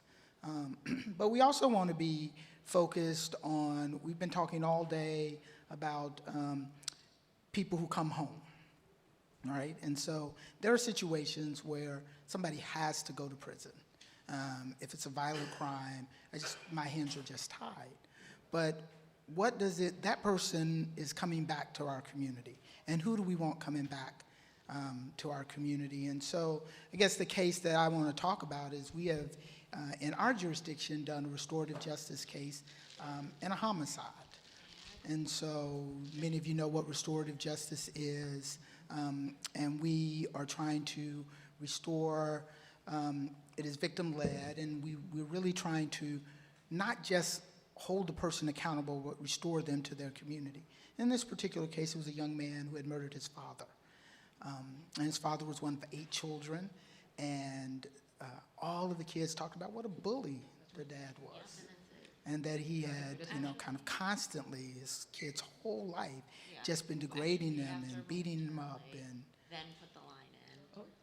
That's the voice of the Lord. Who knew it was a woman? Carry on, District Attorney. when you hear the voice of the Lord, you pause.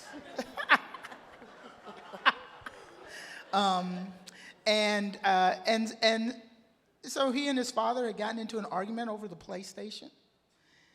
They physically fought, and he stabbed his father. His father died. His father was caregiver for his 90-year-old mother, who was bedridden, was in the house at the time. And the young man fled, as would not surprise you, right? And then he heard on the news that his father had died. And he called the police, and he sat on the curb till they came to get him. He's covered in blood. Now, typically, you see something like this, and that is the person that you put under the jail, right? Because the police find him. He's covered in blood. The family wants revenge. But there was a brother in that family who's a pastor, voice of the Lord. And he said he stands up every day and talks about forgiveness and love. And here he was with this opportunity to provide forgiveness himself. And he wanted to put himself in his nephew's shoes. And what would it mean for him to never speak to his family again? And that was just the most horrible idea he had. And so he approached us about doing something else. And we've been doing restorative justice like every other community does it, on low-level things. And we had been looking for an opportunity to do it when it really mattered. And so this young man spent 6 years in pretrial detention, getting therapy, meeting with his family. It was organized through an outside organization that we work with, Restorative Justice Durham. And he entered a plea of voluntary manslaughter and was released from prison. But it took like 100 people in our community, not just people working on the restorative justice case, but people finding him a mentor, finding a place for him to transition to out of pretrial detention, because you can't sit in jail for 6 years and then just walk out on the street and expect to be successful. And so we are really proud of that case because it provides for us an opportunity to do something different and to see the humanity in the people in our community, and somebody who's coming back. There's nowhere else for him to go. His whole family's there. So. Representative Jeffries, what does structural change look like to you, and is there a specific case that you'd want to walk us through? Well, as a member of the legislative branch, as opposed to being an executive, either as a DA or as the Attorney General, I think structural change for me, as a member of the House of Representatives, where I served with Keith Ellison and also Lisa Blunt Rochester, who's with us here from Delaware. Shout out to LBR, carrying a clean slate bill that's very important, criminal justice reform. The way that we've always looked at policy is, let's look at injustice as it exists, embedded in the system, and figure out legislatively how we can address that injustice with the fierce urgency of now. And for me, being involved in the effort to get the First Step Act passed into law was really a labor of love during my third term in Congress, particularly because at that moment, Democrats weren't in the majority in the House or in the Senate, and the president before this one was in the Oval Office. And a lot of folks said to myself, Keith, Cedric Richmond, others, that just give up on criminal justice reform is not going to happen. And our view was, we've got to do our best to address this injustice, because there are people who are behind the walls right now, without hope, suffering. They're on unjust sentences. And if some of my Republican colleagues are at least suggesting that they're open to the idea of reform, then we felt an obligation to pursue it. Now, when I first got to Congress, I was put on a task force on overcriminalization. And it was 5 Democrats, 5 Republicans, so it was a bipartisan task force to deal with this problem in America. It was Republican-led, and then there was a Democratic co-chair. We had our first couple of hearings, and you know, some of the witnesses that showed up were like folks from the Koch brothers. I know the Koch brothers, right? Heritage Foundation. And what was interesting is that a lot of what folks were saying, there was a particular witness from the Heritage Foundation who was like, yeah, we have an overcriminalization problem in America. We've got to deal with that. It's a threat to liberty. And I found myself agreeing with everything that this particular witness was saying. And at first I'm like, am I being hustled right now? Turns out that for a variety of reasons, there were willing partners on the right to enter into this conversation. And then ultimately, it led, you know, to the passage of the First Step Act, the most significant criminal justice reform bill that Congress passed in a generation, that dramatically reformed the harsh drug laws that came out of the 80s and the 90s, rolled back mandatory minimums, elevated good time, strengthened compassionate release, made some of the changes to the crack cocaine, powder cocaine sentencing disparity retroactive. And as a result, a bill that was signed into law, of course, by the president preceding this one. And I'm trying to be kind and bipartisan, y'all. But, you know, had the support of the left and the right, progressives and conservatives, Democrats and Republicans, you know, Reverend Sharpton and Grover Norquist, the NAACP, and the Heritage Foundation, all points in between. The most significant thing for me about that bill is that more than 25,000 people who would still be incarcerated today on harsh drug sentences are back in the community. Wonderful. Back in the community. Approximately 90% of them, black men. And the last point that I'd make on this, on individual cases, I can't point to an individual case as a legislator, but what always has moved me is when people come up, and I see them on the streets back home in Brooklyn, whether it's in Bed-Stuy or East New York, West End of Coney Island, and said, I'm out today with my family, making the best of the rest of my life because of what was done with the First Step Act. Yeah, made a tremendous difference. So I want to jump to then. Can I comment on Of course you can, yeah. real quick? And I don't want anybody to underestimate the power of policy making, right? Because Michael Eric Dyson was here this morning. Those of you who heard him talk about when you make laws, for them to be just, you have to not only see yourself as the person who prosecutes those laws, but as a person who may be prosecuted. And when somebody like Representative Jeffries and A.G. Ellison is leading that charge, they're leading it from a particular point of view. And that particular point of view is that they are people who may be prosecuted by those laws. Could be. So they understand at a molecular level, as we all do as black people, as they certainly do as black men, right? That these laws are meant to prosecute them. And so it's really important who's sitting in those seats making that policy. And so, Led, if I could just comment real quickly. First of all, passing that bill with you and Lisa was one of the best things I ever did in Congress, and I want to thank you for your leadership on that. But I also want to say that, you know, you were being pretty nice because you're a nice guy, but not everybody was with you. And I remember sitting on the House floor with you trying to convince people we shouldn't have to convince. Now, you're not going to, I don't suspect you're going to tell the full story. Tell the full story. Well, but says the journalist, right? But And the nosy person on the panel. But I just Tell want to the say, story. I just want to say there was this guy named Otto von Bismarck who said, if you want to enjoy laws or sausages, never watch either one being made.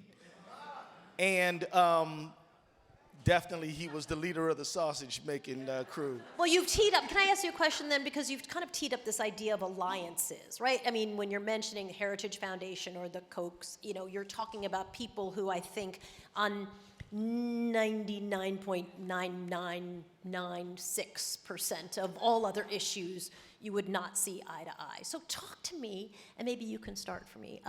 Like the messiness of the sausage making and the messiness of getting people who you might really just personally loathe to actually get together and figure out how to create policy and make real change. Well, based on what's going on with the January 6 hearings, I can see why they want to do some prison reform. Having said that, it is a luxury. It is a luxury, folks. It's a luxury for somebody to say, I'm not going to sully my progressive credentials by working with those Republicans over there. Well, wait a minute. There were lots of people who were very pissed off about that. I mean, let's be real. It was ugly. Right. And your question is excellent because I hope, look, folks, it is easy to rage at the other side. You know what's hard? To go to your own people and say, we're wrong and we got to change the way we do things. That's courage right there, to go to your folks and say, guys, Mr. Johnson has been in prison for 40 years, maybe for a crime that he didn't commit or some nonviolent offense, or, can we do something? Will you be willing to suspend your animosity toward the other side for Mr. Johnson's sake? Will you do that? Some people say no. He says yes. Lisa says yes. I say yes. You can't, look, doing legislation is hard. I did it for 12 years. I went and got me a new job because it's very difficult. It takes a lot of patience, and I'm not talking about sitting around waiting. I'm talking about every single day going back to everybody, talking to people who some of your friends would be like, you talk to them? Yes, we do, for the sake of Mr. Johnson. So really, being a legislator is tough. Any of y'all who are thinking about running for Congress, I want to recommend you definitely do it. But don't think that you're always going to be talking with people you agree with, because if you only talk with people you agree with, you will not get anything done. And so understand, some of our ideological purity tests are keeping good people in prison. That's correct, and I think it's especially important. Like, I'm a reform prosecutor. I got elected in a primarily Democratic jurisdiction. And so it is really important that we are having these discussions amongst ourselves, because sometimes we are the ones that stop. You would think, being elected in a Democratic jurisdiction, I'd be able to push forward whatever agenda I said I was going to push forward. And there are no Republicans to stop me. So when things don't happen, they're not happening because I have Republicans, right? And so you can't have any permanent enemies. And the perfect is the enemy of the good. That's great. And just to give a little context, Soledad, about how we got to this Come point. on. Don't get in trouble, but... You can name names. I'm totally fine with that. See, it's a good thing that Brother Keith is an attorney general, so he had my back. But... in Minnesota, though, so... That's right. I'm just saying. I got your back. I'm with you, sis. Hey, ride or die, bro. You're in, I'm in. Whatever. So we were working on criminal justice reform in 2015 and 2016. I'm in my second term. Cedric Richmond from Louisiana, another young member of Congress, were kind of charged with working with the Obama administration. Some of our allies on the outside groups, genuinely committed to getting something done in this space, where we had made some progress as one of President Obama's final legislative initiatives. He doesn't get credit for what he did in 2010, which was the Fair Sentencing Act that reduced the crack cocaine, powder cocaine, Ellison was there working on it, from 100 to 1 to 18 to 1. Right. Couldn't go further at that point in time and make it retroactive because of problems in the Senate. But that was one of President Obama's first pieces of legislation. So trying to close the loop, in 2016, we're working on criminal justice reform. It's a bipartisan conversations that were taking place that the president had convened. And some of our allies said, we're going to pull the plug on criminal justice reform because we think we can get a better agreement when Democrats are in control of the Senate after the 2016 election and Hillary Clinton is president. That's what was said, so the plug was pulled. And then we know what happened in 2016. So I come back in 2017, and some of my folks said, well, the new administration wants to talk to y'all about criminal justice reform. And the good news is there were great allies like Van Jones, Jessica, Families Against Mandatory Minimums. On the outside, Mark Morial, Urban League, they thought this was a step that we should take, but then there are others who were skeptical. But I said to them, I said, how did this work out the last time? Because Hillary Clinton ain't president, and Democrats aren't in control of the Senate, but brothers and sisters are still in jail who could otherwise be out. And we made that decision. I think Jay-Z said once, I gave you prophecy on my first album, y'all all aimed out. We said, you made a decision, it was wrong, we're gonna go in a different direction the second time around. And it was a tough decision to some degree because of who was in the White House at the time. But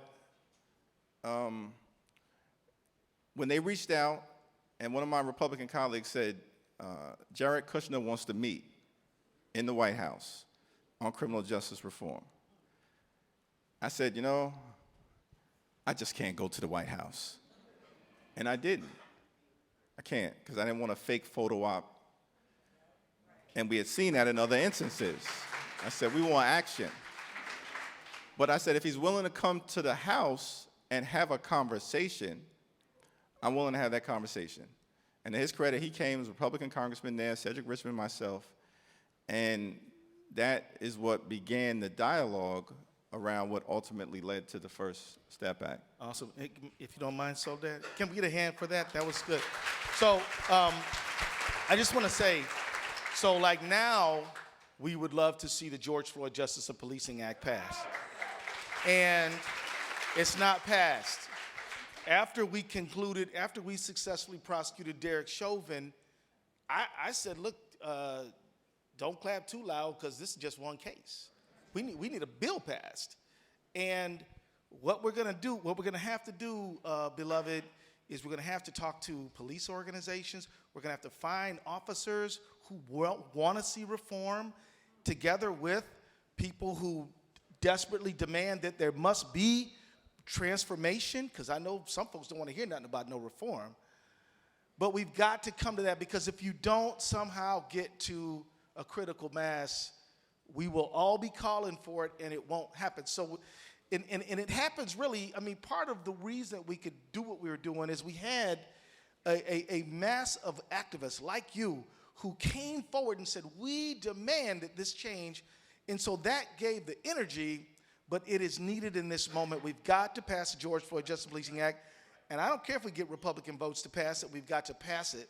And so please lace up your sneakers, because we need you to push them to do it. Let's dig into that some more, right? I want to talk about what civic activism, what civic engagement literally specifically looks like. Because we know a lot, the answer is you got to vote. And then there's a whole other bunch of people who are like, you know what, screw it, don't vote, which obviously seems like a really terrible idea.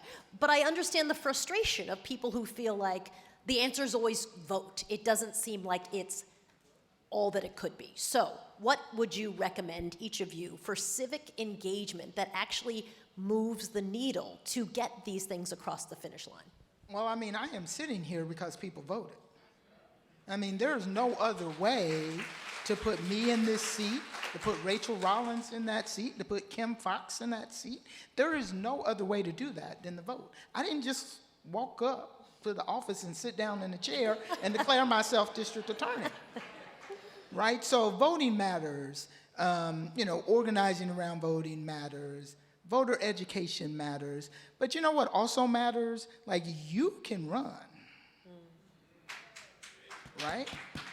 You can, doesn't matter if you have a criminal record, even in my job, right? If you got a law license, I mean, you probably can't get a law license, but you don't know. Some states you can, right? So you can sit on parole boards. You can sit on local government boards. These positions go unfilled every day. Every community has these boards that are advising the city council or the county commissions or the state legislature. Put yourself on one, right? Advocate for other people to be on one. I am not special, all right? And if I am special, I am not more special than you, all right? So you run, you get on boards and commissions, you raise your kids to do that, right? There's some of them in here, I guess, but that's what they do, whoever they is, right? Right? I mean, they raise, so you can be so impactful in your community. The activists and people came to me and asked me to run. Otherwise, I would be, living a much easier, more lucrative life. Right? So. Well, I think voting is absolutely essential and important, but that's the beginning of a process, not the middle or the end of the process. Because, what you all do in terms of advocacy, informed, enlightened, intense, heartfelt, humane advocacy is what really takes the process from voting people into office, then holding them accountable to make sure they deliver the results that communities deserve. And that advocacy process is embedded in the Constitution in the First Amendment, right? Freedom of speech, freedom of expression, the ability to protest, the right to petition your government. That's at the center of what our democracy, as fragile as it is all about. That's advocacy. And you better believe that if your voices aren't being heard in communicating with legislators, at the local level, at the state level, at the federal level, that the voices, of the wealthy, the well-off, and the well-connected will fill that void. And so it's important to put people in office who share your values and then hold them accountable for bringing those values to life. Absolutely. Have you found ways to get people who are particularly cynical and disengaged, ways that work to get them engaged? Yes. What are they? Direct door knocking, personal contact. Personal contact. If you run an ad, it probably costs you, in New York, I don't know what it costs in New York. In Minnesota, it costs you at least around $400,000 to run your ad so that everybody who watches TV sees it around 7 times. But people still forget it. But if you go, they've proven this statistically, but if you knock a door and actually talk to somebody, they will remember you much longer. So it's really a matter of direct engagement. Here's a question for all of y'all. Before 1965, when only about 1% of us black folks could vote, how did we do political engagement then? We protested. Martin Luther King never held elective office, ever. Neither did Rosa Parks. What's my point? You can be an effective advocate without being in office yourself, but you can make an enormous difference. But the real thing is on the ground organizing, writing letters to the editor, writing books, writing op-eds, doing journalistic stories, extremely important contribution to our black press before that time. And so all these things, I love to work with people to the point where voting is like, of course we're voting. If I got a relationship with Reverend Johnson and we're working on payday lenders and we're working on wage thieves and we're working on bad landlords, and then I come up around October, I say, Rev, y'all gonna vote for me? Like, of course we're gonna vote for you. We've been working together all along. Of course we're gonna vote for you. But if Reverend Joe never see me, and now I'm like, y'all voting for me? He looks at me like, oh yeah, must be election time. So that's the thing, we've got to co-govern. We got to co-govern. And it's not just all on the electeds, folks. Some folks vote for me and they're like, go do a good job, we'll see you when you next time around. No, we need active citizenship, involvement, and checking in, talking a lot. When you elect somebody, you have elected yourself to tell them what to do. It's your job. And of course, you know, they're gonna listen to everybody, not only you, but they're gonna listen to you too. And so this is the thing, grassroots, active involvement, high touch, de-emphasize let me ask you this, do you like watching nasty attack ads on opponents? Does that bring you enjoyment? Nobody likes it. What's better, but it works. So what could work better? High touch, direct, personal engagement, planning what we're gonna do, doing it, and getting some things done. Then you're gonna see voter turnout go way up. Yeah, you can never underestimate the power of community organizing, Yep. right? Like, what did your grandma and your aunties do? They were on the missionary board. They were doing Sunday school. Involved. All of that is grassroots community organizing. They didn't call it that, but that's what they were doing, and that's what they were teaching other people to do. Right? When they're doing missionary work, when they're out doing this, the free lunch program, all of that stuff is community organizing. Now, I also want to say one more quick thing about being an advocate. Advocacy is important. I was an advocate for 20 years. I banged on a lot of doors of a lot of legislators, a lot of local government people. It is much better to be the person making the decision, right? Because you don't have to come knock on my door anymore, right? Like he said, I've been working with you. I know what we've been trying to do. So now I can just do it. In our last couple of minutes left, I just want each of you to sum up. What do you want folks who are here, the main message, what you want them to take away as they head forward, continuing in advocacy and really trying to make real change? Why don't you start me off, Representative? Well, I think one important takeaway when you look at the intersection between public policy makers and advocates and activists is that we each have a lane. And the lane for the enlightened elected official is to fight hard, negotiate hard, legislate hard, pass a bill that meaningfully makes a difference on the issue that you care about, in this space, criminal justice reform, and then live to fight another day. That's the legislator's job. The job of the enlightened activist is to be persistent, relentless, and dissatisfied until transformational change is brought about, and you're pushing the institutions in that way. But understand, that's always been the case. The civil rights activists of the 1960s were, initially dissatisfied that the Civil Rights Act was just the Civil Rights Act. It struck a blow against Jim Crow.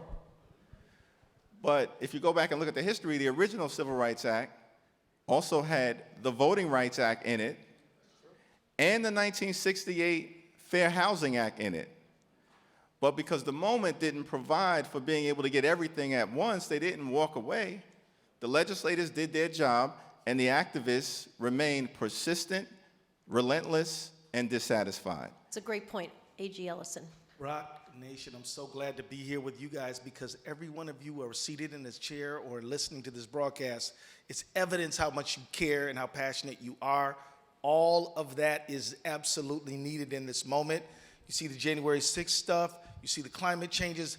Your passionate involvement is so essential and necessary. What I ask for is that you remain hopeful and optimistic, and counsel people who say voting don't matter, being involved don't matter. Counsel them to say, if it didn't matter, why they try to take your vote away so hard? I mean, counsel them, talk to them, teach them, but stay involved and keep doing what you're doing. It's gonna make a big difference, and we are at an essential moment right now. Satana, you get the final word today. I want to say ditto to all that, but I also, it's a cliche, but we are the ones we've been waiting for. Like, the power already exists inside you, right? If everybody in this room went out and organized, who knows what could come from this conference. The second thing I would say is, it's not just me, and I was really reminded of when Representative Jeffries said, legislate hard. Like, we don't want him to kill himself. So train up somebody behind you. My mentee's sitting in the front row, right? I had the opportunity to bring a +1. I didn't bring my kid or my significant other. I brought the person who picks up after me. And so have somebody to pick up after you. A big round of applause for our panelists, and a big thank you to the United Justice Coalition. Really important conversations, and we're all looking forward to see what comes out of all of this power. Thank you, guys. Appreciate it. Thank you, Soledad O'Brien. Bridging the Divide, Policing in America will begin now. Please stay with us for a surprise presentation after our next panel. You don't want to miss this one. Make sure, before you leave, you visit the exhibit booths of our sponsor organizations downstairs in Exhibition Village.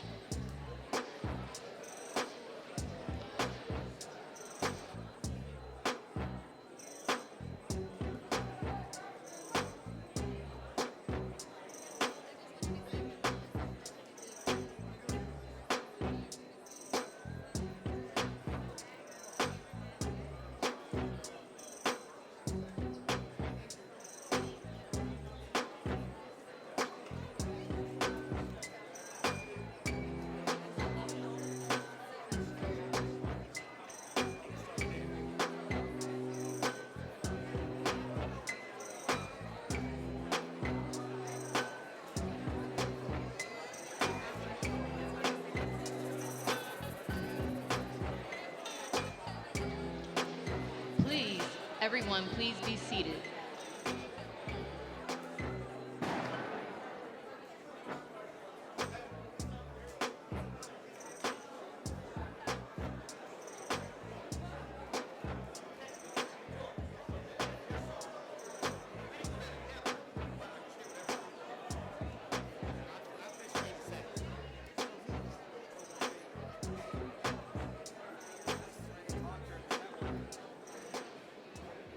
Dan Slepian is an Emmy Award-winning NBC News journalist. Dan's in-depth reporting for Dateline about the criminal justice system and unjust incarceration includes the documentaries Justice for All, Life Inside, Voices from Within, and the podcast 13 Alibis. Please welcome Dan Slepian.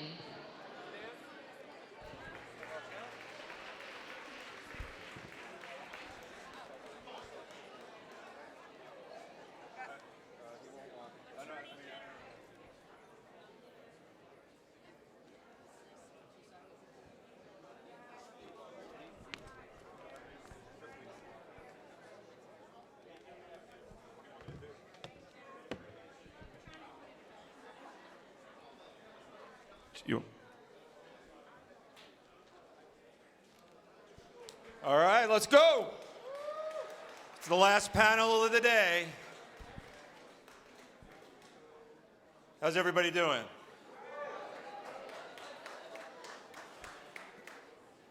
Before we start this last panel, I want to just quickly give a quick shout out. This day did not happen because it just happened.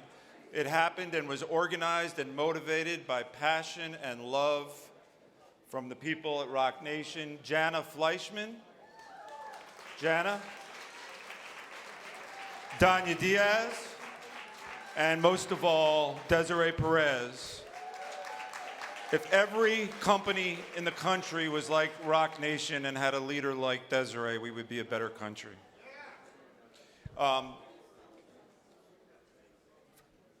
Policing. So for the next hour, this is the last panel, I'm going to give you a little framework about what we're going to do.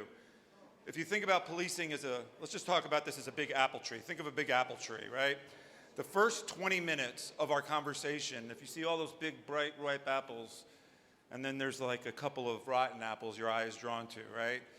The first 20 minutes, we're going to talk about how those rotten apples affect people, human beings and families. The second 20 minutes, we're going to talk about how we identify those apples and track them over time. And then the third 20 minutes, we're going to talk about how we have a tree without any rotten apples.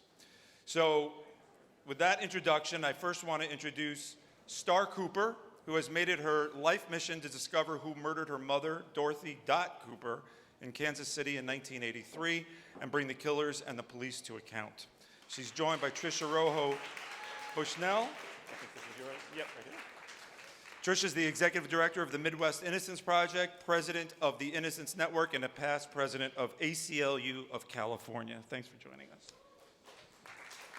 So Trisha, we're going to start talking specifically about Kansas City, Kansas, not Kansas City, Missouri. And if people don't know, some of the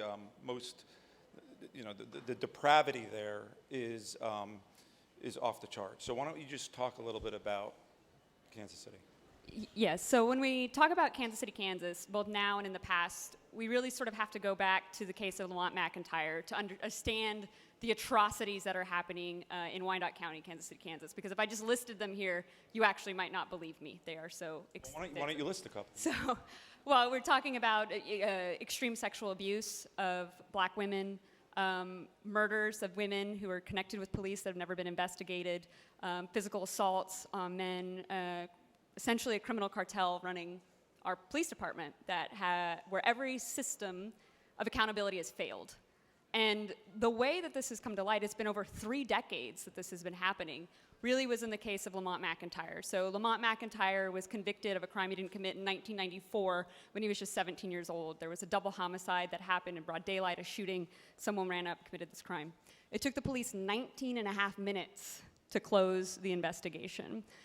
They essentially went to an eyewitness, and they gave a photo array, and they, picked up Lamont, and lots more to go to that. But essentially, he gets convicted, even though he has an alibi. 2 of the witnesses to the crime were family members of one of the decedents, and they go to a hearing, and they tell the prosecutor, that's not the guy. That's not the person who killed my relative. The prosecutor at the time was a woman named Tara Moorhead. She sent one of them home, and she told the other one, you're going to say what I tell you to say, or I'm going to take away your children. And so she does. She testifies against Lamont, immediately recants, and tries to tell everyone to make it right.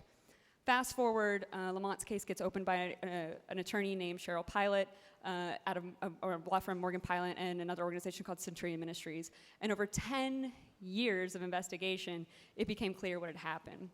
So Lamont eventually gets exonerated in 2017, and it's through what this investigation revealed, which is essentially this.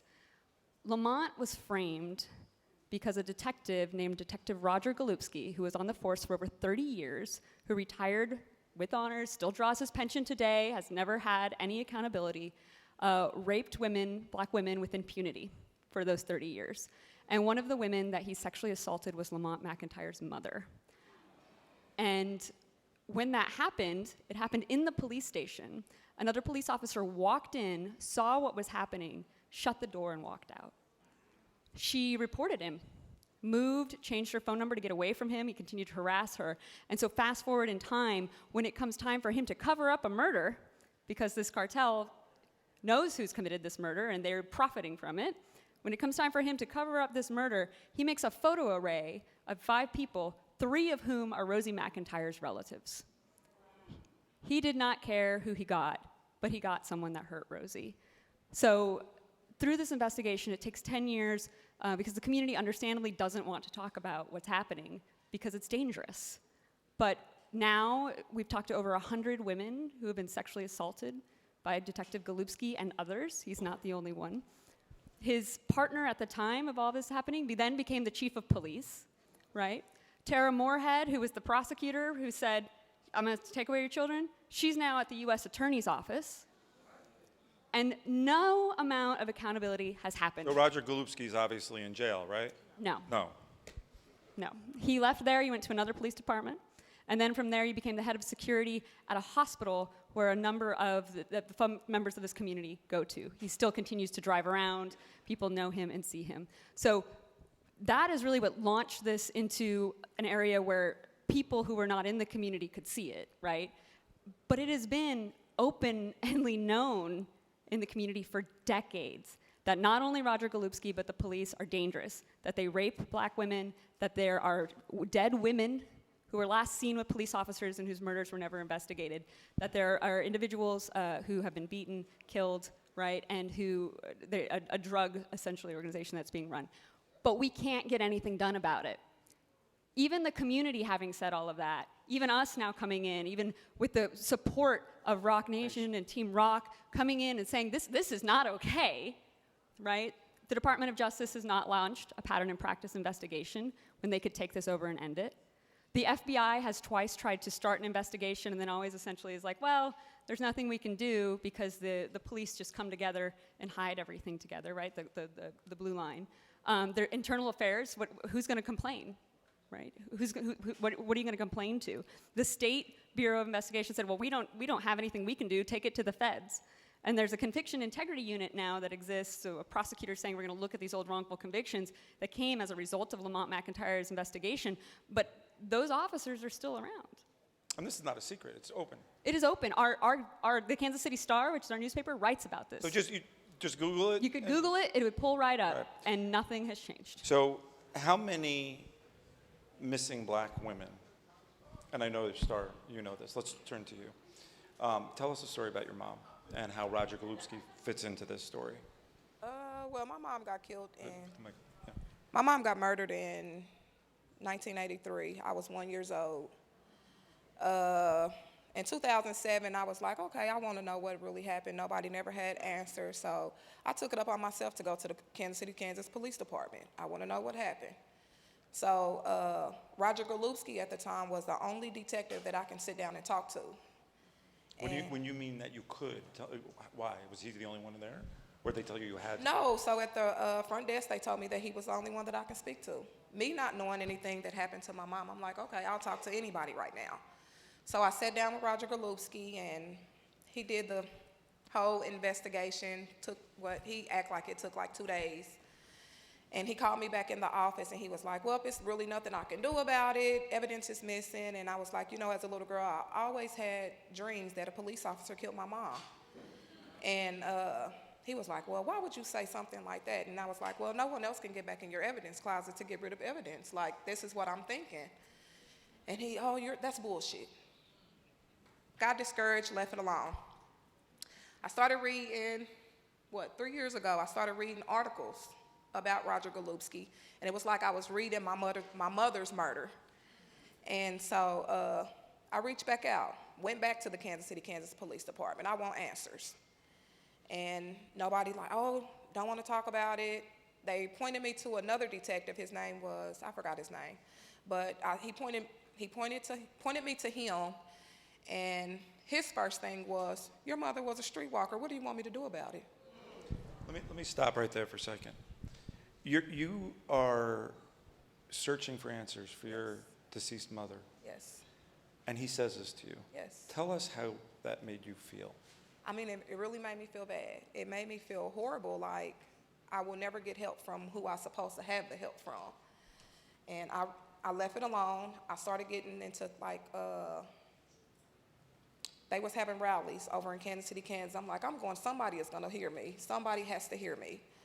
And so I started going to a few rallies, and I got in contact with other people that were dealing with the same thing I was dealing with. Not knowing it was like some people that I grew up with, some people that I was really close to, not knowing that we were really dealing with the same thing. And when you say the same thing, define what that same thing is. With our mothers getting. So you started meeting other people. Yes. Whose mothers was killed over in Kansas City, Kansas. Without being solved. Without being solved. How many do you know of? So far, since I've been doing my own investigation, it's over 30 women. All unsolved. Unsolved. And then they opened up a cold case unit over there and put a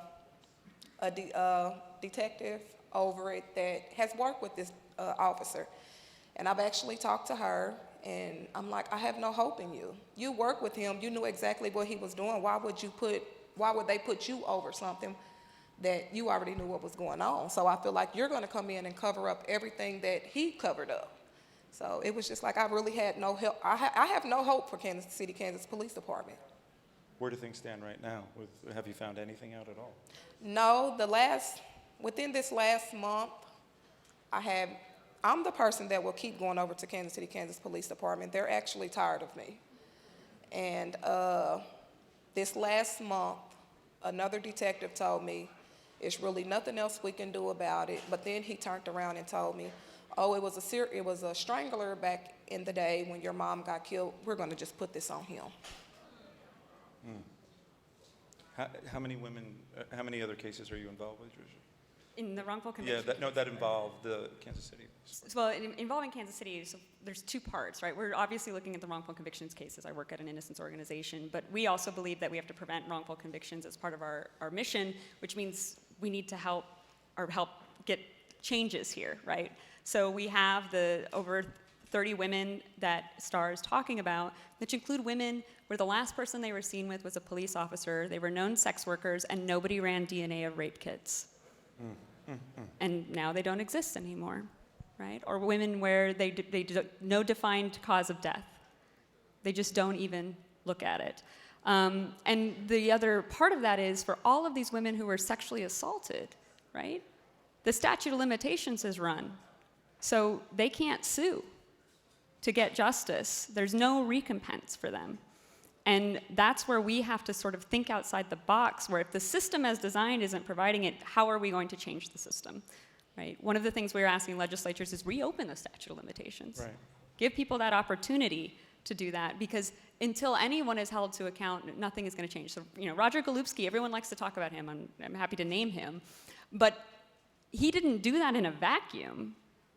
Right? You don't get to do that for 30 years and just say everything else is fine. His partner was the chief of police. He then retired, and it goes on and on and on. Right. So Roger Golubski being a very obvious example of what a bad, I won't even say bad, I mean that's different, off the charts, but all across the country there are different levels, obviously, of interactions that officers have that might not be okay. And so the question is how do we track what calls for accountability? How are we going to do that using data?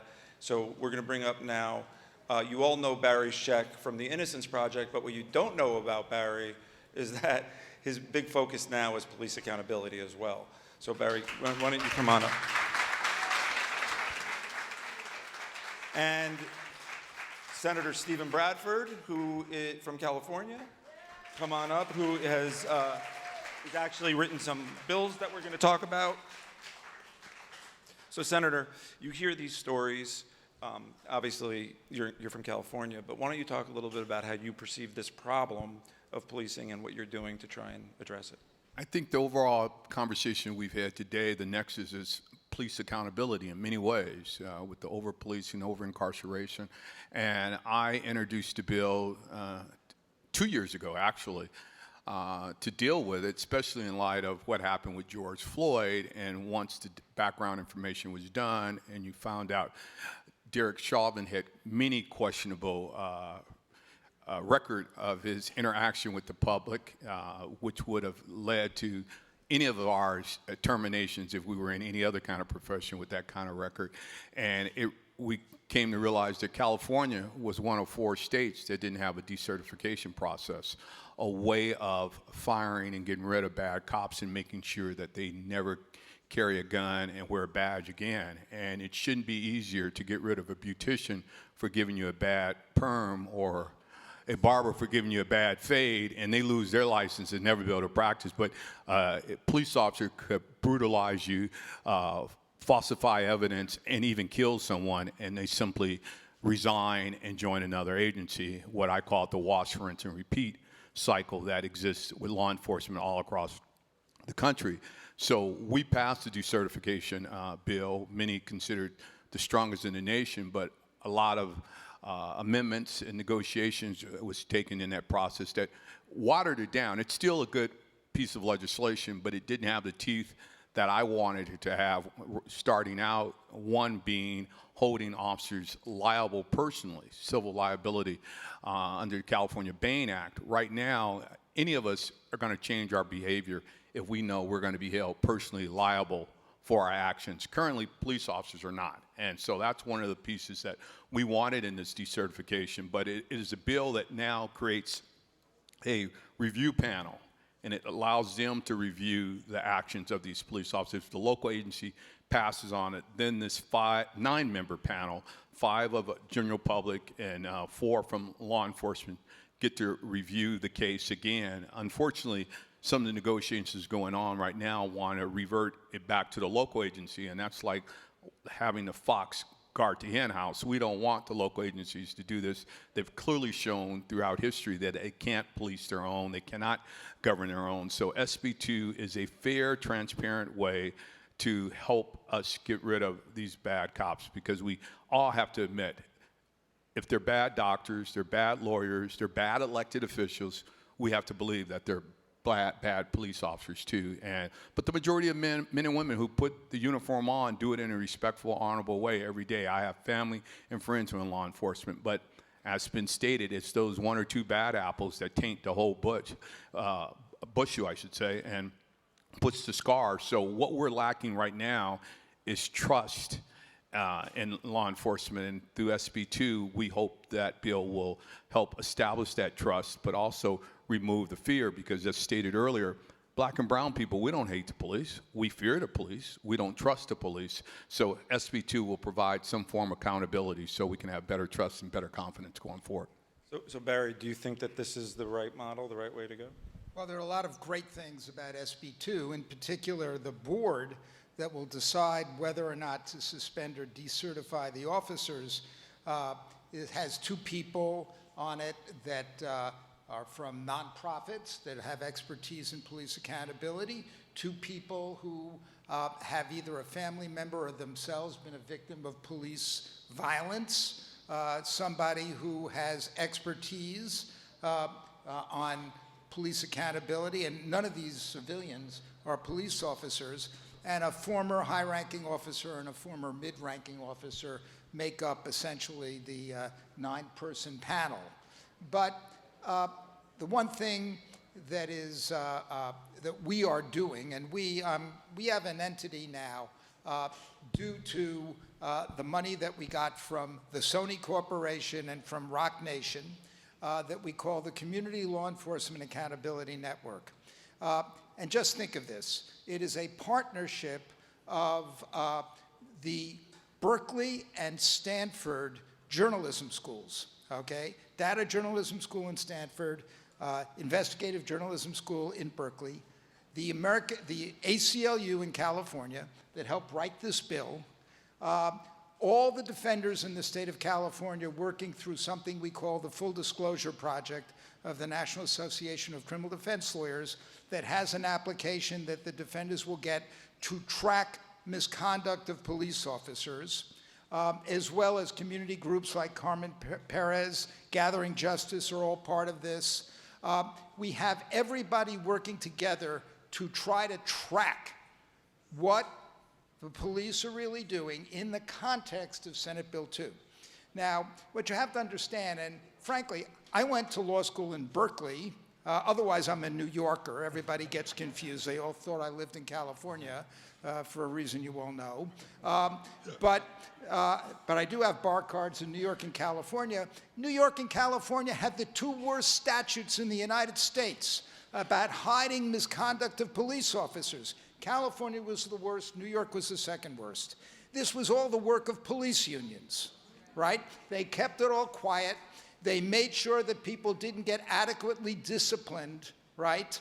And SB 2 and the transparency statutes in California are an effort to stop that.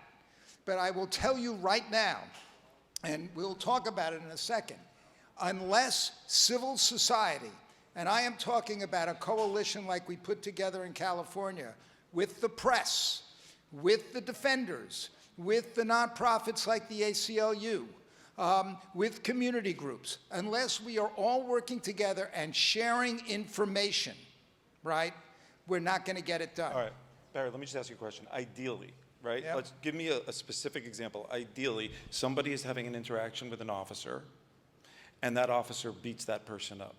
Yeah. Take us through the system. What would happen ideally? That person makes a complaint? Right. To Post?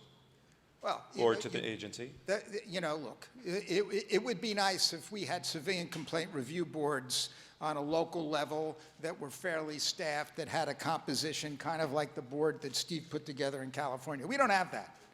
The one thing that there should be a statewide standard for all officers, whether you're in a small place or a big place. And that's what we did with Senate Bill 2. But the real answer is the investigation. So one of the things that happened with Senate Bill 2 is it said, okay, compromise with the police that you had to make.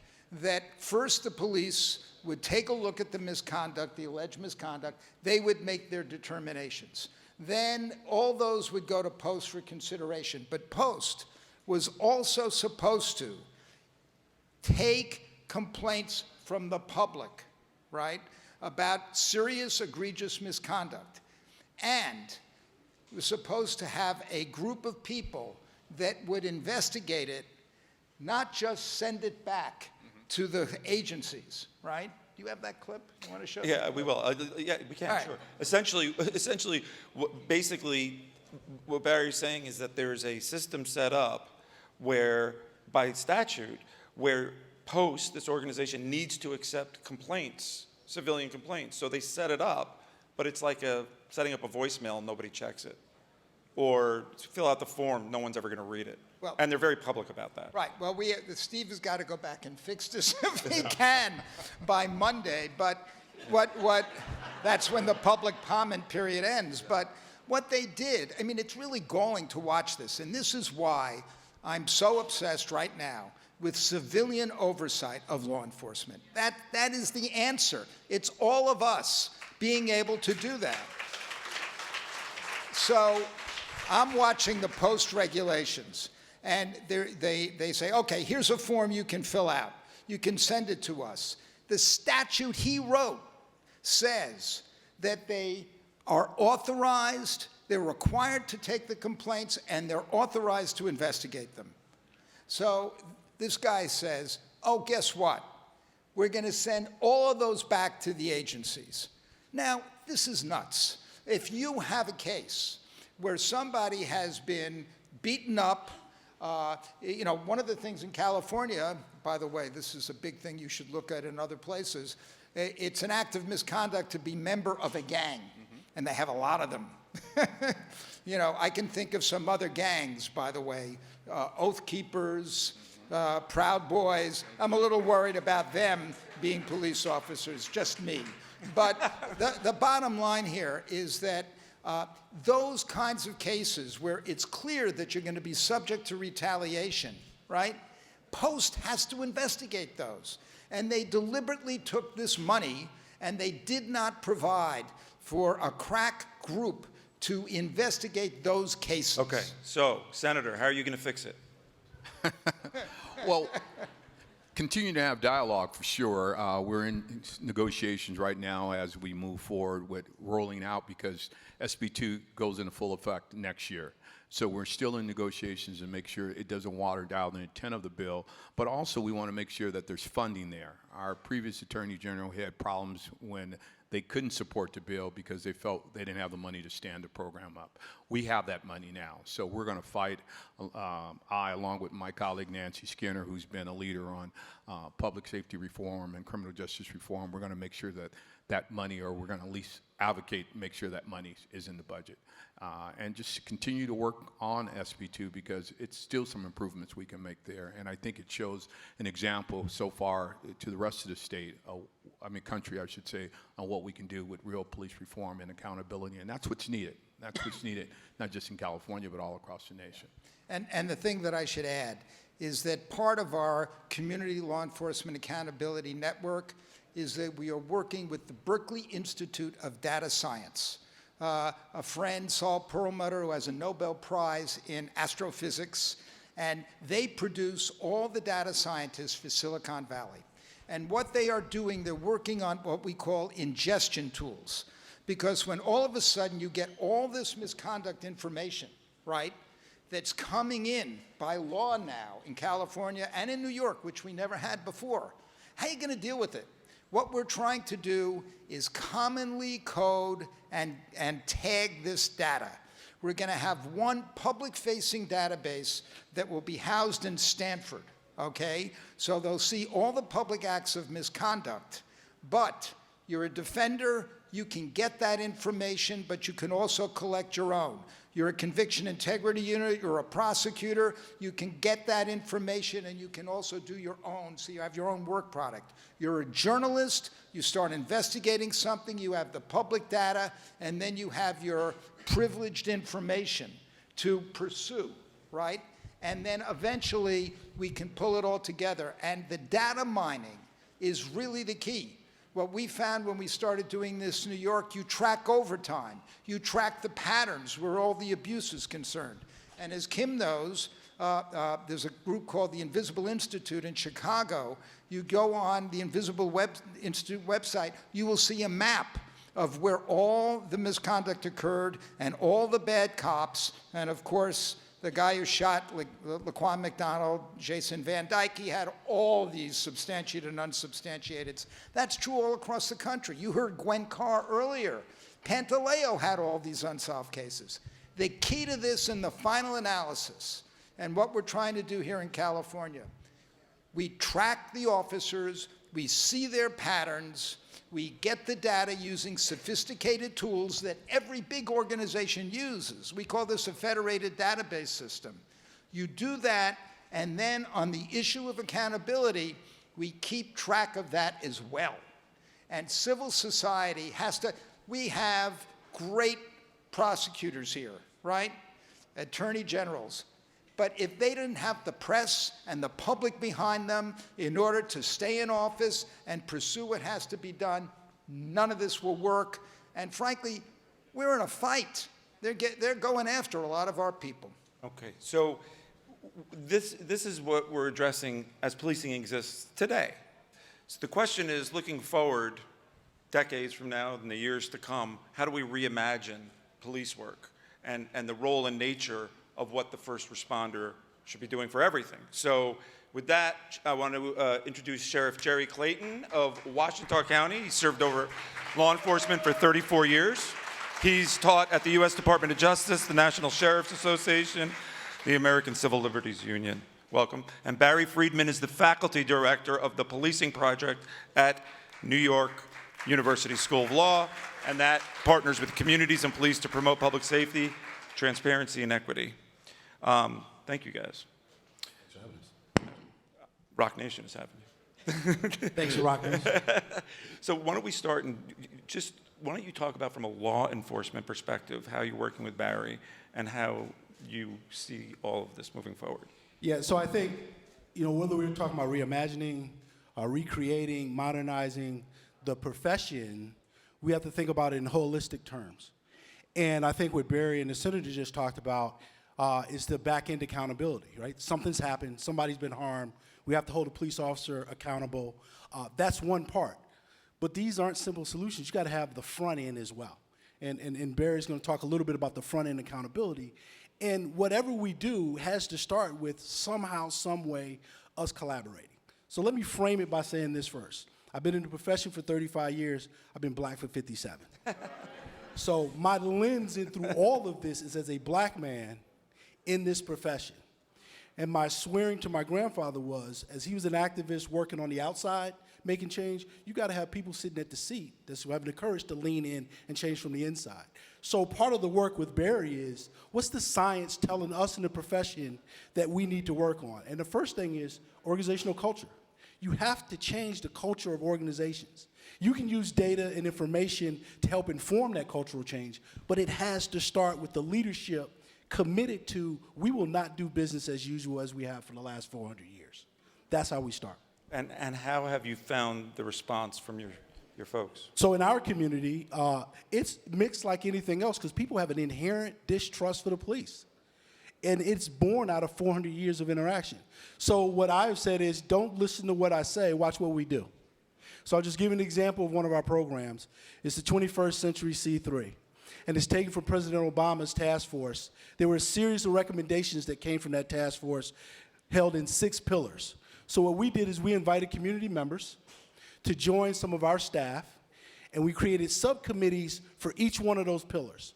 And to look at our organization, policy, operational protocol, training, and what about our organization does not meet the requirements of the recommendations. Now let me first say this about the recommendations. At the time, they were great and cutting edge. Right now, I would say those recommendations are the floor for every police agency. At the very least, we should be doing that. And my point is, I just had a meeting with him. We have community members informing us on policy change. That's how you start. Tell us how we should do the job to get the outcomes that we both agree with. And I'll end with this last piece. We pay them. The time is over from asking community members to come be a part of what we do and sit next to my staff who's getting paid and us not compensating them appropriately. Barry, you know, you have done a lot of work thinking about reimagining what police do. Why don't you talk a little bit about that? Sure, and first I want to thank Rock Nation for having me here. So I think there's 2 general things we got to do to fix policing in this country in addition to what you've already heard.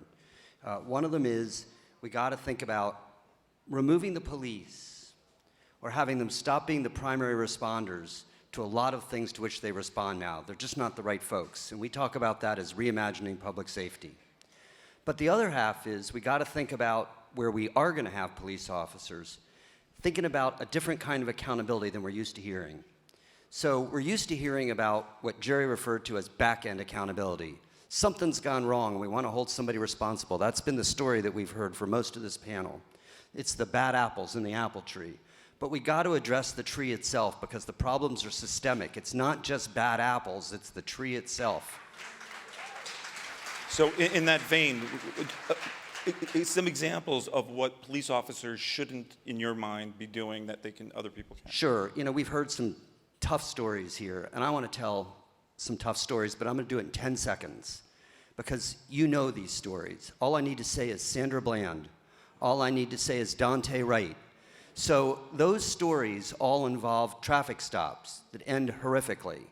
And what we do is we want to hold the officer accountable. But think about them a different way. Think about what all of those traffic stops involve. Let's just take it apart a little bit. First, somebody stopped for something that's pretty low level. There's an air freshener on their rear view mirror. There's a turn signal that never got hit. How many of you never hit a turn signal when you shifted lanes or turned a corner, right? Lots of you. I do it all the time. There's all kinds of low-level stuff like that. So I don't know whether we need to enforce that at all. Second, a lot of that enforcement is fines and fees enforcement. It's not really about traffic safety. It's about getting money out of people's pockets to sustain municipalities. So we got to stop doing that. Then even if you think we need to have that enforcement, why does it have to be a traffic stop by the officer? I mean, you got a license plate there. We got the technology to capture those license plates because we're using that for enforcement. So take a picture and send somebody a ticket if you're worried about the air freshener. Then, in some of those cases, we're going to pass a lot of legislation with all this clapping. So in some of those cases, there is a stop, and then somebody starts to run. That's what happens with Dante Wright. Let him run. I mean, so what? We know where they are. We know who they are. We just go up and deal with it later, right? Why do it right then? Why are we using deadly force for minor issues? So I'm going to give you an answer, but I actually want to ask everybody to do me a favor since y'all are so engaged. So I'm going to give you a phrase, and I just want you to say it back, okay? Front-end accountability. Thank you. So instead of just looking for the bad apples, we got to fix things on the front end. We got to keep bad things from happening in the first place. And we can do it. It's all about legislation. It's all about setting rules for the police. And it's startling to me. In most states in this country, there is not a comprehensive statute that tells police how to use force. In most states of this country, there is not a law that says when traffic stops are appropriate and when they're not. In most states in this country, there's not legislation that says when fines and fees are appropriate. In most states in this country, there is not a law that says when it's appropriate to use force for a minor offense. Some states are just starting to do this, but that's what we got to do. And then the last piece is, traffic enforcement's a good example of what Jerry and I talk about a lot, which is, do we have cops where they don't need to be? So you're hearing a lot about this for mental health and behavioral issues. People are unhoused. But do we need cops for traffic offenses? It's not clear that we do. And then think about noise complaints and animal control and so many other issues. Do we need police? And even if we need police, because Jerry and I agree on this, should they be out front? Should they be the first responder? How about mediators? So I think, and Jerry can actually speak to this way better than I do, but I actually think a cop on the street answering 911 calls, what they do the most, tell me if I'm right, is mediate disputes that people are having. Is that right? He's right. Most of our responses to call for services are lower level. And I don't disagree with Barry and the other folks that say we need to look at alternative responders. I say we need to do it in a very thoughtful way. Here's what scares me, that folks are in such a rush to go alternative responder, they don't do it strategically. They're not looking at the outcomes that they want. And the same people we're saying we're trying to protect, and let me just be frank, people that look like me and you often get harmed. So I'm a proponent of alternative responses, but let's do it in a strategic and deliberate way. Let's make sure, and here's the other people that are getting off the hook, elected officials. So let's just be really, really clear. We were talking about police contracts, about holding officers accountable. Police chiefs don't sign those contracts. Elected officials sign those contracts. Here's the other thing. When we're talking about alternative responders, we better make sure that we've made structural investment in all the different programs and the different responders that we want to respond 24/7, 365. So we can't partially do it and say, well, we want alternative responders, but we only want it 9 to 5, Monday through Friday. And every time else it's okay for the police to respond. That makes no sense, but I don't hear people talking about that. So the sound bite sounds good, but let's talk to the elected officials, all the governmental folks, and let's make sure that when we're talking about doing this, we're doing it the right way. And I'll end with this. We've got a co-responder unit that we just rolled out. We've established the criteria for using that unit. We're training our dispatchers to use the unit. We're starting slow in a pilot. We're assessing the impact, and we're willing to make the change that's required if it's not working the way we want. And the last thing I'll say is, our ultimate outcomes that we developed in conjunction with the community. We didn't tell them this is what you want or you need, or what you need. We asked them, what do you want, and how are we going to put it together that way? Wow. It's a very nuanced issue, and there's a lot to it. But we need to move on, and we have a great person to bring this all together for us. There's all of these challenges to bridge the divide. We're very lucky to have Professor Paul Butler from Georgetown with us. Georgetown Law, MSNBC legal analyst, former federal prosecutor, author of Chokehold: Policing Black Men, and a brilliant, brilliant professor.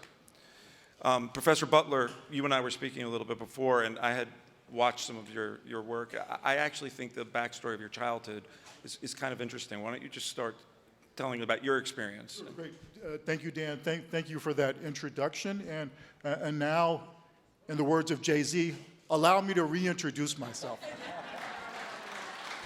My name is Paul Butler, and I represent the people. That's how I used to start my opening statements to juries. I was a prosecutor. I represented the government in criminal court in the District of Columbia, and I used that power to put black men in prison, and black women, and poor people, Latinx people. Like a lot of prosecutors, that was pretty much all I did. During the time that I did that work, I learned some things, and my work as a scholar and activist has been about what I learned. And there are bad apple cops, and that's the story that Dan wants me to tell, and I'm happy to talk about being a 10-year-old kid in Chicago, growing up, riding my bike from my wonderful all-African-American neighborhood across the tracks, literally, across the tracks to the library, in the white neighborhood. When I cross those tracks, cop car pulls up alongside me. Officer rolls down his window, white guy. "Is that your bike?" he said. I said, "Yes." "Is that your car?" and then I drove off. When I got home, I told my mom what I said. My mom who marched with Martin, my mom who took it to the streets with Malcolm. I told her what I'd said to this cop, and she gave me a spanking. Didn't I know what happened to black boys who talked to the police like that? She was right. Literally at this time, the Chicago Police Department was operating an off-site where they tortured black men in order to get them to falsely confess. They poured soda up their nostrils. They attached electrodes to their genitals. The city of Chicago has now spent tens of millions of dollars paying back these brothers who were tortured by the government. So there are bad apple cops, but one of the things I've learned at my work as a scholar is that the problem isn't mainly bad apple cops. The problem is the system is working the way it's supposed to. So you're one of the most brilliant professors in the country, particularly on this issue. And I'm taken by your story, and I'm just curious, all these decades later, how that informs you. Is it like, when you think back about that episode, how does it feel for you? Well, I appreciate that, and every black man and every black woman has a story like that. I wish I could say that mine was unique, but mine wasn't. What happened to the officer who did that to me? Nothing. He was doing his job. So when we think about police work, I think we have to think about it in two different ways. One is reform, and one is transformation. And in a way, that's what these panels have been about. One about reform, and one about transformation. And in the universities, we can do a theoretical spin on the tension there. And I think it's important. I don't think it's the only thing, but I think it's important to know. So should we try to reform the police, or is it just so bad we need to start from ground zero? And we had this conversation with regard to abolition of the death penalty. And there were a lot of people who wanted to get rid of the death penalty. They think it's racist, they think it's unconstitutional. But the way that they worked to do that was with reform. What does reform of the death penalty mean? It means good stuff happen. It means now children can no longer be put to death. It means that people who are intellectually disabled can no longer be killed by the government. But what does that do? That makes the death penalty more fair. It makes it harder to abolish. And in a sense, we see the same tension with regard to reforming the police.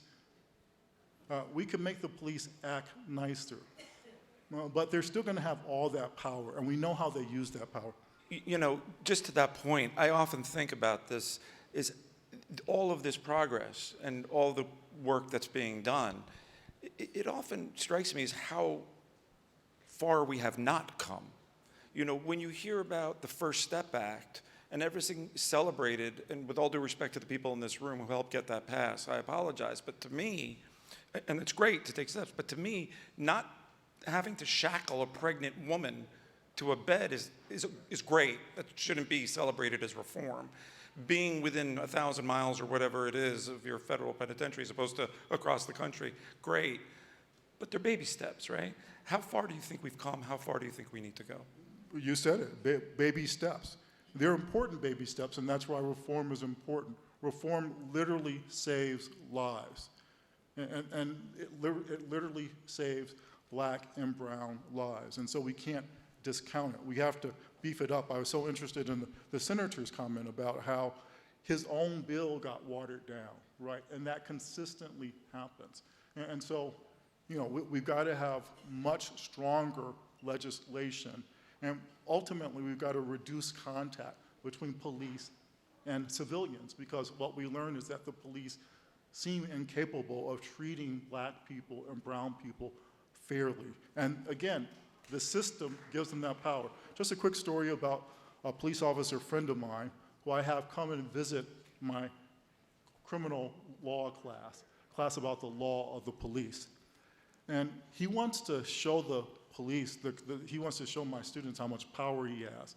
So he invites them to go on a ride-along. That means that as he patrols DC late at night, they sit in the back seat of his car and see what it's like to be an officer.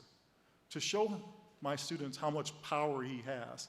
This cop plays a game with them called Pick That Car. He says to the student, pick any car you want, and I'll stop it. So the students say, well, how about that white Camry over there? He's a good cop. He waits until he has a legal reason. He can stop any car, he says. All he's got to do is follow it for 3 or 4 blocks, 3 or 4 minutes. And Barry, he'll see that dangling air freshener. And then he has the power to order the passenger and driver to get out of the car, to ask their permission if he can search. And that starts so much of the tragedy, so many of the tragedies that we've seen with black and brown men and women being victims of police brutality. Last question of the day. You can blink your eyes, or, in the future. What does transformation look like to you? Transformation looks like when the 95% of people who call the police for issues, minor issues like the sheriff mentioned, you don't have people with a gun respond. When there's a dispute between neighbors, when somebody's having a crisis coming from homelessness or addiction or mental illness, a lot of times having people with guns and the power to beat you up and kill you makes things worse, not better. And so we have to reimagine public safety in just the ways that we've been describing. And again, it doesn't mean that the police, many of the police aren't doing the best that they can, but the sheriff knows. They're often, officers are the first to tell you that they get called for things that they're not equipped to handle. And so we need better first responders for the 95% of times people call the police that you don't need a gun to deal with the situation. Thanks, Professor. Thank you. Star, I really hope that we find out what happened to your mom and you get accountability. And I'm so sorry for everything that you've had to endure your entire life. Nobody should have to endure what you have had to endure. Thank you all for coming. I think this wraps the day. I'm told we have a special thing happening. Yeah? Yeah? Okay. Please, everyone, remain seated for a very special honor.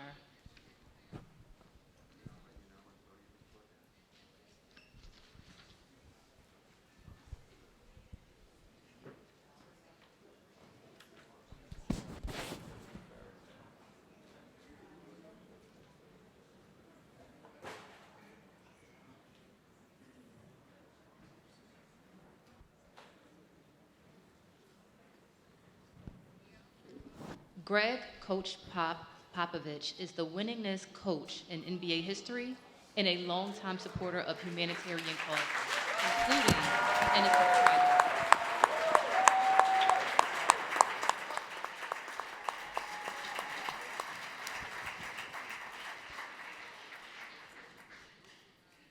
I didn't do it. Good Lord. My name is Popovich, and I want to thank the United Justice Coalition for asking me to come to honor an amazing man. That would be him, Barry Shaka.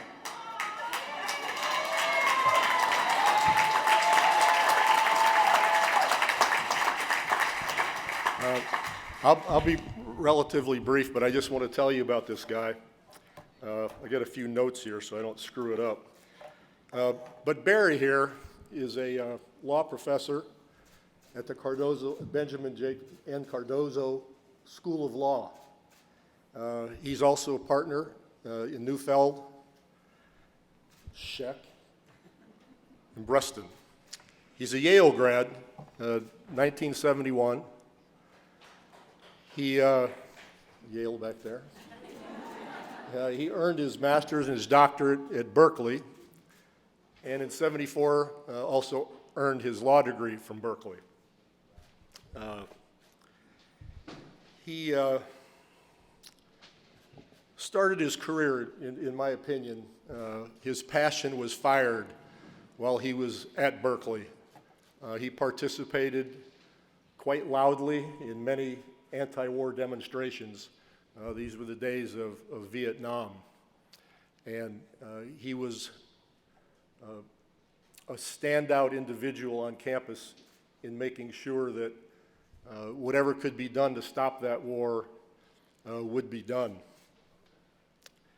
He really believed firmly that deferments had to stop. For some of you young people, the deferment was if you had some sort of privilege, you could get out of being drafted to go to Vietnam. But he thought that that was very unfair, and he was trying to figure out ways he could help to stop the war.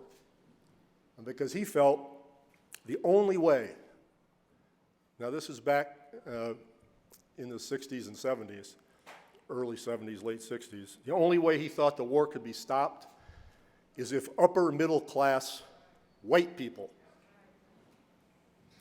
had to watch their children come back in body bags from Southeast Asia. Just as an aside, personally, I think about that today, how gun laws might change if we had people in positions of power who lost their children. But you can't say that. That's ugly and that's mean. But it's damn true. And that's how he felt during the Vietnam years. And I think that's where his passion started. He's got awards that are too long to list, and if I began listing them, he'd probably jump me from behind. He's a very selfless individual, but you know, one of the most preeminent criminal law lawyers in the world, not the United States, in the world.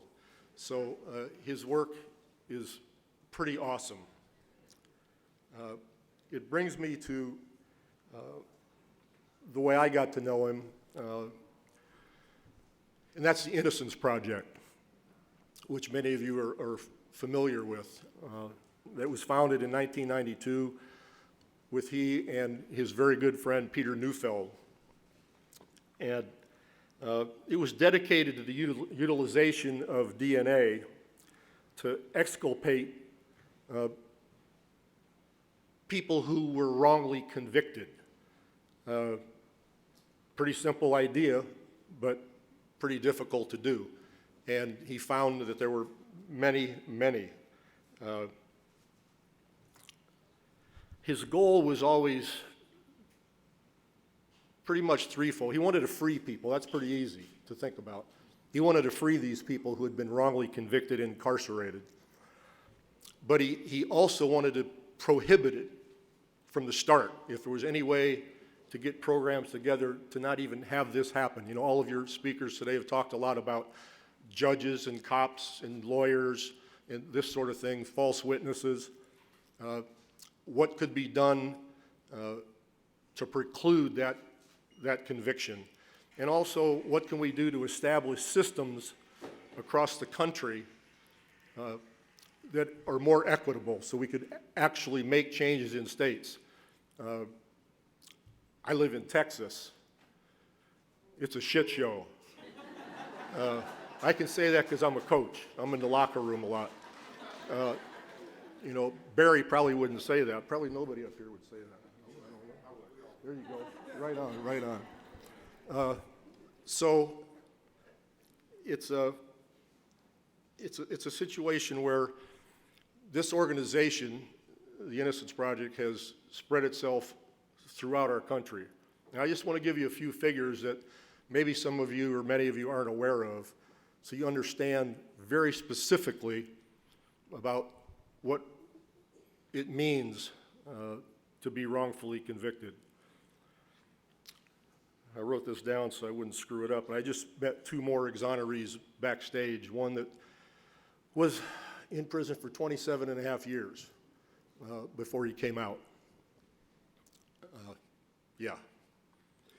16 is a number, that's the average time spent by an exoneree who was wrongfully convicted. Average of 16 years. I can't imagine a day or two or a week I can't put my arms around it. I mean, this is the country we live in. I don't have the answers, but it pisses me off, it hurts me, it confounds me, and I wonder, where the hell do I live?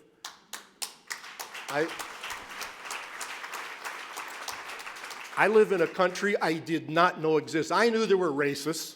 I understand that. But I had no idea it was to this level, and that the injustice and the seeking of power was so rampant that we are in the position we're in now. I digress. The average age of the individuals who have been wrongfully convicted is 27. But overall, to date, through the Innocence Project and Barry Scheck's work, 375 people have been exonerated.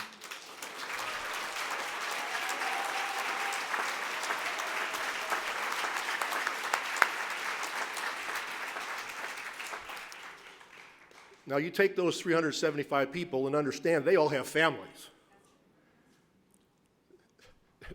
They didn't just bring cookies on the weekends, they suffered. So you're talking about thousands of people who are affected by this, and we can't get crap done. But there are people working on it. And the Innocence Project is one of the best. The last figure I want to give you is 3,690. If you add up the years that those 375 men and women spent in jail, it's 3,690 years in frickin' prison. 58% are black.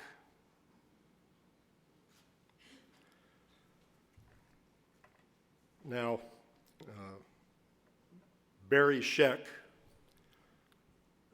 knows full well, just like anybody in this room who's been successful, you don't do it on your own. His organization is amazing, and that's why UJC and Team Rock wanted to honor him today. It's been, he's got thousands of people working on this in all the states. As I said, these exonerees have been exonerated from 32 of our states, so it's nationwide.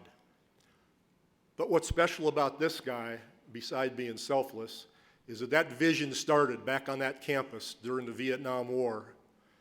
And his tenacity, his consistency, and his love of justice is why we want to honor him tonight. Barry Scheck.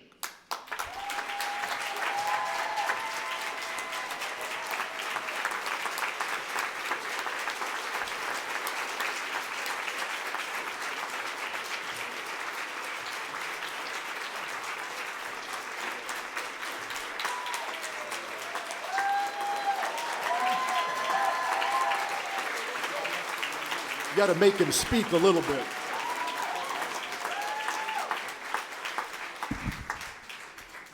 Oh, Desiree, Danya, this is a shock. This is a real surprise. Coach Popovich?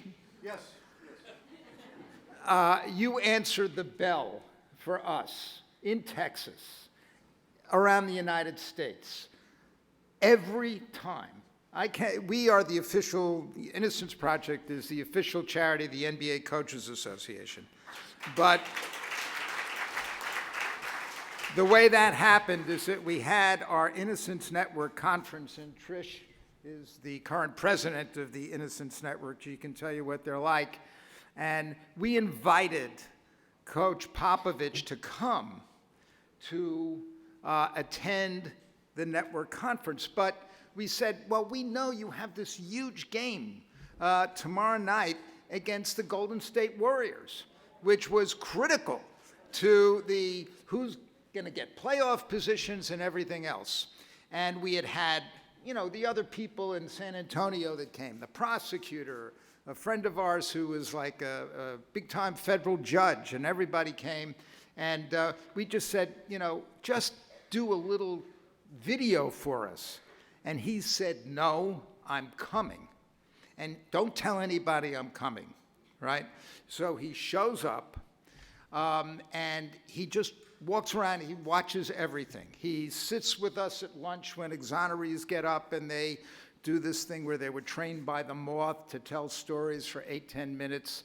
And he's laughing and he's crying and he's watching all of this. And the chair of our board, who Steve knows very, very well, Rodney Ellis then, by the way, who will be the first to tell you he's one of those black men that knows nothing about basketball. It was shocking to me, and I'm obsessed with basketball. And Pop says, I got a good idea. You know, come, let's talk in this room. He said, I want you to be the official charity of the NBA Coaches Association. Come to our meeting in September in Chicago. They're all great guys. There's just 2 assholes. See, this I couldn't tell at our Gallus. I can tell it here. They wouldn't let me tell it. I said, who are they? He said, I'm not telling you, right? But of course, it turns out that the NBA, the coaches of the NBA have just been unbelievable.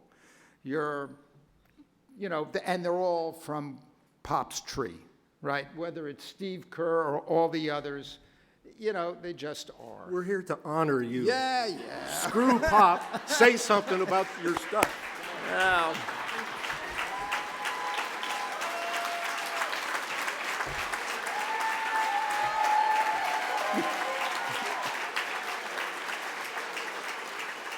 I'm profoundly embarrassed. I just figured I had to tell that story. Look, he does so many things that he doesn't talk about, right?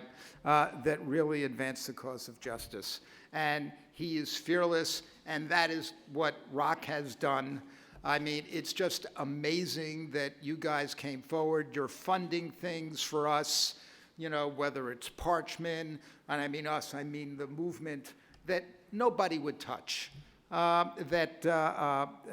Really taking celebrity and moving people, whether it's the NFL or the NBA or all these people, moving them in a direction that's really important. So I am supremely humbled and honored that you did this. I feel actually quite undeserving.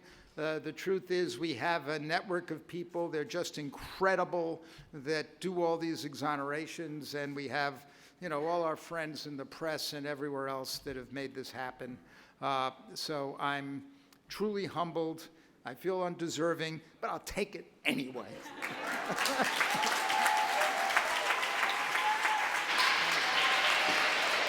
Please welcome to the stage Michael Rubin.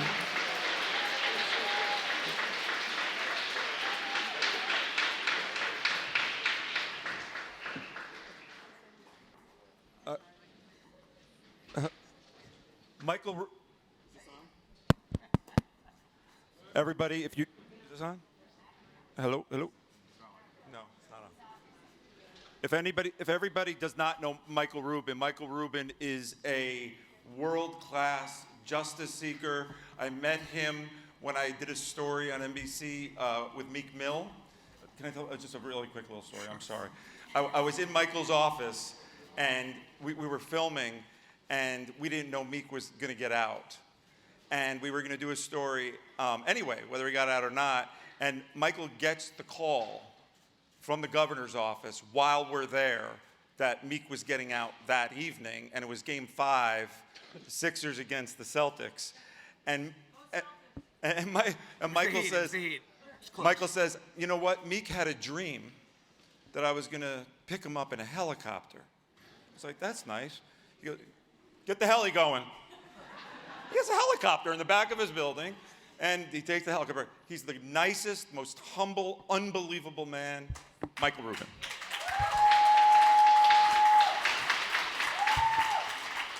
Thank you. So last night, about 8 o'clock in the night, I got a call from Desiree Perez, the CEO of Rock Nation. She said, what are you doing tomorrow night?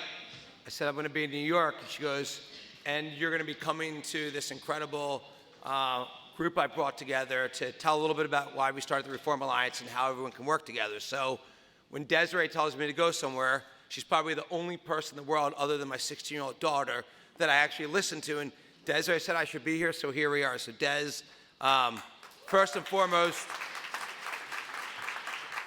Des, thanks for bringing everyone together here. This is, thank you for giving me an opportunity to see this.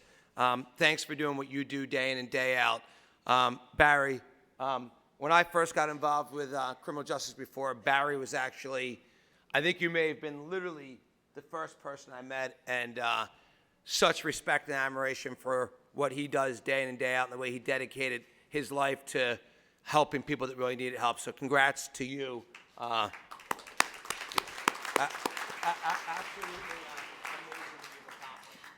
amazing. Des said just come up for a few minutes and kind of talk about why we started the Reform Alliance and kind of how we're thinking about this field and kind of what's in my head. So I think everyone really knows the story. Unlike a lot of people in this room, I did not set out with a mission to help people that need help. Honestly, I was kind of a lot of what white America represents. I didn't understand the issues. I was kind of working 24/7 in my business and, really didn't understand this. But I had a friend, Meek Mill, who was a really good friend of mine, who kept telling me about the issues that he had. And, as he became a better friend and I would, kind of listen, more closely to the issues, my life changed one day when he said to me, and I think a lot of people probably know the story, but he said to me, hey, Michael, can you come to court with me today? He said, I want you to see what happens when a black person goes to court. And I said, you really want me to go to court? He said, yes, I really want you to come to court with me today. By the way, I had never met Desiree before. So for Desiree and for Meek, I think this was a normal day. For me, this was, probably, I'd say the most surreal day of my entire life. I'm supposed to tell you it was when one of my kids was born or something. It was this day, November 6th of 2017. And, Meek, who was already a really good friend of mine for years, he went to court on a probation violation. He had popped a wheelie on a motorcycle and got a ticket that I think was literally like $60 or $75. And he'd also broken up a fight in an airport where there was surveillance showing that he was literally breaking a fight up. And for that, he was going to court for a probation violation. And I told him for the months leading up to this, hey, brother, this is not going to be an issue. Like, no one goes to jail for breaking up a fight, for popping a wheelie. Like, you're good. And so shows you I didn't know shit. And shows you do not listen to the white successful business guy. That's the wrong thing to do. So I went to court and, I watched, it was actually fascinating. I watched the probation officer get up and say, Robert Williams is a model probationer. He's done everything we've asked. We recommend no sentence. I said, great. The probation officer just said, you're good. Then I watched the district attorney get up and say, we don't object. We recommend no sentence. And then the judge went for like an hour, and they actually had an intermission. And at this intermission, Meek and I went to the bathroom. I said, you're good. Don't worry about it. We came back, and they said, hey, Michael, it's kind of like this. They said, hey, Michael, can you get up and speak about Meek? I had no idea. And so I said, yeah, I'll get up. And, I generally think I'm a pretty good salesman. I could sell anything. I get up, I start telling the story about Meek. I've known this guy for multiple years now, and he's a great guy. He knows, by the way, you're talking about the NBA. He knows the commissioner of the NBA for me, the commissioner of Major League Baseball. And he's friends with my mom and my kid. And, he knows so many owners and sports he's met for me. Everyone loves this guy. I'm sure he's not perfect. I didn't know him 10 years ago, but he's a really good guy. And, we got to bring people together. And, I talked for about 15 minutes. I thought I'd give a really compelling, reason on why he shouldn't go to prison. I sat down, and about 10 minutes later, they said, Robert Williams, 2 to 4 years in prison. And, I'm like the least emotional person in the world. And tears started coming out of my eyes. And I watched them put Meek in the handcuffs. And I watched them, give his wallet and his watch to his mom. And I looked at his mom, and I said, I will not stop until I get your son out of prison. And Desiree looks at me. She goes, hi, I'm Desiree Perez. I run Rock Nation.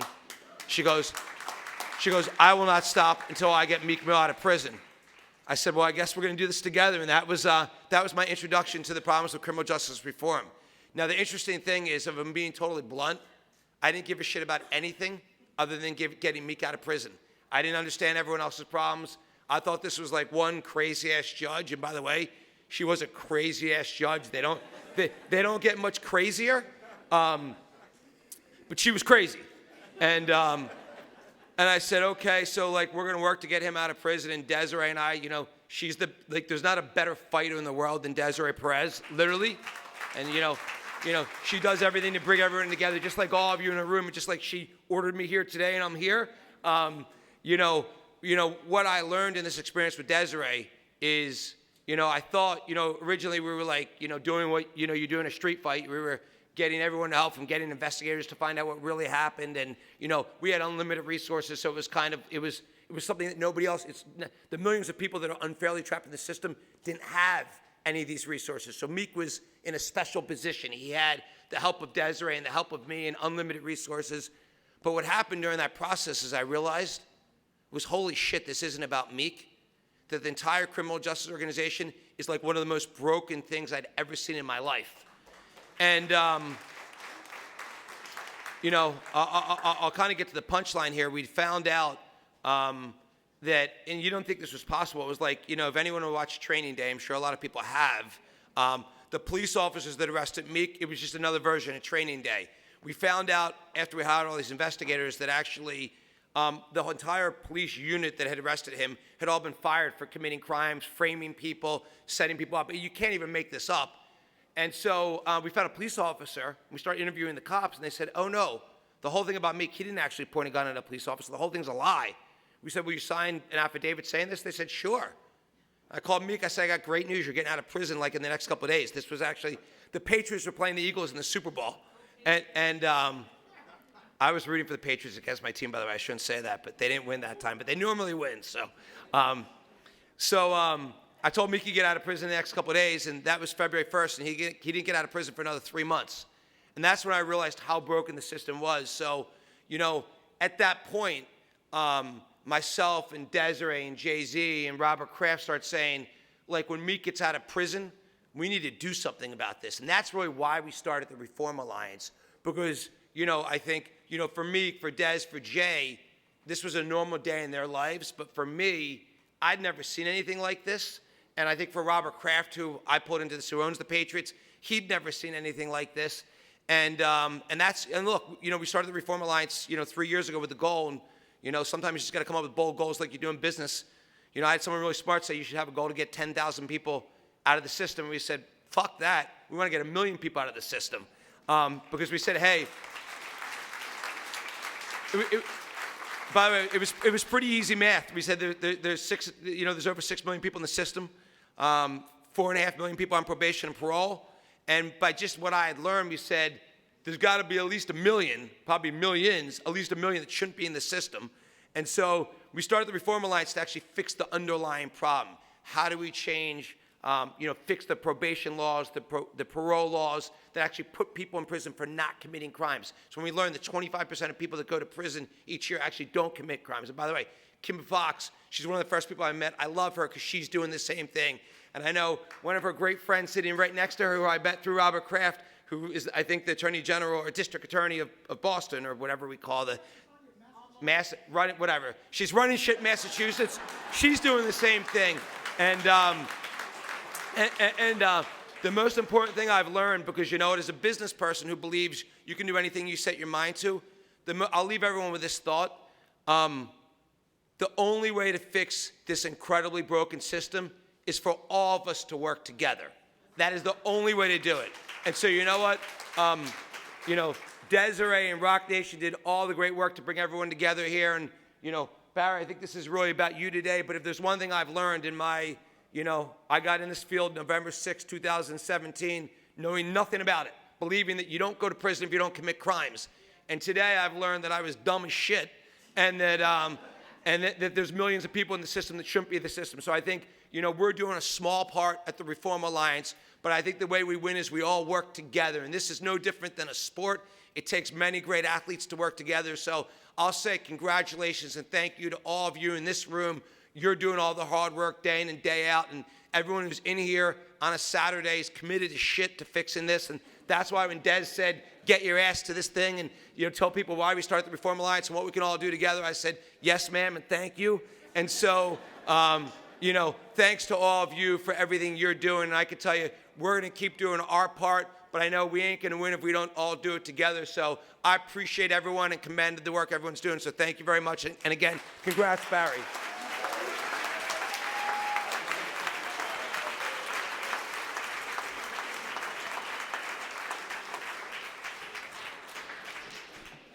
Thank you to all of today's guests and panelists, and thanks to all participants for joining us for the inaugural United Justice Coalition Summit. Please stay in touch and follow us on social media to get involved in our cause for justice. Thank you all for coming. Please follow us on all social media platforms at United Justice C. Have a great and safe evening.